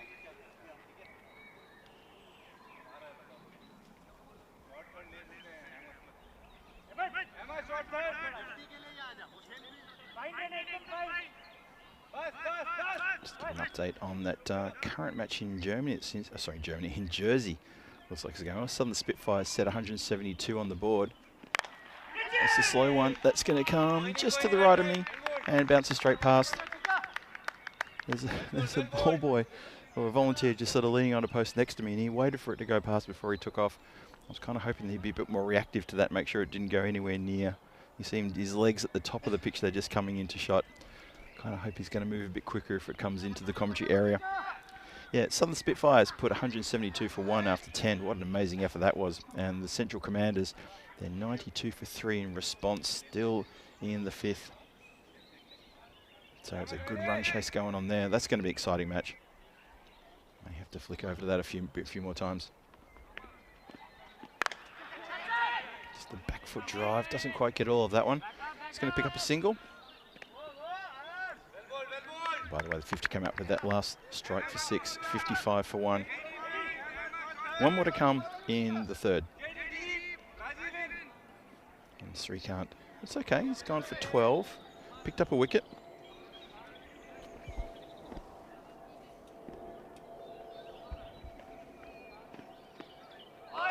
gets a dot ball to finish things with.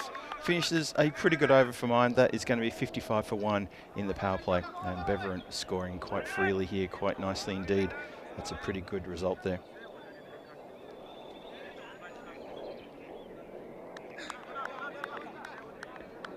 So the question from Thomas Martinez is 9 men, 12 stars playing here. I'm counting around the ground. I count 8 on the field. I think we're missing one, I think. 1, 2, 3, 4, 5, 6, 7. I'll stop moving. 8. Yeah, I count 8. We are definitely missing one of those 9. I'll try and find out who it is.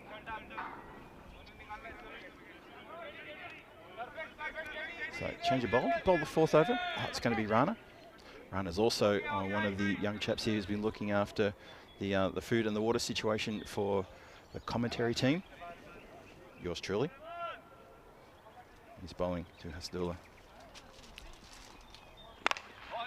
Shooting down the ground, gets a foot to it. He's going to feel that one, but saves a couple of runs there. And follows up to bit of a class act. Look at this. Just stuck that out, deflected, didn't get it on the full, and then that slide. Oh, you can tell he's a local. He knew exactly how to slide on the ground and come up right there with the ball. Just a single. It's Rashid on strike.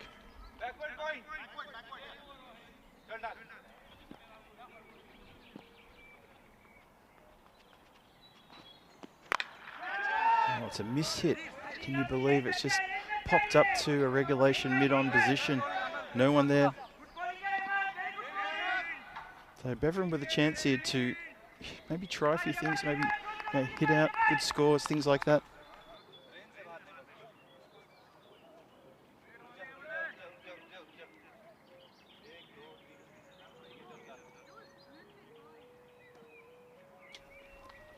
Runner in again.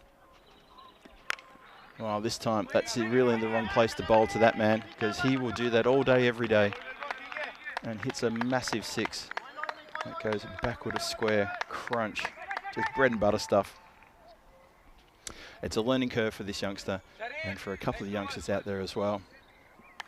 There's 12 stars, unable to get a full squad together, but they have got a team out there. That's what's important.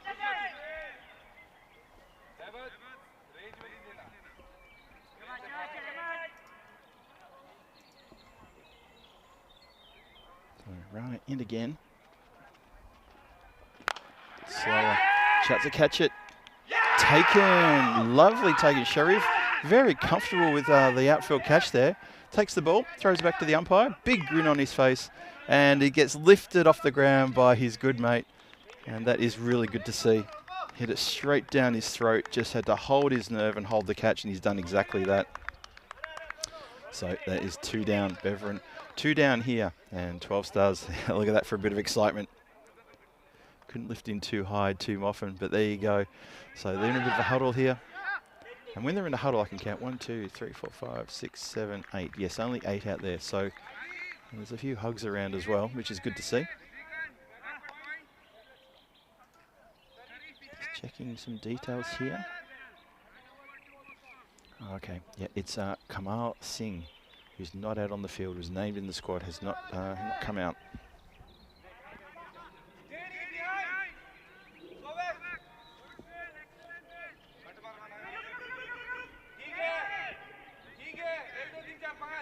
So I think they're just trying to get the fielder. I'm just trying to see what they're doing there.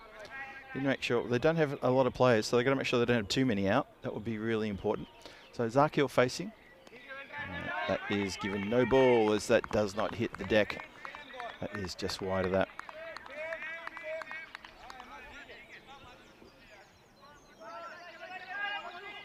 Ashveer Singh with the duty of keeping.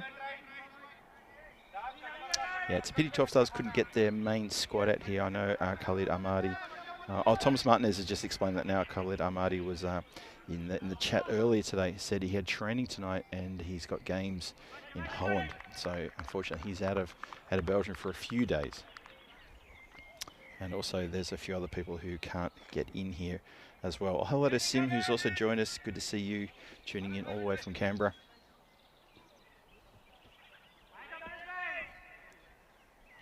And just a pause here, just trying to see what's on the mind of the officials. Oh, they're calling it a wide now. They just had another look, I think, at that no ball that was signalled. The umpire was pretty keen that that had pitched off, well off off the pitch. Got an edge. Oh, look at that! There's a lot of noise out there. There's only 8 of them, but they're making a lot of noise. That's another wicket. That's a really good wicket. Chases the wide one, does Rashid, and he's come undone there. And he's got to go back and explain it to his team why he chased that wide one. How wide was this? Watch this again. It was a wide ball. Gets a feather edge on the bottom of the bat. Bowler goes down appealing. Rana is fully pumped. Gets his 2nd wicket in the over. That's massive.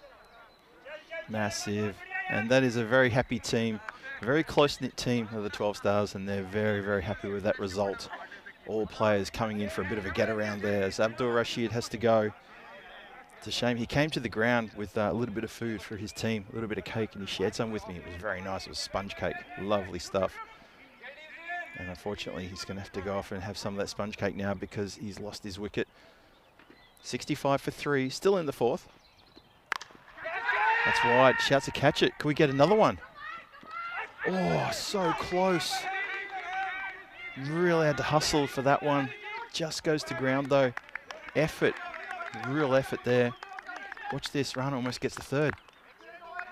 Chases it. It's in the air for an eternity. And yep, through the hands and almost onto the foot. But effort, real effort, that one. So Beverin not exactly having it all their own way now. And they're 66 for 3 after 4. That run rate 16.5. Coming down a bit from when it was around about 22 after the 2nd. Have a look at that graph. And heading downwards. But 12 Stars, only with 8 people out there on a bit of a hiding to nothing here to see what they can do. And the field is spread, so Beverin are looking just to clear the boundaries here, but in doing so, they're getting undone here. This is going to be, I think it's Manoj. It is indeed Manoj, bit of a cult hero around here. I can still hear a cuckoo in the background. Either someone's got the window open and they've got a cuckoo clock, or an actual cuckoo bird is somewhere just behind me. Oh, the old moon ball, he's almost got a wicket. Whoa. Tell you what, that was a ripper. Watch this. Straight over the top of middle stump. Well, that one's wider, and that's going to go for a Maximo. Smacks into the fence and rebounds back. Noman not here to muck around and just goes crunch down the ground. Hello to Johnny He, you still with us there? Hello to everyone who's staying with us to watch this game. Oh! Now, that's interesting because there's an appeal here. Now, going to go to the video replay. I first thought Manoj was appealing for possible caught behind. He dances down and no, he's made the ground back. Unfortunately, it was spilled by the keeper. Red hot chance though for the stumping. And even the keeper knows. Ashwia, he knew that he'd missed the opportunity there and just gave a wave to the bowler and said, sorry Manoj, yep, spilled that one. I thought he might have got a little feather edge too. I thought I heard a nick. So I thought initially he was appealing for the caught behind, but the catch was never done. Here he comes again. Tosses it up. Just hits the leg outside the line. Keeper's got to do all the fielding here. Has to run a long way.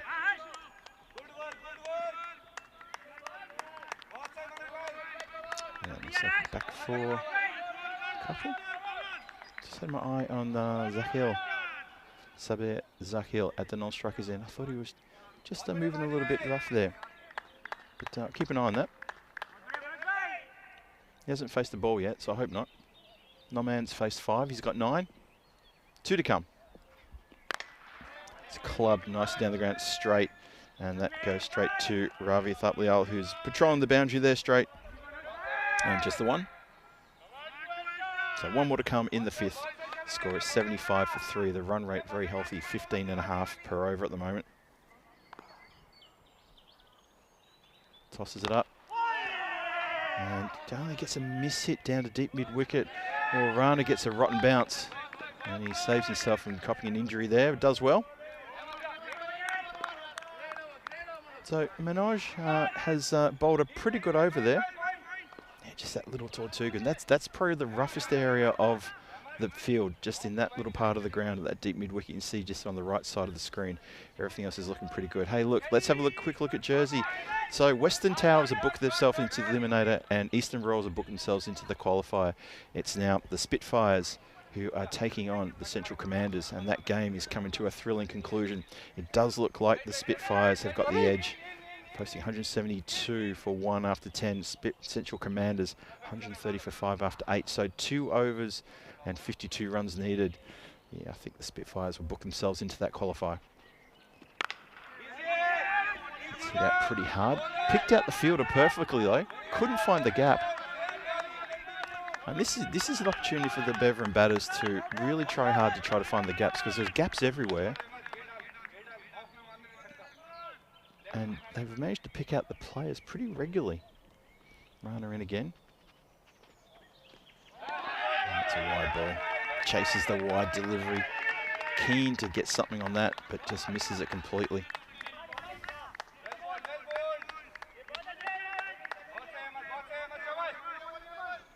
Thomas Martinez with one of the greatest comments of tonight. If Johnny has to recall every single name he suspends, then forget about it, with a smile face. I love your work there, Thomas. Love it. Put a big smile on my face, that's for sure. Oh, it's pretty adjacent. What does the umpire say? The umpire says yes. Oh, Rana, you've got 3. You've got 3 for 13, and you've still got a few deliveries left to go in your over. You've got 4 deliveries left. You can pick up a couple more if you like. Picks up a wicket, successful. Wow, I'm going to read about it. Yeah, you would, because here it is. Watch this one. Straightens, probably maybe hitting, tickling off stump. It did straighten and maybe a little bit of swing there as well. What are your thoughts? Doesn't matter. It's in the book, is out. So Mohammad Naman, he goes for 10 from 7. And he's been given leg before. 78 for 4 now, Beveran. Slams into the legs, pretty much in front of off. Almost missing off, but I think that's fair call. Leaves the wide ball. Ottoman's eye shaped there to belt the cover off that one, then he thought twice and thought, no, I'm not going to do that. I'm just going to be very relaxed about this. And wisely so, I would say. So 12 Stars, despite being 3 men down, are putting up a bit of a battle here. And Beveran not having it all their own way. Edged and just over the fingertips of the fielder there. Can you believe it? Judson Daniel almost pulled in. The thing is, it went straight to him, but it just went too high. Look at that. Fingertipper. Absolute fingertipper. So Beveran are having fun picking out the players, either along the ground or in the air. They need to work on some of their placement of the ball. 83 for 4. Halfway through the 6th. This hit's a good dot. Terrific bowling spell, this. Rana Ahmad is turning it on here for the 12 Stars.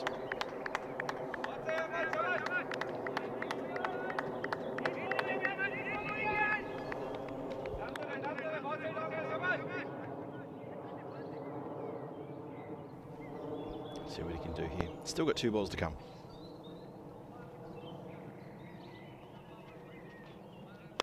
It's full. Doesn't really get a lot of that. It's a miss hit, goes out to deep mid-wicket. That was rather amusing. Only the fact that Ravi Thatlayal, he sort of overran it and almost looked like intentionally overran it and just left it for Venkat to pick up. Rather amusing, that one. Kev here with an equally good zinger there. There's 452,000 subscribers. That's on the ECSN network. I wonder how many of those he's done. That's funny. That's a funny call. That's up in the air. That is going to probably clear the scaffolding and then some. It has. It's just gone to the right of the scaffolding, and that is out of here.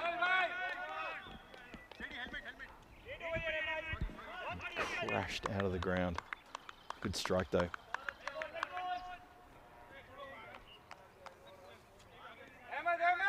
It's going to be at the end of round is over. So finishes with being hit down the ground. It's 90 for 4 after 6. Sabir Zakil, he's on 8 from 3 faced. And Otman Zai, he's got 5 from only 3 balls faced. See at the top there, Hadis Tarakel gets a really good 39 before he was caught on the boundary line. And that was pretty much the highlight of Beverin against an undermanned and a young 12 Stars team. They're out there with only 8 players in total, 8 players. They did have a team sheet of 9. I think one of them has turned up late and I think has been disallowed to enter the field because he arrived here way too late. Manoj is going to bowl his second, only went for 10 off his first. Shouts to catch it. And taken. This time, Ravi Thuplial comes in and takes a good outfield catch. Screams in to grab that one. And Manoj is always got one of the biggest smiles you'll see in world cricket. He's just got absolutely grin from ear to ear as he picks up a wicket with, could be described as a bit of a rotten delivery. But Beverin, they're just falling for it. That's the disappointing thing. And it's not a great display from Beverin. They need to be a little bit more settled than this. They've got all the time in the world. They're playing against an understrength team. There's no need for that.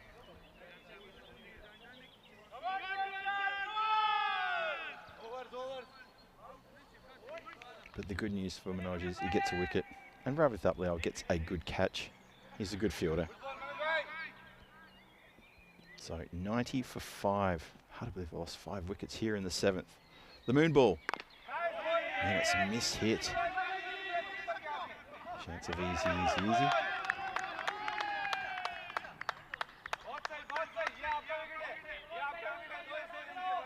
I can't remember the movie. I think it might have been Lord of the Rings. They talked about the army in the second movie, about who made up the army. They have the dot there. And the phrase that was used that's coming to mind right now is these soldiers have seen too few winters or too many winters.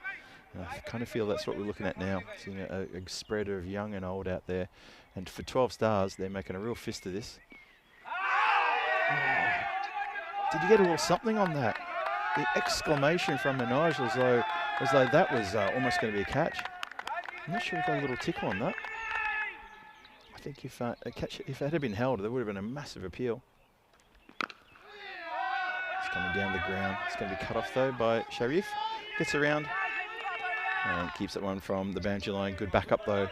As Ravi also runs behind him to make sure that it doesn't go any further. So one more to come in the 7th. 92 for 5. And after this, 7 overs fully completed. And that's going to be wide. So not after this, maybe after the next one.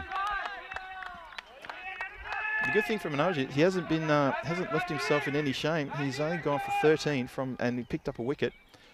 So this maybe will complete the over. Oh, that's pretty adjacent and given. And I reckon that's a fair shout. Now, the batter's not happy, but I got to tell you something. Raffaella Alagazai, you were pretty plumb there.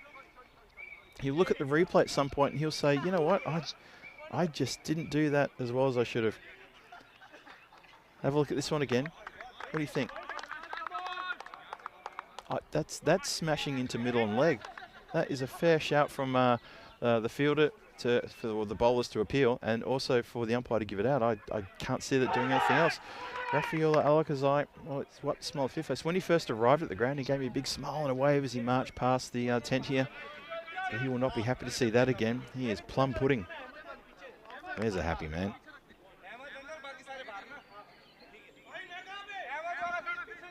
So Brussels Warriors take on Antwerp tomorrow night. Massive game for these two.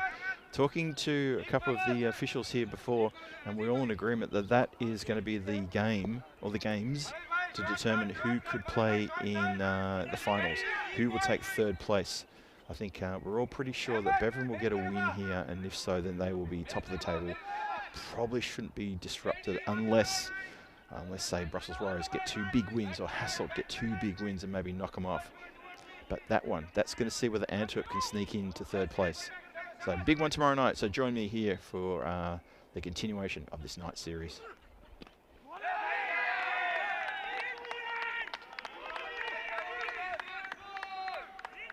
So 93 for 6.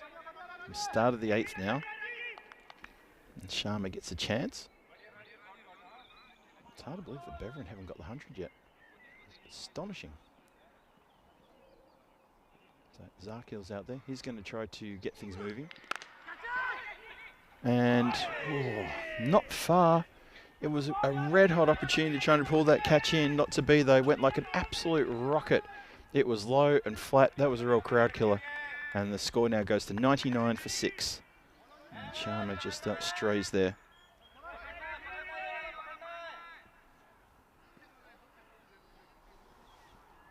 Just remember, Beveron won the toss and wanted to bat first.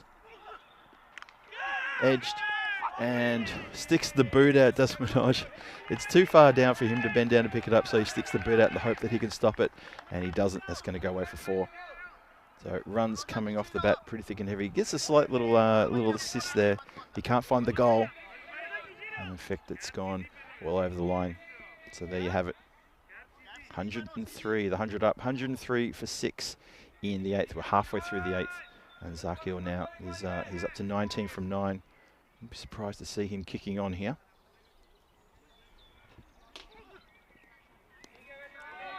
And that's been indicated as a no ball. Umpire convinced that that was well and truly off the deck.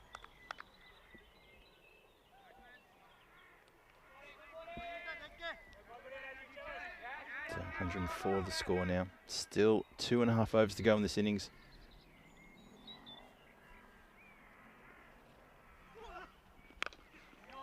Goes leg side, and I think it's gone square. It has indeed crossed the boundary for another Maximo. So Sabir Zarkil, he's not mucking around. He's saying, I've seen enough of this. Let me get on with it and get a score on the board for myself. Can't blame him.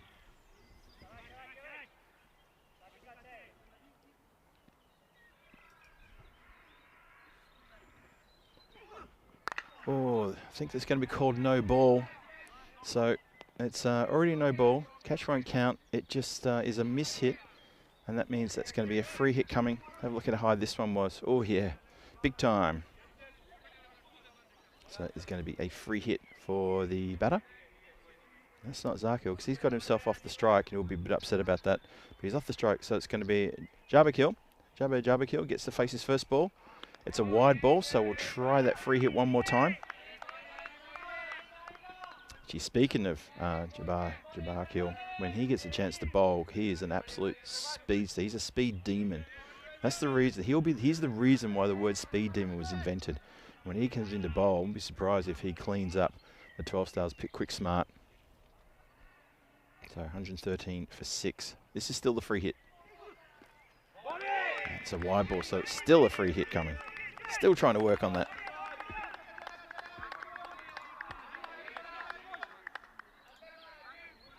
I can confirm that from the game in Jersey, that the Spitfires did indeed get the win over a very fast finishing Central Commanders, a very tight finish.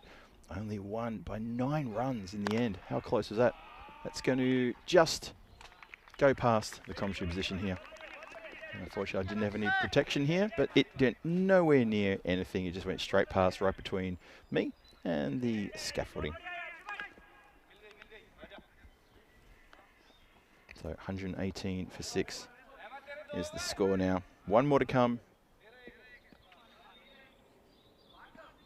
And here it comes. Sharma is over. He's gone magical. 25 off it. And finishes with a dot. You sort of think, why can you bowl like that earlier? 25 off the 8th over. So 8 overs gone. 118 for 6. Zakil, he's on 26. Jabakil's on 4. And Beveron pushing up this score towards the 130s, possibly maybe even higher than that. Have a look at the wickets. Fell pretty regularly. Good uptick in the last over though. That 25 off it.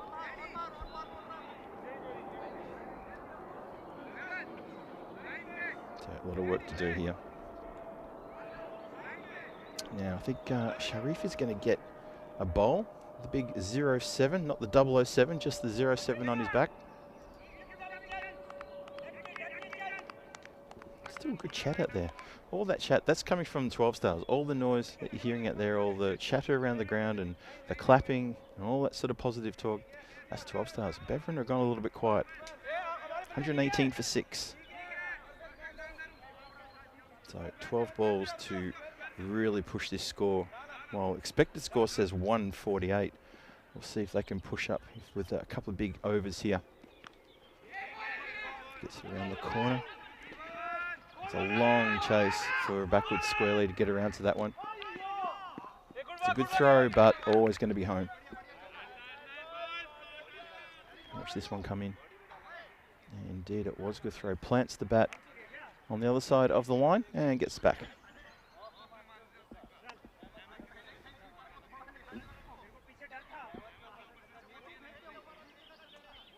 So just a bit of attention there to the stumps. Now we're good to go. 120 for 6. Still 11 deliveries to come in this innings. Well, it's down leg side again. This time it's helped a bit better. Is that going to go for a goal? Oh, I think that went through the goals. Silence from around the ground from that boundary. Even the Beveren dugout aren't cheering it. Have a look at this. It did go through for a goal. There you go. People should be out of their seats for that one. It was a goal. That's the second one I've seen today. 124 for 6. Sharif Salazar here trying to just roll the arm over, see what he can do. Maybe pick up a wicket. Just miss-hit there. A lot of miss-hits and hits that go straight to the few players that are out there from Beveren. It hasn't been an awesome performance in them, the kind of performance I was expecting. A little bit surprised, but it's a little bit difficult. But they haven't been absolutely smacked. Now that's been absolutely smacked. But the 12 Stars team haven't really been put to the sword here. I expected some score that was going to be pushing into the 180s, and it just hasn't happened. So here we are. That's a good strike, though. Anywhere on many fields, that was a terrific strike.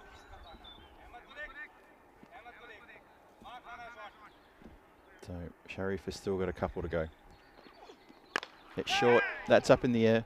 Who wants that? No, it's out of the ground. That's who wants it. And smacks into the fence and runs all the way back into the field.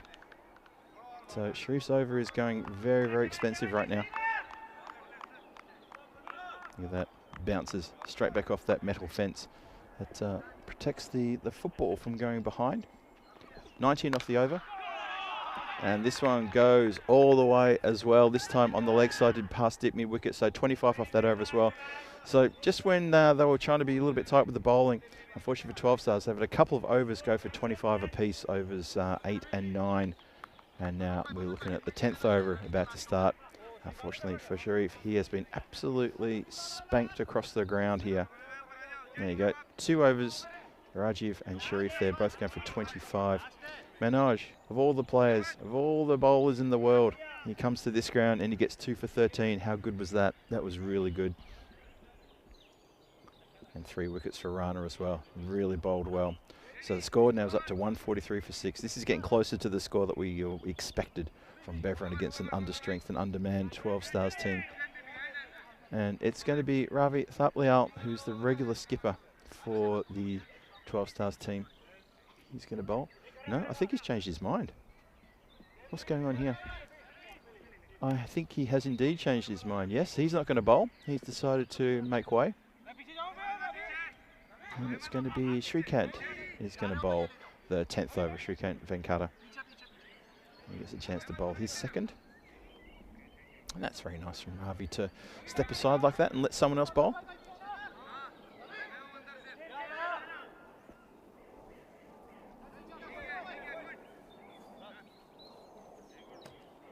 Thomas Martin is saying about the ongoing national T20 competition. There is indeed. I'll talk about that after this ball. Just to give people a bit of a background to that one, as the keeper misses it and it runs away for what I believe would be 4 leg byes. Yes, indeed, signalled as leg byes. So there is, yes, the T20 national competition, I think it comes to an end in this part of Belgium. It comes to an end this weekend. And on Saturday, before the Hasselt versus Royal Brussels games in the evening, there's going to be 2 T20 games on before that. And it's going to feature these 2 teams, Beveren and 12 Stars. And 12 Stars need to get 1 win, and they clinch the title. Beveren need to get 2 wins, and they get the title. So that is obviously what's going on at the same time as this. Been slightly mishit, but still got the legs for a Maximo. So that is going on at the same time, and that is something which both teams have obviously got a lot of focus on, and you can understand why, because the winner of that will go on to represent Belgium at ECL. That's my understanding. Or at least they will go on to maybe play the finalists from other regions of Belgium to see who plays in the final. But I think that's what that's about. I'll get clarity to that during the break, but that's how I understand it. Keeper has to do the fielding there. That's no, he doesn't, because it's run away for 4. So it scores now 157 for 6. That score is still building.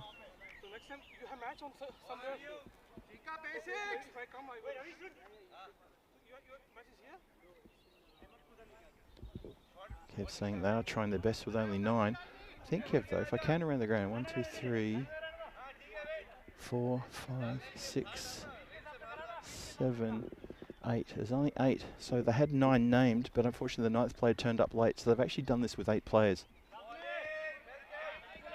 Swing and a miss. Incredible. Trip Denny comes back and says, calling all lurkers. Yeah, I think it's just quiet. I'm sure this match is the one that's going to get everybody out. Lurkers call that time, I think Phil says, Kev.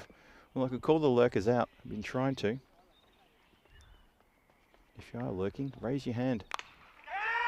Shout to catch it. It's in the air. It's hanging in the air for quite a while. It's slow. Judson slow out of the blocks. He watched it and it just didn't take off. He just sort of stuck on the boundary line, then realised he was in with an opportunity. And I think it was the lights that had him a bit bamboozled there as it came out of the lights. But just, yeah, moved a little bit too late there. So we are close to the conclusion of this innings. Last ball, in fact, 159 for 6, plus this. And that is out of the ground. So 165 for 6 is the score posted by Beveren in 10 overs there. And Ezekiel helps himself to another half century off the last strike of the match. Gets to 51 from 21 deliveries. That's a really good half century for him. He'll feel good about that. Jabakil, a good assistance with 22 from 5. And Beveren have posted a big score on the board. And a few smiles all around. It's good to see the 12 Stars team, who know Beveren quite well, just going over and saying, look, well batted, mate. That was a good half century. They're probably also saying to him, yeah, but you know what? There's only 8 of us and there's 11 of you, so there's that. So in the cold light of day, when it all started, when we still had a little bit of light around the ground, it was Mellingsley and Hadis who got things off to a really good start for Beveren. And we thought, well, the runs are going to pile up here, and some of the big hitting that was going on around the ground looked absolutely awesome. And then Sharma held on to a ripper there off the bat of Hadis. Couldn't believe he'd lost his wicket like that. He was absolutely stunned when he hit it straight down the throat there of Sharif. And then there's the 8 of them getting together and giving a bit of a pump up. Rana came on. How good was his couple of overs? Gets a feather edge and the catch goes to ground with the appeal, but he was so pumped. Really, really pumped. And it was, you know what, it stifled what we thought was going to happen. And then what we thought was going to happen happened anyway, which was a pile of runs got made. But it was just that moment where, you just thought these guys are going to get absolutely pummeled. And they kind of did towards the end, but they put up a fight. Manoj came on and bowled a couple of overs, and here's a couple of overs actually really successful. I think he's done really well. He doesn't have the greatest bowling style, and people look at that and say, well, how did he get a chance to bowl? Hey, you know what? In an ECS game, he got 2 for 13 from his 2 overs. So how about that? That's a great way to appeal, by the way, just that one, just there in that shot. You're bouncing up and down on your haunches, just saying, hey, hey, hey. And then handshakes and hugs all around. Zarkiel gets himself a half century. Well done to him. And he got a bit of a good fist bump from everybody, pat on the back from the 12 Stars team as they all marched off. So that is the batting card there. Hadis at the top there, 39 from 12, and Mansour Malingside, that 18 of 6. They looked really good when they started things off. And then it was middle order. It was, Sabir Zarkiel with that 51 of 21. Well done to him. Unfortunately for a couple of other players, they got a little bit carried away with the bowling. They just thought he'd get after it. And they came undone. 3 wickets to Rana Ahmad. Well done for you. 3 for 25, 2 for 13 to Manoj, and 1 wicket there to Shrikant Venkata. And that was a pretty good effort there. A couple other, the rest of the bowlers at the top and at the bottom there, just getting spanked around the ground, going magical when they only bowled 1 over. So every person who bowled 1 over, they went magical. So they didn't get a chance to bowl a second. Maybe that was the incentive to bowl a second over, is don't go magical in your first over. So there it is, Beverin 165 for 6 after 10. So that, of course, means that 166 is what's to be scored by 12 Stars when they come out to bat. Remember, they are short of players. And so I find out what's going to happen about that 9th player, because I think he actually got to the ground, but I think he was not allowed to take to the ground because he was so late. I guess that also means that he won't get a chance to bat either. Anyway, we'll get all that clarified during the break, and I'll be back with you shortly. This is Phil G from the European Cricket Network saying I'll see you back in about 5 minutes' time, and we'll conclude this game. And we'll also recap Jersey for tomorrow and recap what's happening in Greece tomorrow. See you soon.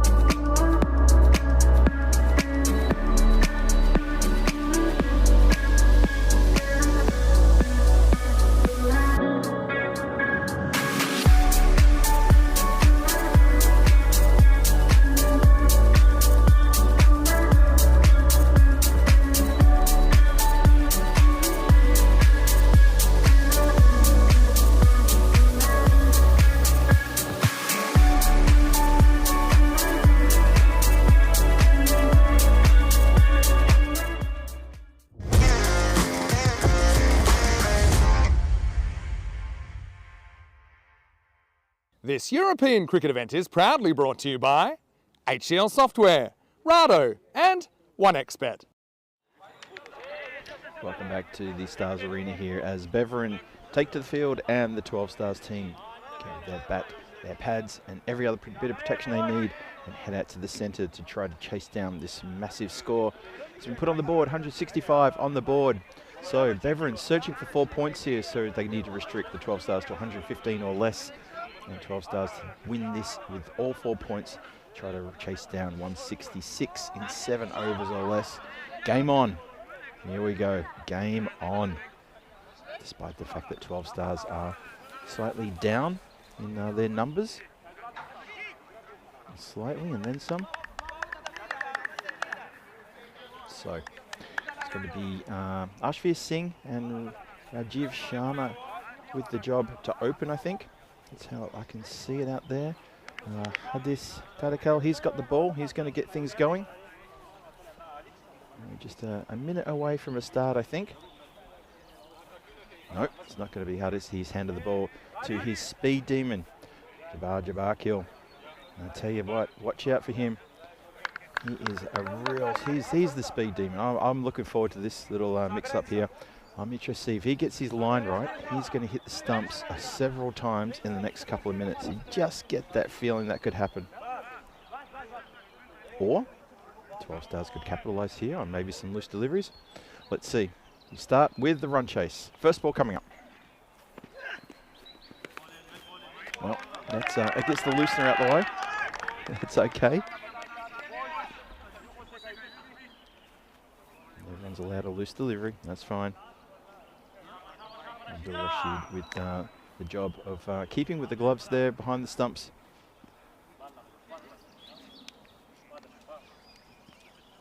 Let's see how the approach is here. The run rate required right from the off is 16.5 per over. So 12 Stars on a hiding to nothing here in this match.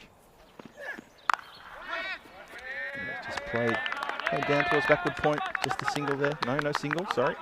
No run at all. Straight to the play, didn't want to chance that.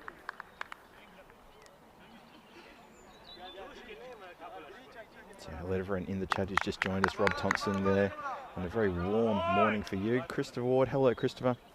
Thomas Martinez, Mr. Jinx is still there. Johnny He's still there. Trip Denny. All the usual suspects. Ian Smallen, I can see you as well. Oh, shouts of yes and no. One batter wanted something, the other one didn't. Very busy out there. I'll add everyone else in the chat. Those who don't have a blue spanner, that's fine. Love to have your company. I can see Hunter Mack is out there in the chat. And Baba Ali is also out there as well. Good to have you all with us here. Hope you're having a lovely Thursday, wherever you are in the world, wherever you're watching from. It's wonderful to have your company.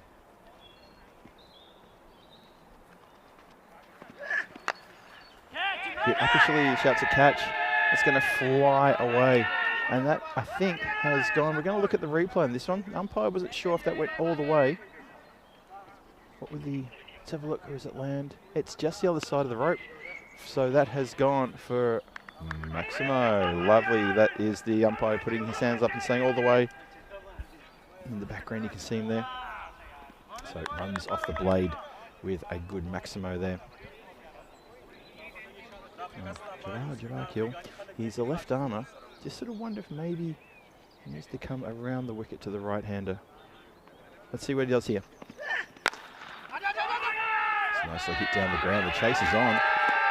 The ball's going to win that chase. That goes for 4. So 6 and 4. And just in the foreground there of the camera, you can see one of the Beveren faithful just enjoying that one. I think that was Rafiul Al-Khazai just motioning to that and saying, wow, how did that happen? Jabbar Kill getting a bit of treatment here.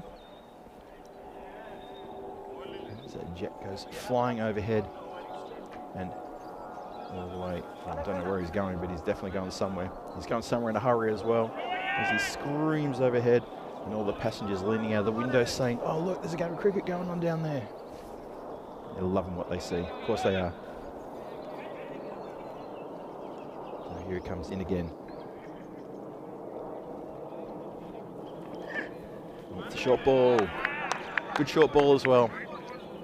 Oh, spin indicators are wide. Oh, it's a bit harsh. Let's have a look again. Oh, yes, it was. Way too high. Good idea, though. Definitely good idea. Joining here, being questioned in the chat by Suresh Kumar, asking, do you know what was the fastest delivery that ever happened in Europe and how fast was it and who bowled it? Good question. I'm not sure who. Chat said, yeah, as they run through for a single. Good work here from 12 Stars here at the start. Keeping things moving, not giving up too easily. It's a good question about the fastest bowler and what speed they bowled. And I know Vinny's talked about this at length, about how we don't have that technology currently, ECN, to sort of track the speed of bowlers. We'd love to have it. It's a great talking point too.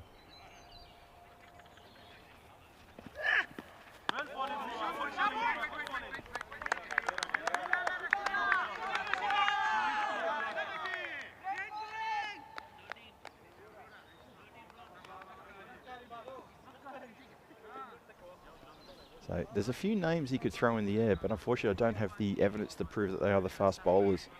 But there's a few around Europe, and there's a number of them, and they're all pretty quick. So 62 matches since the Golden Ball. I think you probably wouldn't take those odds for this one being a Golden Ball, but you never know. You never know. This is ECN after all, where anything can happen. Somebody wrote that in the chat last match. You know, this is a great thing about ECN. Anything happens. Sit down the ground just for a single there. It was 13 off the first over if you missed it. Kunkel comes on, see if he can disturb the stumps.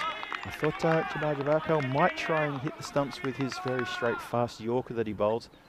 Unfortunately, pitched a few too wide. Kunkel, he's had a good tournament. See if he can finish the group stages with a couple of wickets himself. Sorry, just smacked the microphone there. Didn't mean to do that, folks. Actually, I need to find my fly swatter. Getting a few bugs in here at the moment. I haven't found that green spider that was hanging around me quite a fair bit earlier today. He's gone for a bit of a wander. But I think I saw him and removed him no less than 3 times in about half an hour. He was very persistent. He even found him on my arm at one point. I didn't squish him. I don't do that. That's a lovely cut shot. That's gone through the gap and placed perfectly for 4. What a great shot that is. Really good shot this. Watch this. Nicely played. Whipping action there. All wrist work and guided perfectly. Kunkel, he's up.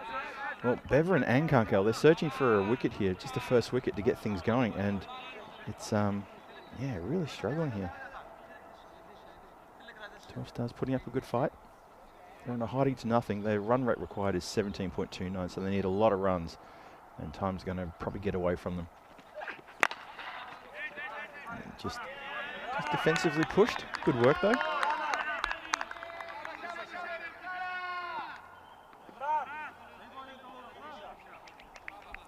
There's a good comment there. Of course, Ahmed Vlog, Belgium are 10 years away from modern cricket. Don't necessarily agree with that, but I agree with the second part. They need to make soil pitches, not carpet anymore. Yeah, look, it's that thing about the pitch. It's a good point you raise, and it's a good discussion point as well. Oh, gets an edge, almost cannons onto the stumps. And what it comes down to, and I'm talking, I guess, from the viewpoint of I've done a lot of work, and am still doing a lot of work with Czech cricket. It just comes down to finances. It's expensive to have a soil pitch wicket. It's expensive to make. It's expensive to maintain, and with the amount of cricket that gets played these days, the wear and tear on a soil pitch is incredible. So you do need to spend a lot of money on the maintenance of the ground, the pitch, constantly. And getting one made and prepared and put in is, that's the first step. But that's just the first of many steps. So it's quite a process. So I don't disagree with what you're saying. It's just you need to understand there are certain clubs and grounds around Europe where they just don't have the funds to do that. We in Czech Republic, we don't have the funds to do that. We'd love to, absolutely love to. And it's just a slow process where build, and eventually they will come. I know it sounds like a quote from a movie. It is, but that's exactly how it works. So it is, have a look at the score there. 2 overs gone, 20 on the board, facing 166.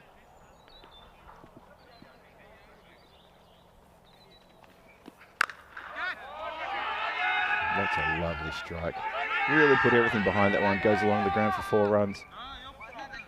Similar to a shot we saw just earlier in this over where it just used all the wrist work and punched it through that gap.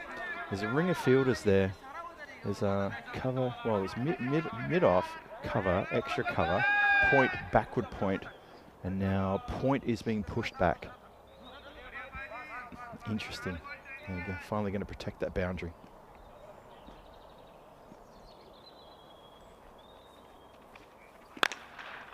Goes down the ground this time. Just gets down and stops that one getting through.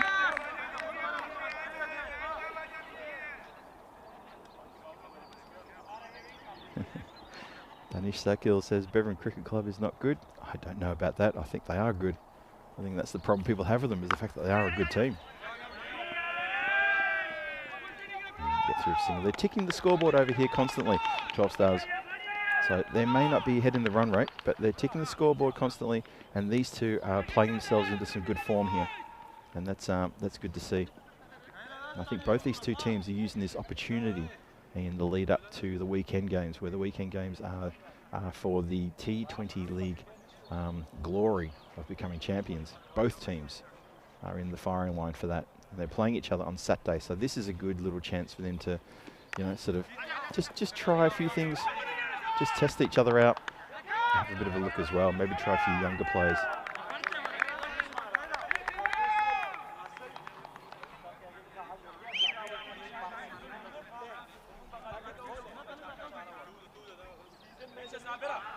People talking about when they started doing this.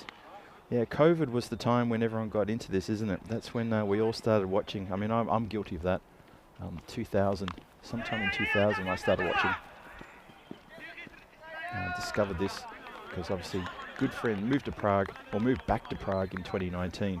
And you know, obviously hanging out with my mates like Terry O'Connor and Danny Hudacek, who are staples in Czech cricket, and getting involved in tournaments and things like that, and then finding out that European Cricket Network existed, and they were coming to Prague in 2020, and there was going to be the Czech Super Series, which was a fantastic series. Danny and Terry doing 4 weeks of commentary there. That's hooked around the corner. That's going to run away. No, it's going to be cut off. Just didn't have the legs. And that was kind of when I first heard of ECN. And then I started tuning in, started watching, started dropping my little comments. And I got noticed, got given a spanner because I was being very positive. That's how I met a whole plethora of people who, just like the spanners who are on here now. And that was when it was at a big time. So have a look at that Beverin batting performance there. Started well, 20 and 23 off the first 2 overs. Then look at that ending there. Those 3 magical overs in a row, especially after that 7th over. Only went for 3 runs. I think that was Manoj's over. And he picked up a wicket as well. Picked up a couple of wickets actually, didn't he? Putting his hand up for player of the match. Well, not quite. So 3 overs gone. Power play done. 28 on the board. It's been crunched through the covers. Past one fielder, and there's no protection on the cover boundary. The outfielder was sort of a point. And he had to go a long way. Never going to get to that. Was hit really hard and fast. Really good shot, that one.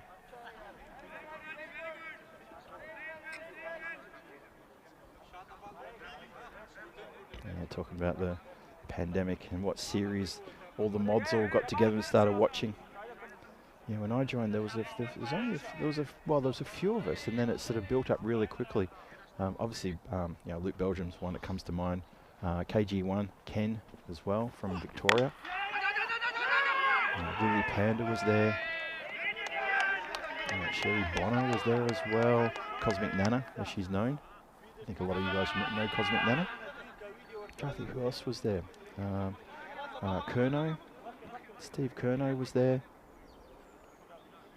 It's going back in time now. So many names there. But we've got a good group now. And there's a couple of regulars, and I'm looking at all their names lit up in blue on my screen in front of me. That scoreboard constantly ticking over here.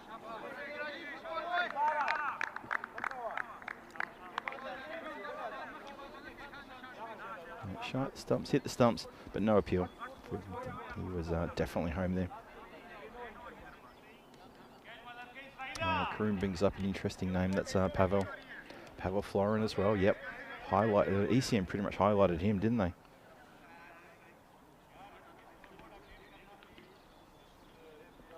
So 34 for no loss halfway through the fourth.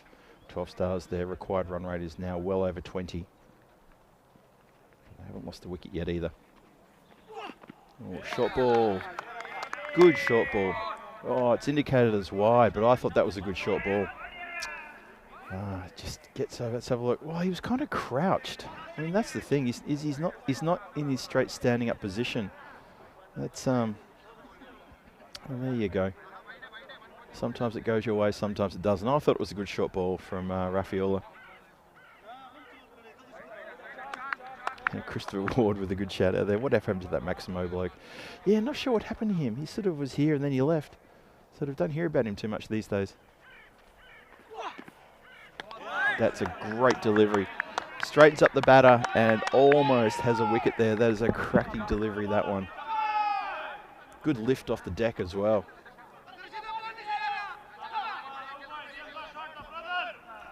Olakazai, he's been a terrific performer in this competition with the bat and the ball, especially with the ball. I think he's bowled really well in this series. Probably wishes he had a few more wickets to his name, but I think his bowling has been terrific. Very economical. Oh, good shot down the ground. Shows the flat bat. Sabir Zakil is patrolling the boundary in that long on area, gets around and stops it going any further.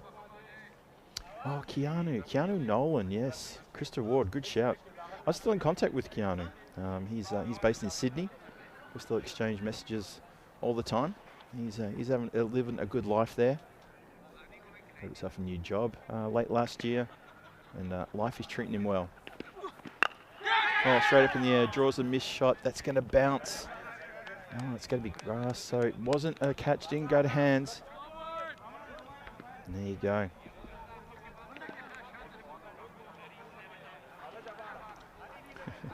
Very large mosquito just fell directly on top of my laptop as I was trying to read it.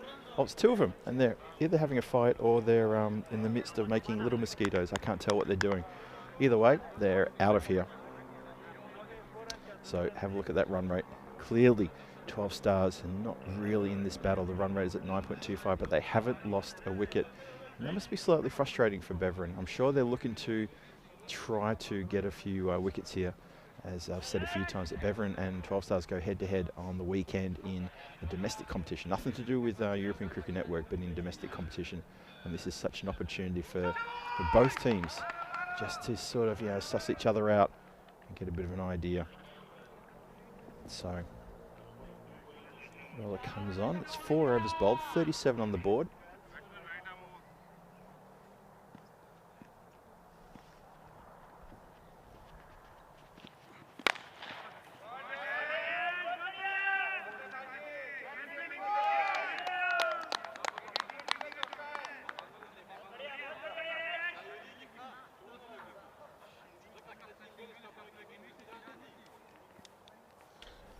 Yeah, Mohammed Kamran, that's a good shout. My director in my ear just telling me he was the one from Packard Care. We're trying to think of the fast bowlers in Europe. Mohammed Kamran, the one who a couple of years ago didn't have any hair, and then he came back and boom, he's got hair. And I think a few of us were sort of like, "Are you sure that's him? That's not his brother?" No, that's him. Yeah, Kareem just saying that Lily Panda was on a while back, first time a long while. Yeah, I thought she was on for a little bit. Yeah, yep, Lily Panda. I think I saw Cosmic Nana towards the end of last year. Yeah, Maya's another one. She was also there at ECC 21. Where I got a chance to meet her face to face, and that was cool because she was very well known in the chat, obviously. So yeah, Maya, who now obviously, and I'm sure if a lot of you are friends with her on Facebook.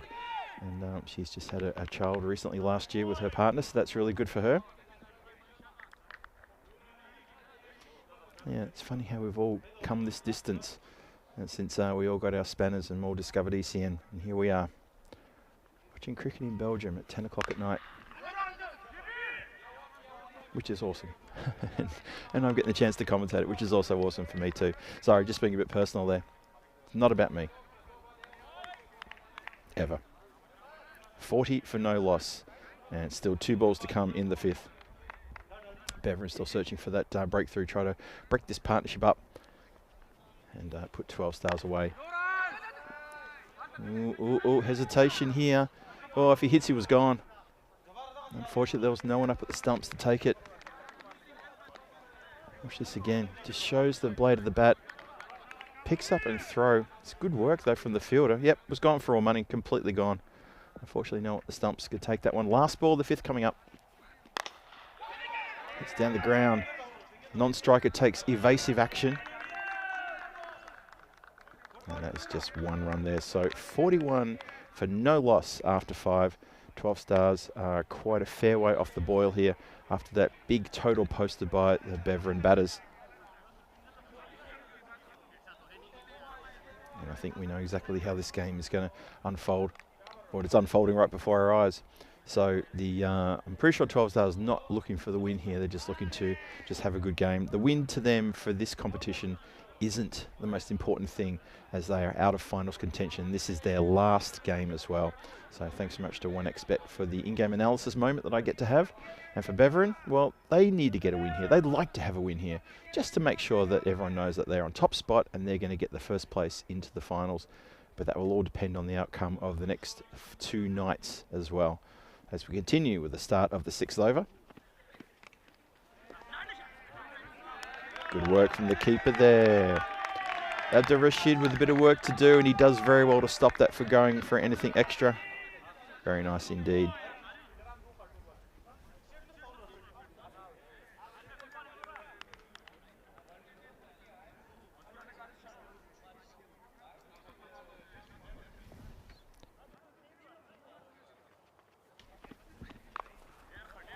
Just play with soft hands. He's found the gap, or has he?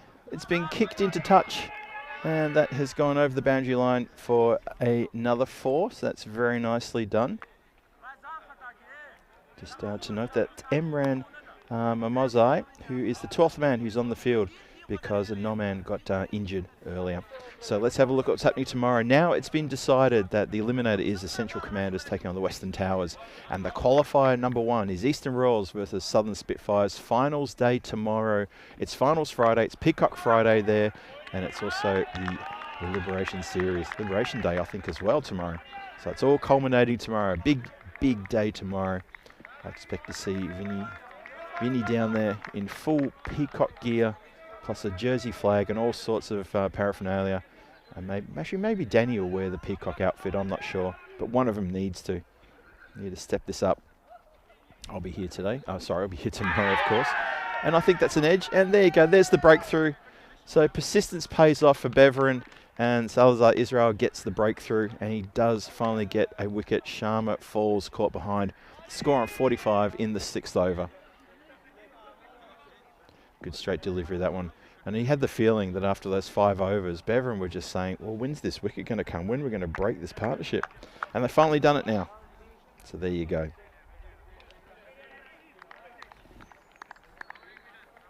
And hello to Kitty as well.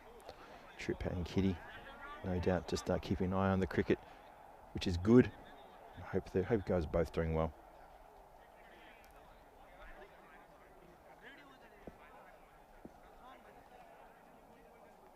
So, yeah, just a quick mention before about Mohammad Noman, who's not on the field.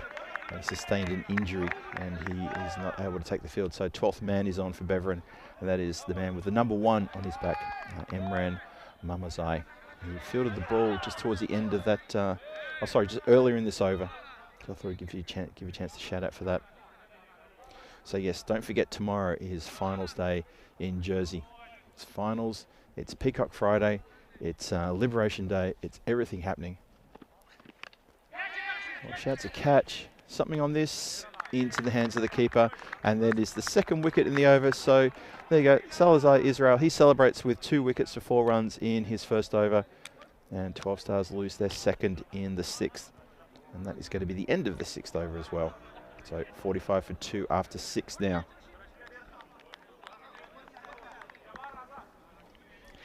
Now, that's interesting. The chat's now talking about what possibly Vinny is going to dress up with tomorrow. I'd love to sort of ping him something and just say, can you give us a bit of a sneak preview? Because it's something everyone's talking about now.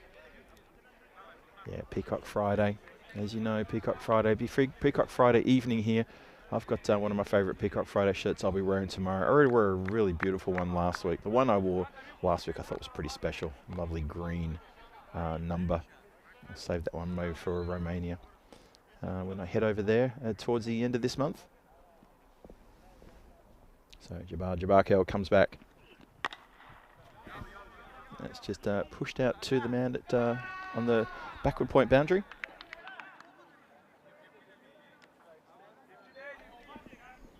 So 2 wickets down now, 46 on the board.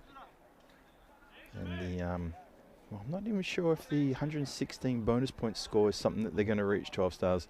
But for them, I don't think that's part of the game plan or what they need to be thinking about. Okay, so Trip's off. Thanks so much for joining us, Trip. It was wonderful to have you here. And hopefully we'll see you tomorrow night. With up Leal is there, tries to turn it around the corner. He's going to get off the mark with that shot. So there's a lot of runs to be scored of 22 deliveries if the 12 Stars want to get themselves a point. And as I said, I'm not sure that's part of the plan. Rob Thompson saying it's Friday already. Well, Rob, if it's Friday already, Rob, you've got your Peacock shirt on, I hope.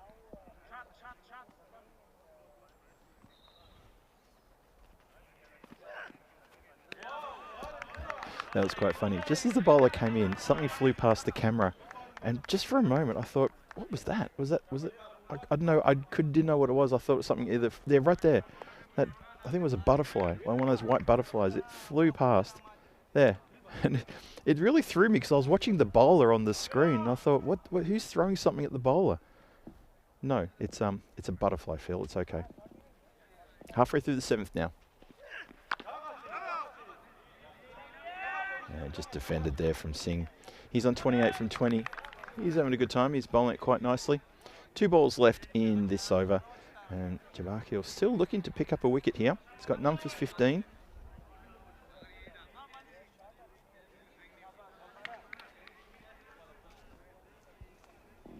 The temperature, feel the temperature's dropping a bit here. It's getting a bit cool again.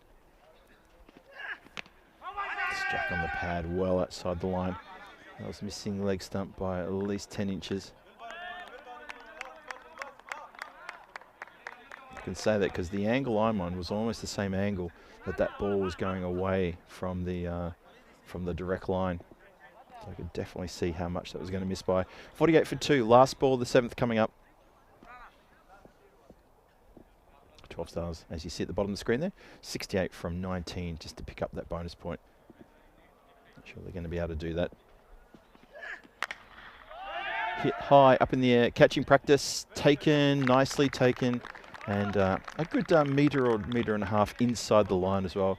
Gives the fingers a little bit of hot air, just to get circulation back in as that goes straight down the throat of the deep mid wicket. Couldn't have picked him out better if he tried. Donk, thank you very much, yeah. Well inside the line, no problem at all. So that is going to be the end of Ravi Thaplial. He goes, not spoiling the scorers too much there. He goes at the end of the 7th over, going to sort of like try to get a bit of a big hit happening. Can only pick out a fielder. The lone fielder who's out there as well, by the way. Just a reminder, tomorrow night 12 or 14, Brussels Warriors are going to go against Antwerp twice. And that's the big match, the big 2 matches. These 2 go head-to-head to see who gets into 3rd place on the standings and maybe get to play on Sunday in the finals. A chance for a run there, by the way.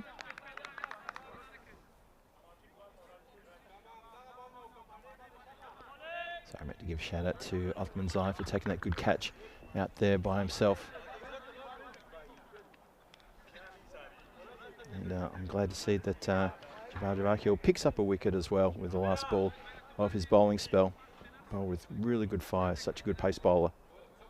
And he will cause problems on Sunday when Beveren front up for their final, and they will most definitely be playing on Sunday. Rafiola coming in again. Very accurate bowler. That little short ball he bowls there like that, the one that rises up, it makes it so difficult for the batter.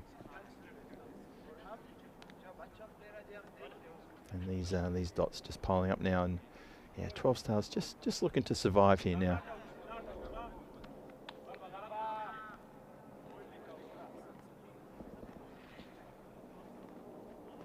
Sim says it's Friday in Canberra, but he's wearing fur. That's not a picture I want to know about. Rob Thompson, too hot for shirts here, he says. Christopher Ward holding back on the starting the car doesn't seem polite in the circumstances. Yeah, that's fair enough. That's fair enough. Okay. Well, while you guys were talking in the chat about what Vinny may or may not wear tomorrow, what would you like to see him wear? How about that? How about that? If you could put in a request to Mr. Maximo to what you'd like to see him wear on Peacock Friday to put a grin on your face, what would you like to see him wear? What should he front up with tomorrow? Good ball. Really good delivery, that one. Ashby Singh, he's been there since the start. He's 28 from 25 deliveries faced, and that was a really good delivery. 49 for 3 is the score. Still need a lot of runs, even just for that bonus point, and that's almost completely gone now. Not that I've ever thought that 12 Stars were aiming for that bonus point. It looks to me that Beveren are easily going to bank all 4 points here tonight.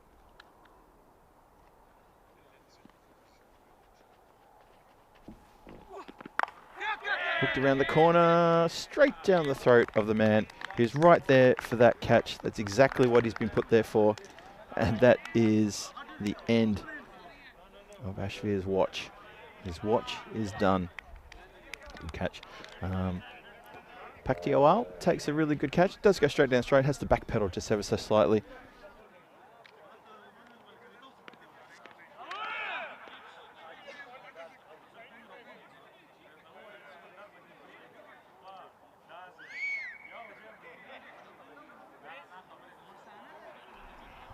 So yeah, the conversation I'm having with my director is about Vinny, what he can mainly wear tomorrow. How about dressing up as like an animal, like a cheetah or a zebra, like the black and white stripe sort of suit, maybe even with a waistcoat as well. That would be awesome. I've got to get myself a waistcoat. I do have one waistcoat with me, but it's all black. I wanted to get something with a bit of colour, otherwise it doesn't really work for Peacock Friday. Yeah, I didn't want to wear I brought it for some reason, and just when I got here, I tried it on with a couple of my shirts, and I thought, you know what, I need something with colour. I need to get a waistcoat with colour, because I don't mind wearing a waistcoat. I like wearing a waistcoat. Because with a grin on his face there. Someone who enjoys his cricket. So, last ball, the 8th. Score is 49 for 4.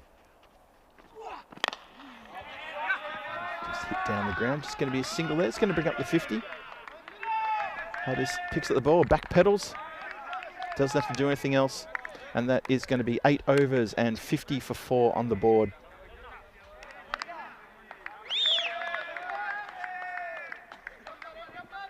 So 2 overs to go in this game, and Beveren picking up all 4 points here. You can see the cluster of wickets just in the last few overs here, with the 12 Stars team not really making any inroads whatsoever into the total that needs to be scored. So Beveren are going to pick up all 4 points, and they're going to go, well, they're going to book themselves into a spot on Sunday. Just remains to be seen whether they get into the qualifier, or they get into the final. Chances are it'll be the final. Just hit there. Hasselt have got a couple of games against Royal Brussels on Saturday night, and that depends on the outcome of those 2 games. And of course, Antwerp will play tomorrow night against the Brussels Warriors. So there's still a couple of games to go tomorrow and a couple of games to go on Saturday. Then we'll know exactly who's playing where. But guaranteed, Beveren will be here on Sunday for sure. Just need to find out after those games how that's going to go and which one they're going to play in. Got him. Well bowled.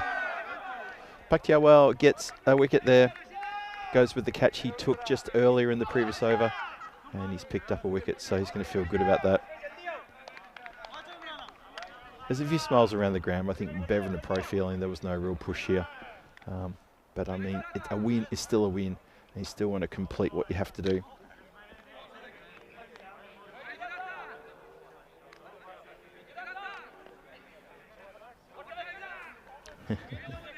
Sim there, she for me, Phil. My cat I'm wearing is jet black, so not on brand for Peacock Friday. Fair enough, okay. Just thought I'd test you out there. All good. Johnny he liked his ducky shirt. Okay. I had a win against Vinny in Portugal when I had worn my pineapple shirt, and that threw him completely. He was just wearing something that had small squares with a few different colours in it, and even he sort of stood back and said, "Nah, you got me." Nice shot along the ground. Go straight to the player out there. It's good to see the Gary Minaj a chance to have a bat, and he's hit the first one out towards the boundary line. Just think, hadn't been a play, they would have gone for 4. And he's getting a bit of a Bronx cheer from the dugout as well. There's 9 balls left in the match. Minaj is out there. Look at that. Looks ready for battle. Venkata, he's out there as well. Let's see what he can do here. Gives the charge, hits the ball well down the ground. And Sabir Zakir fields that one. He's put his hand up for player of the match. Be interested to see who does get player of the match. When Sabir picked up a good half century off the last ball of Bevan's innings. Minaj facing. What can he do here? Steps away, gives himself room and spanks that through. He's going to go to the boundary. No, it's picked up. Oh, he's denied. He cannot believe it.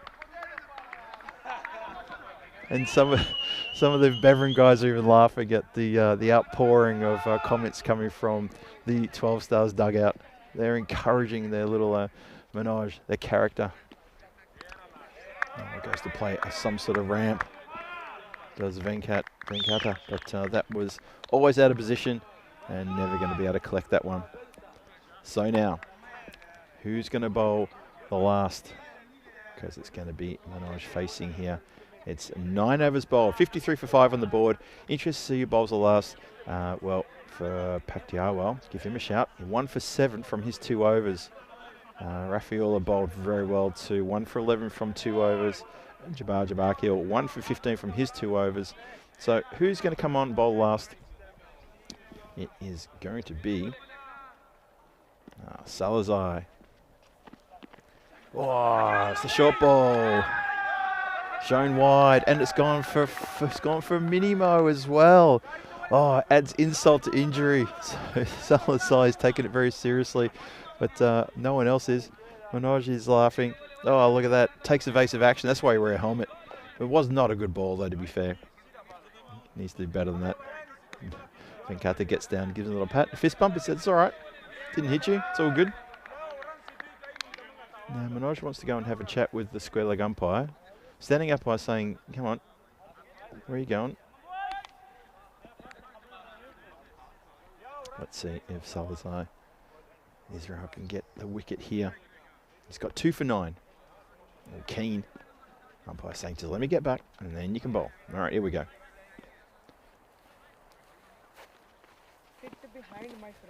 Ooh, good pace. Really good pace, that one. It's a dot. So 58 for 5. We're in the 10th now.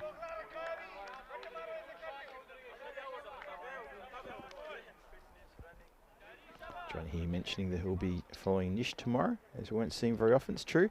Nish has pretty much stepped away from ECN.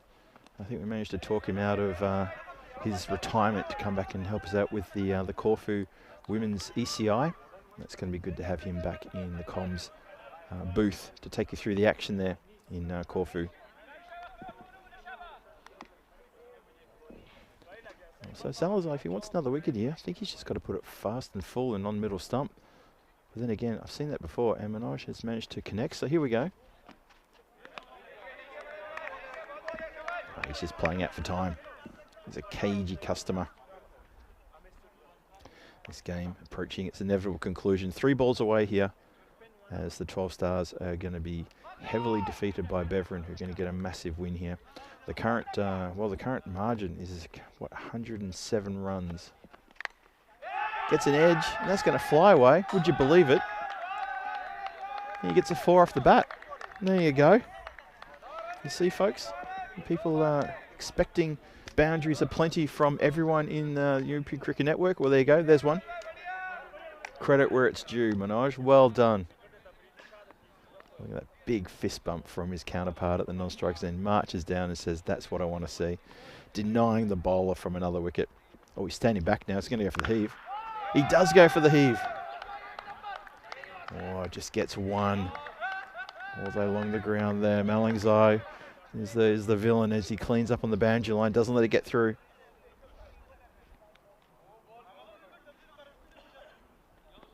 Look at this, just carved nicely. Took it from off the stumps. So Venkata, he faces the last ball of the innings. It's short. It's hit up in the air. Catching practice. Shabadra Akil, he takes. Oh, he's just dropped it last minute. Just took his eye for it. And that is all she wrote. I hope he's all right. Went to ground. Score is going to be after 10 overs there. 12 stars. They get to 64 for 5. Venkata not out on 2. And Manoj Nag, he's on 7. And that is the ball game. And that is the end of night number 11. And we are done here for a Thursday night. The 3 matches all come to their conclusion today. So quick shout out to everyone in the chat before you all go running away. Thank you very much for joining me today. I hope you've enjoyed the 3 matches. Maybe the last match didn't quite step up as much as it should, but the Antwerp Royal Brussels games, how good were they? Hope you really enjoyed that. And it sets us up tomorrow for a really big Friday night under lights. Antwerp looking to take on Brussels Warriors. You see there on the screen, matches 27-28. The majorly important to see what happens there. One of those teams, if they get the double win, well, they're straight into the Sunday action. And if they both get a win, we'll have to wait for a net run rate.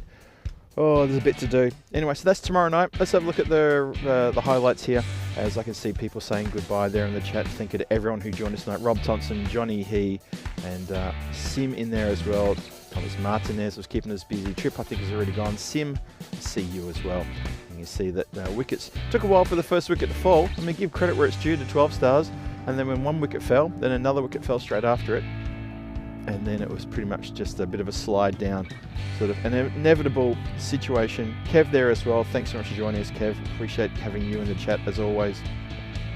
And Krista Ward was in the chat earlier as well. And we'll have to see you there, Johnny He, as always. And apologies if I'm missing anyone else, any of that regular crew. Guys, thank you so much for joining us tonight. Manoj, that's his highlight. He'll put that in his curriculum vitae, and he'll say, well, I have played cricket, watch this. You know, have a look at that. I played on the European Cricket Network and I scored a boundary. And Beveren come together and they get a commanding, huge win over 12 stars here at the ground at that lovely Stars Arena. And how good was that for them? So that is the end of that situation. Have a look at this now. 64 for 5 after 10. 28 at the top there to Ashveer Singh. A good opening partnership with Rajiv Sharma. After that, it all sort of fell away. There was a lot of dot balls. 9 wides in that as well, so a total of 10 extras. And yeah, nice little card, that one, for 12 stars. Considering there were a number of players down, and Kamal Singh didn't turn up on time, so he didn't get a chance to take to the ground. But they were on a hiding to nothing, defending a massive score. And you knew that was never going to happen, unfortunately, for them. And that is how it all went with the bowlers. The bowlers, all terrific economies, picking up wickets as well. So well done to Beveren. They get all 4 points, and they'll be very happy about that indeed. And that is the end of match 26. And that's also the end of day 11. We're done here. A lot coming your way tomorrow. It's finals day in Jersey. It's ECI action in Corfu. And it's a very important couple of games here tomorrow night, with Antwerp going head-to-head with the Brussels Warriors to see who could possibly get that 3rd position. Currently, it's the Brussels Warriors or Hasselt in 3rd place. Hasselt play the Royal Brussels on Saturday, so they've all got a bit of work to do, but there's still 4 games to go in this night series. Hope you're having fun so far.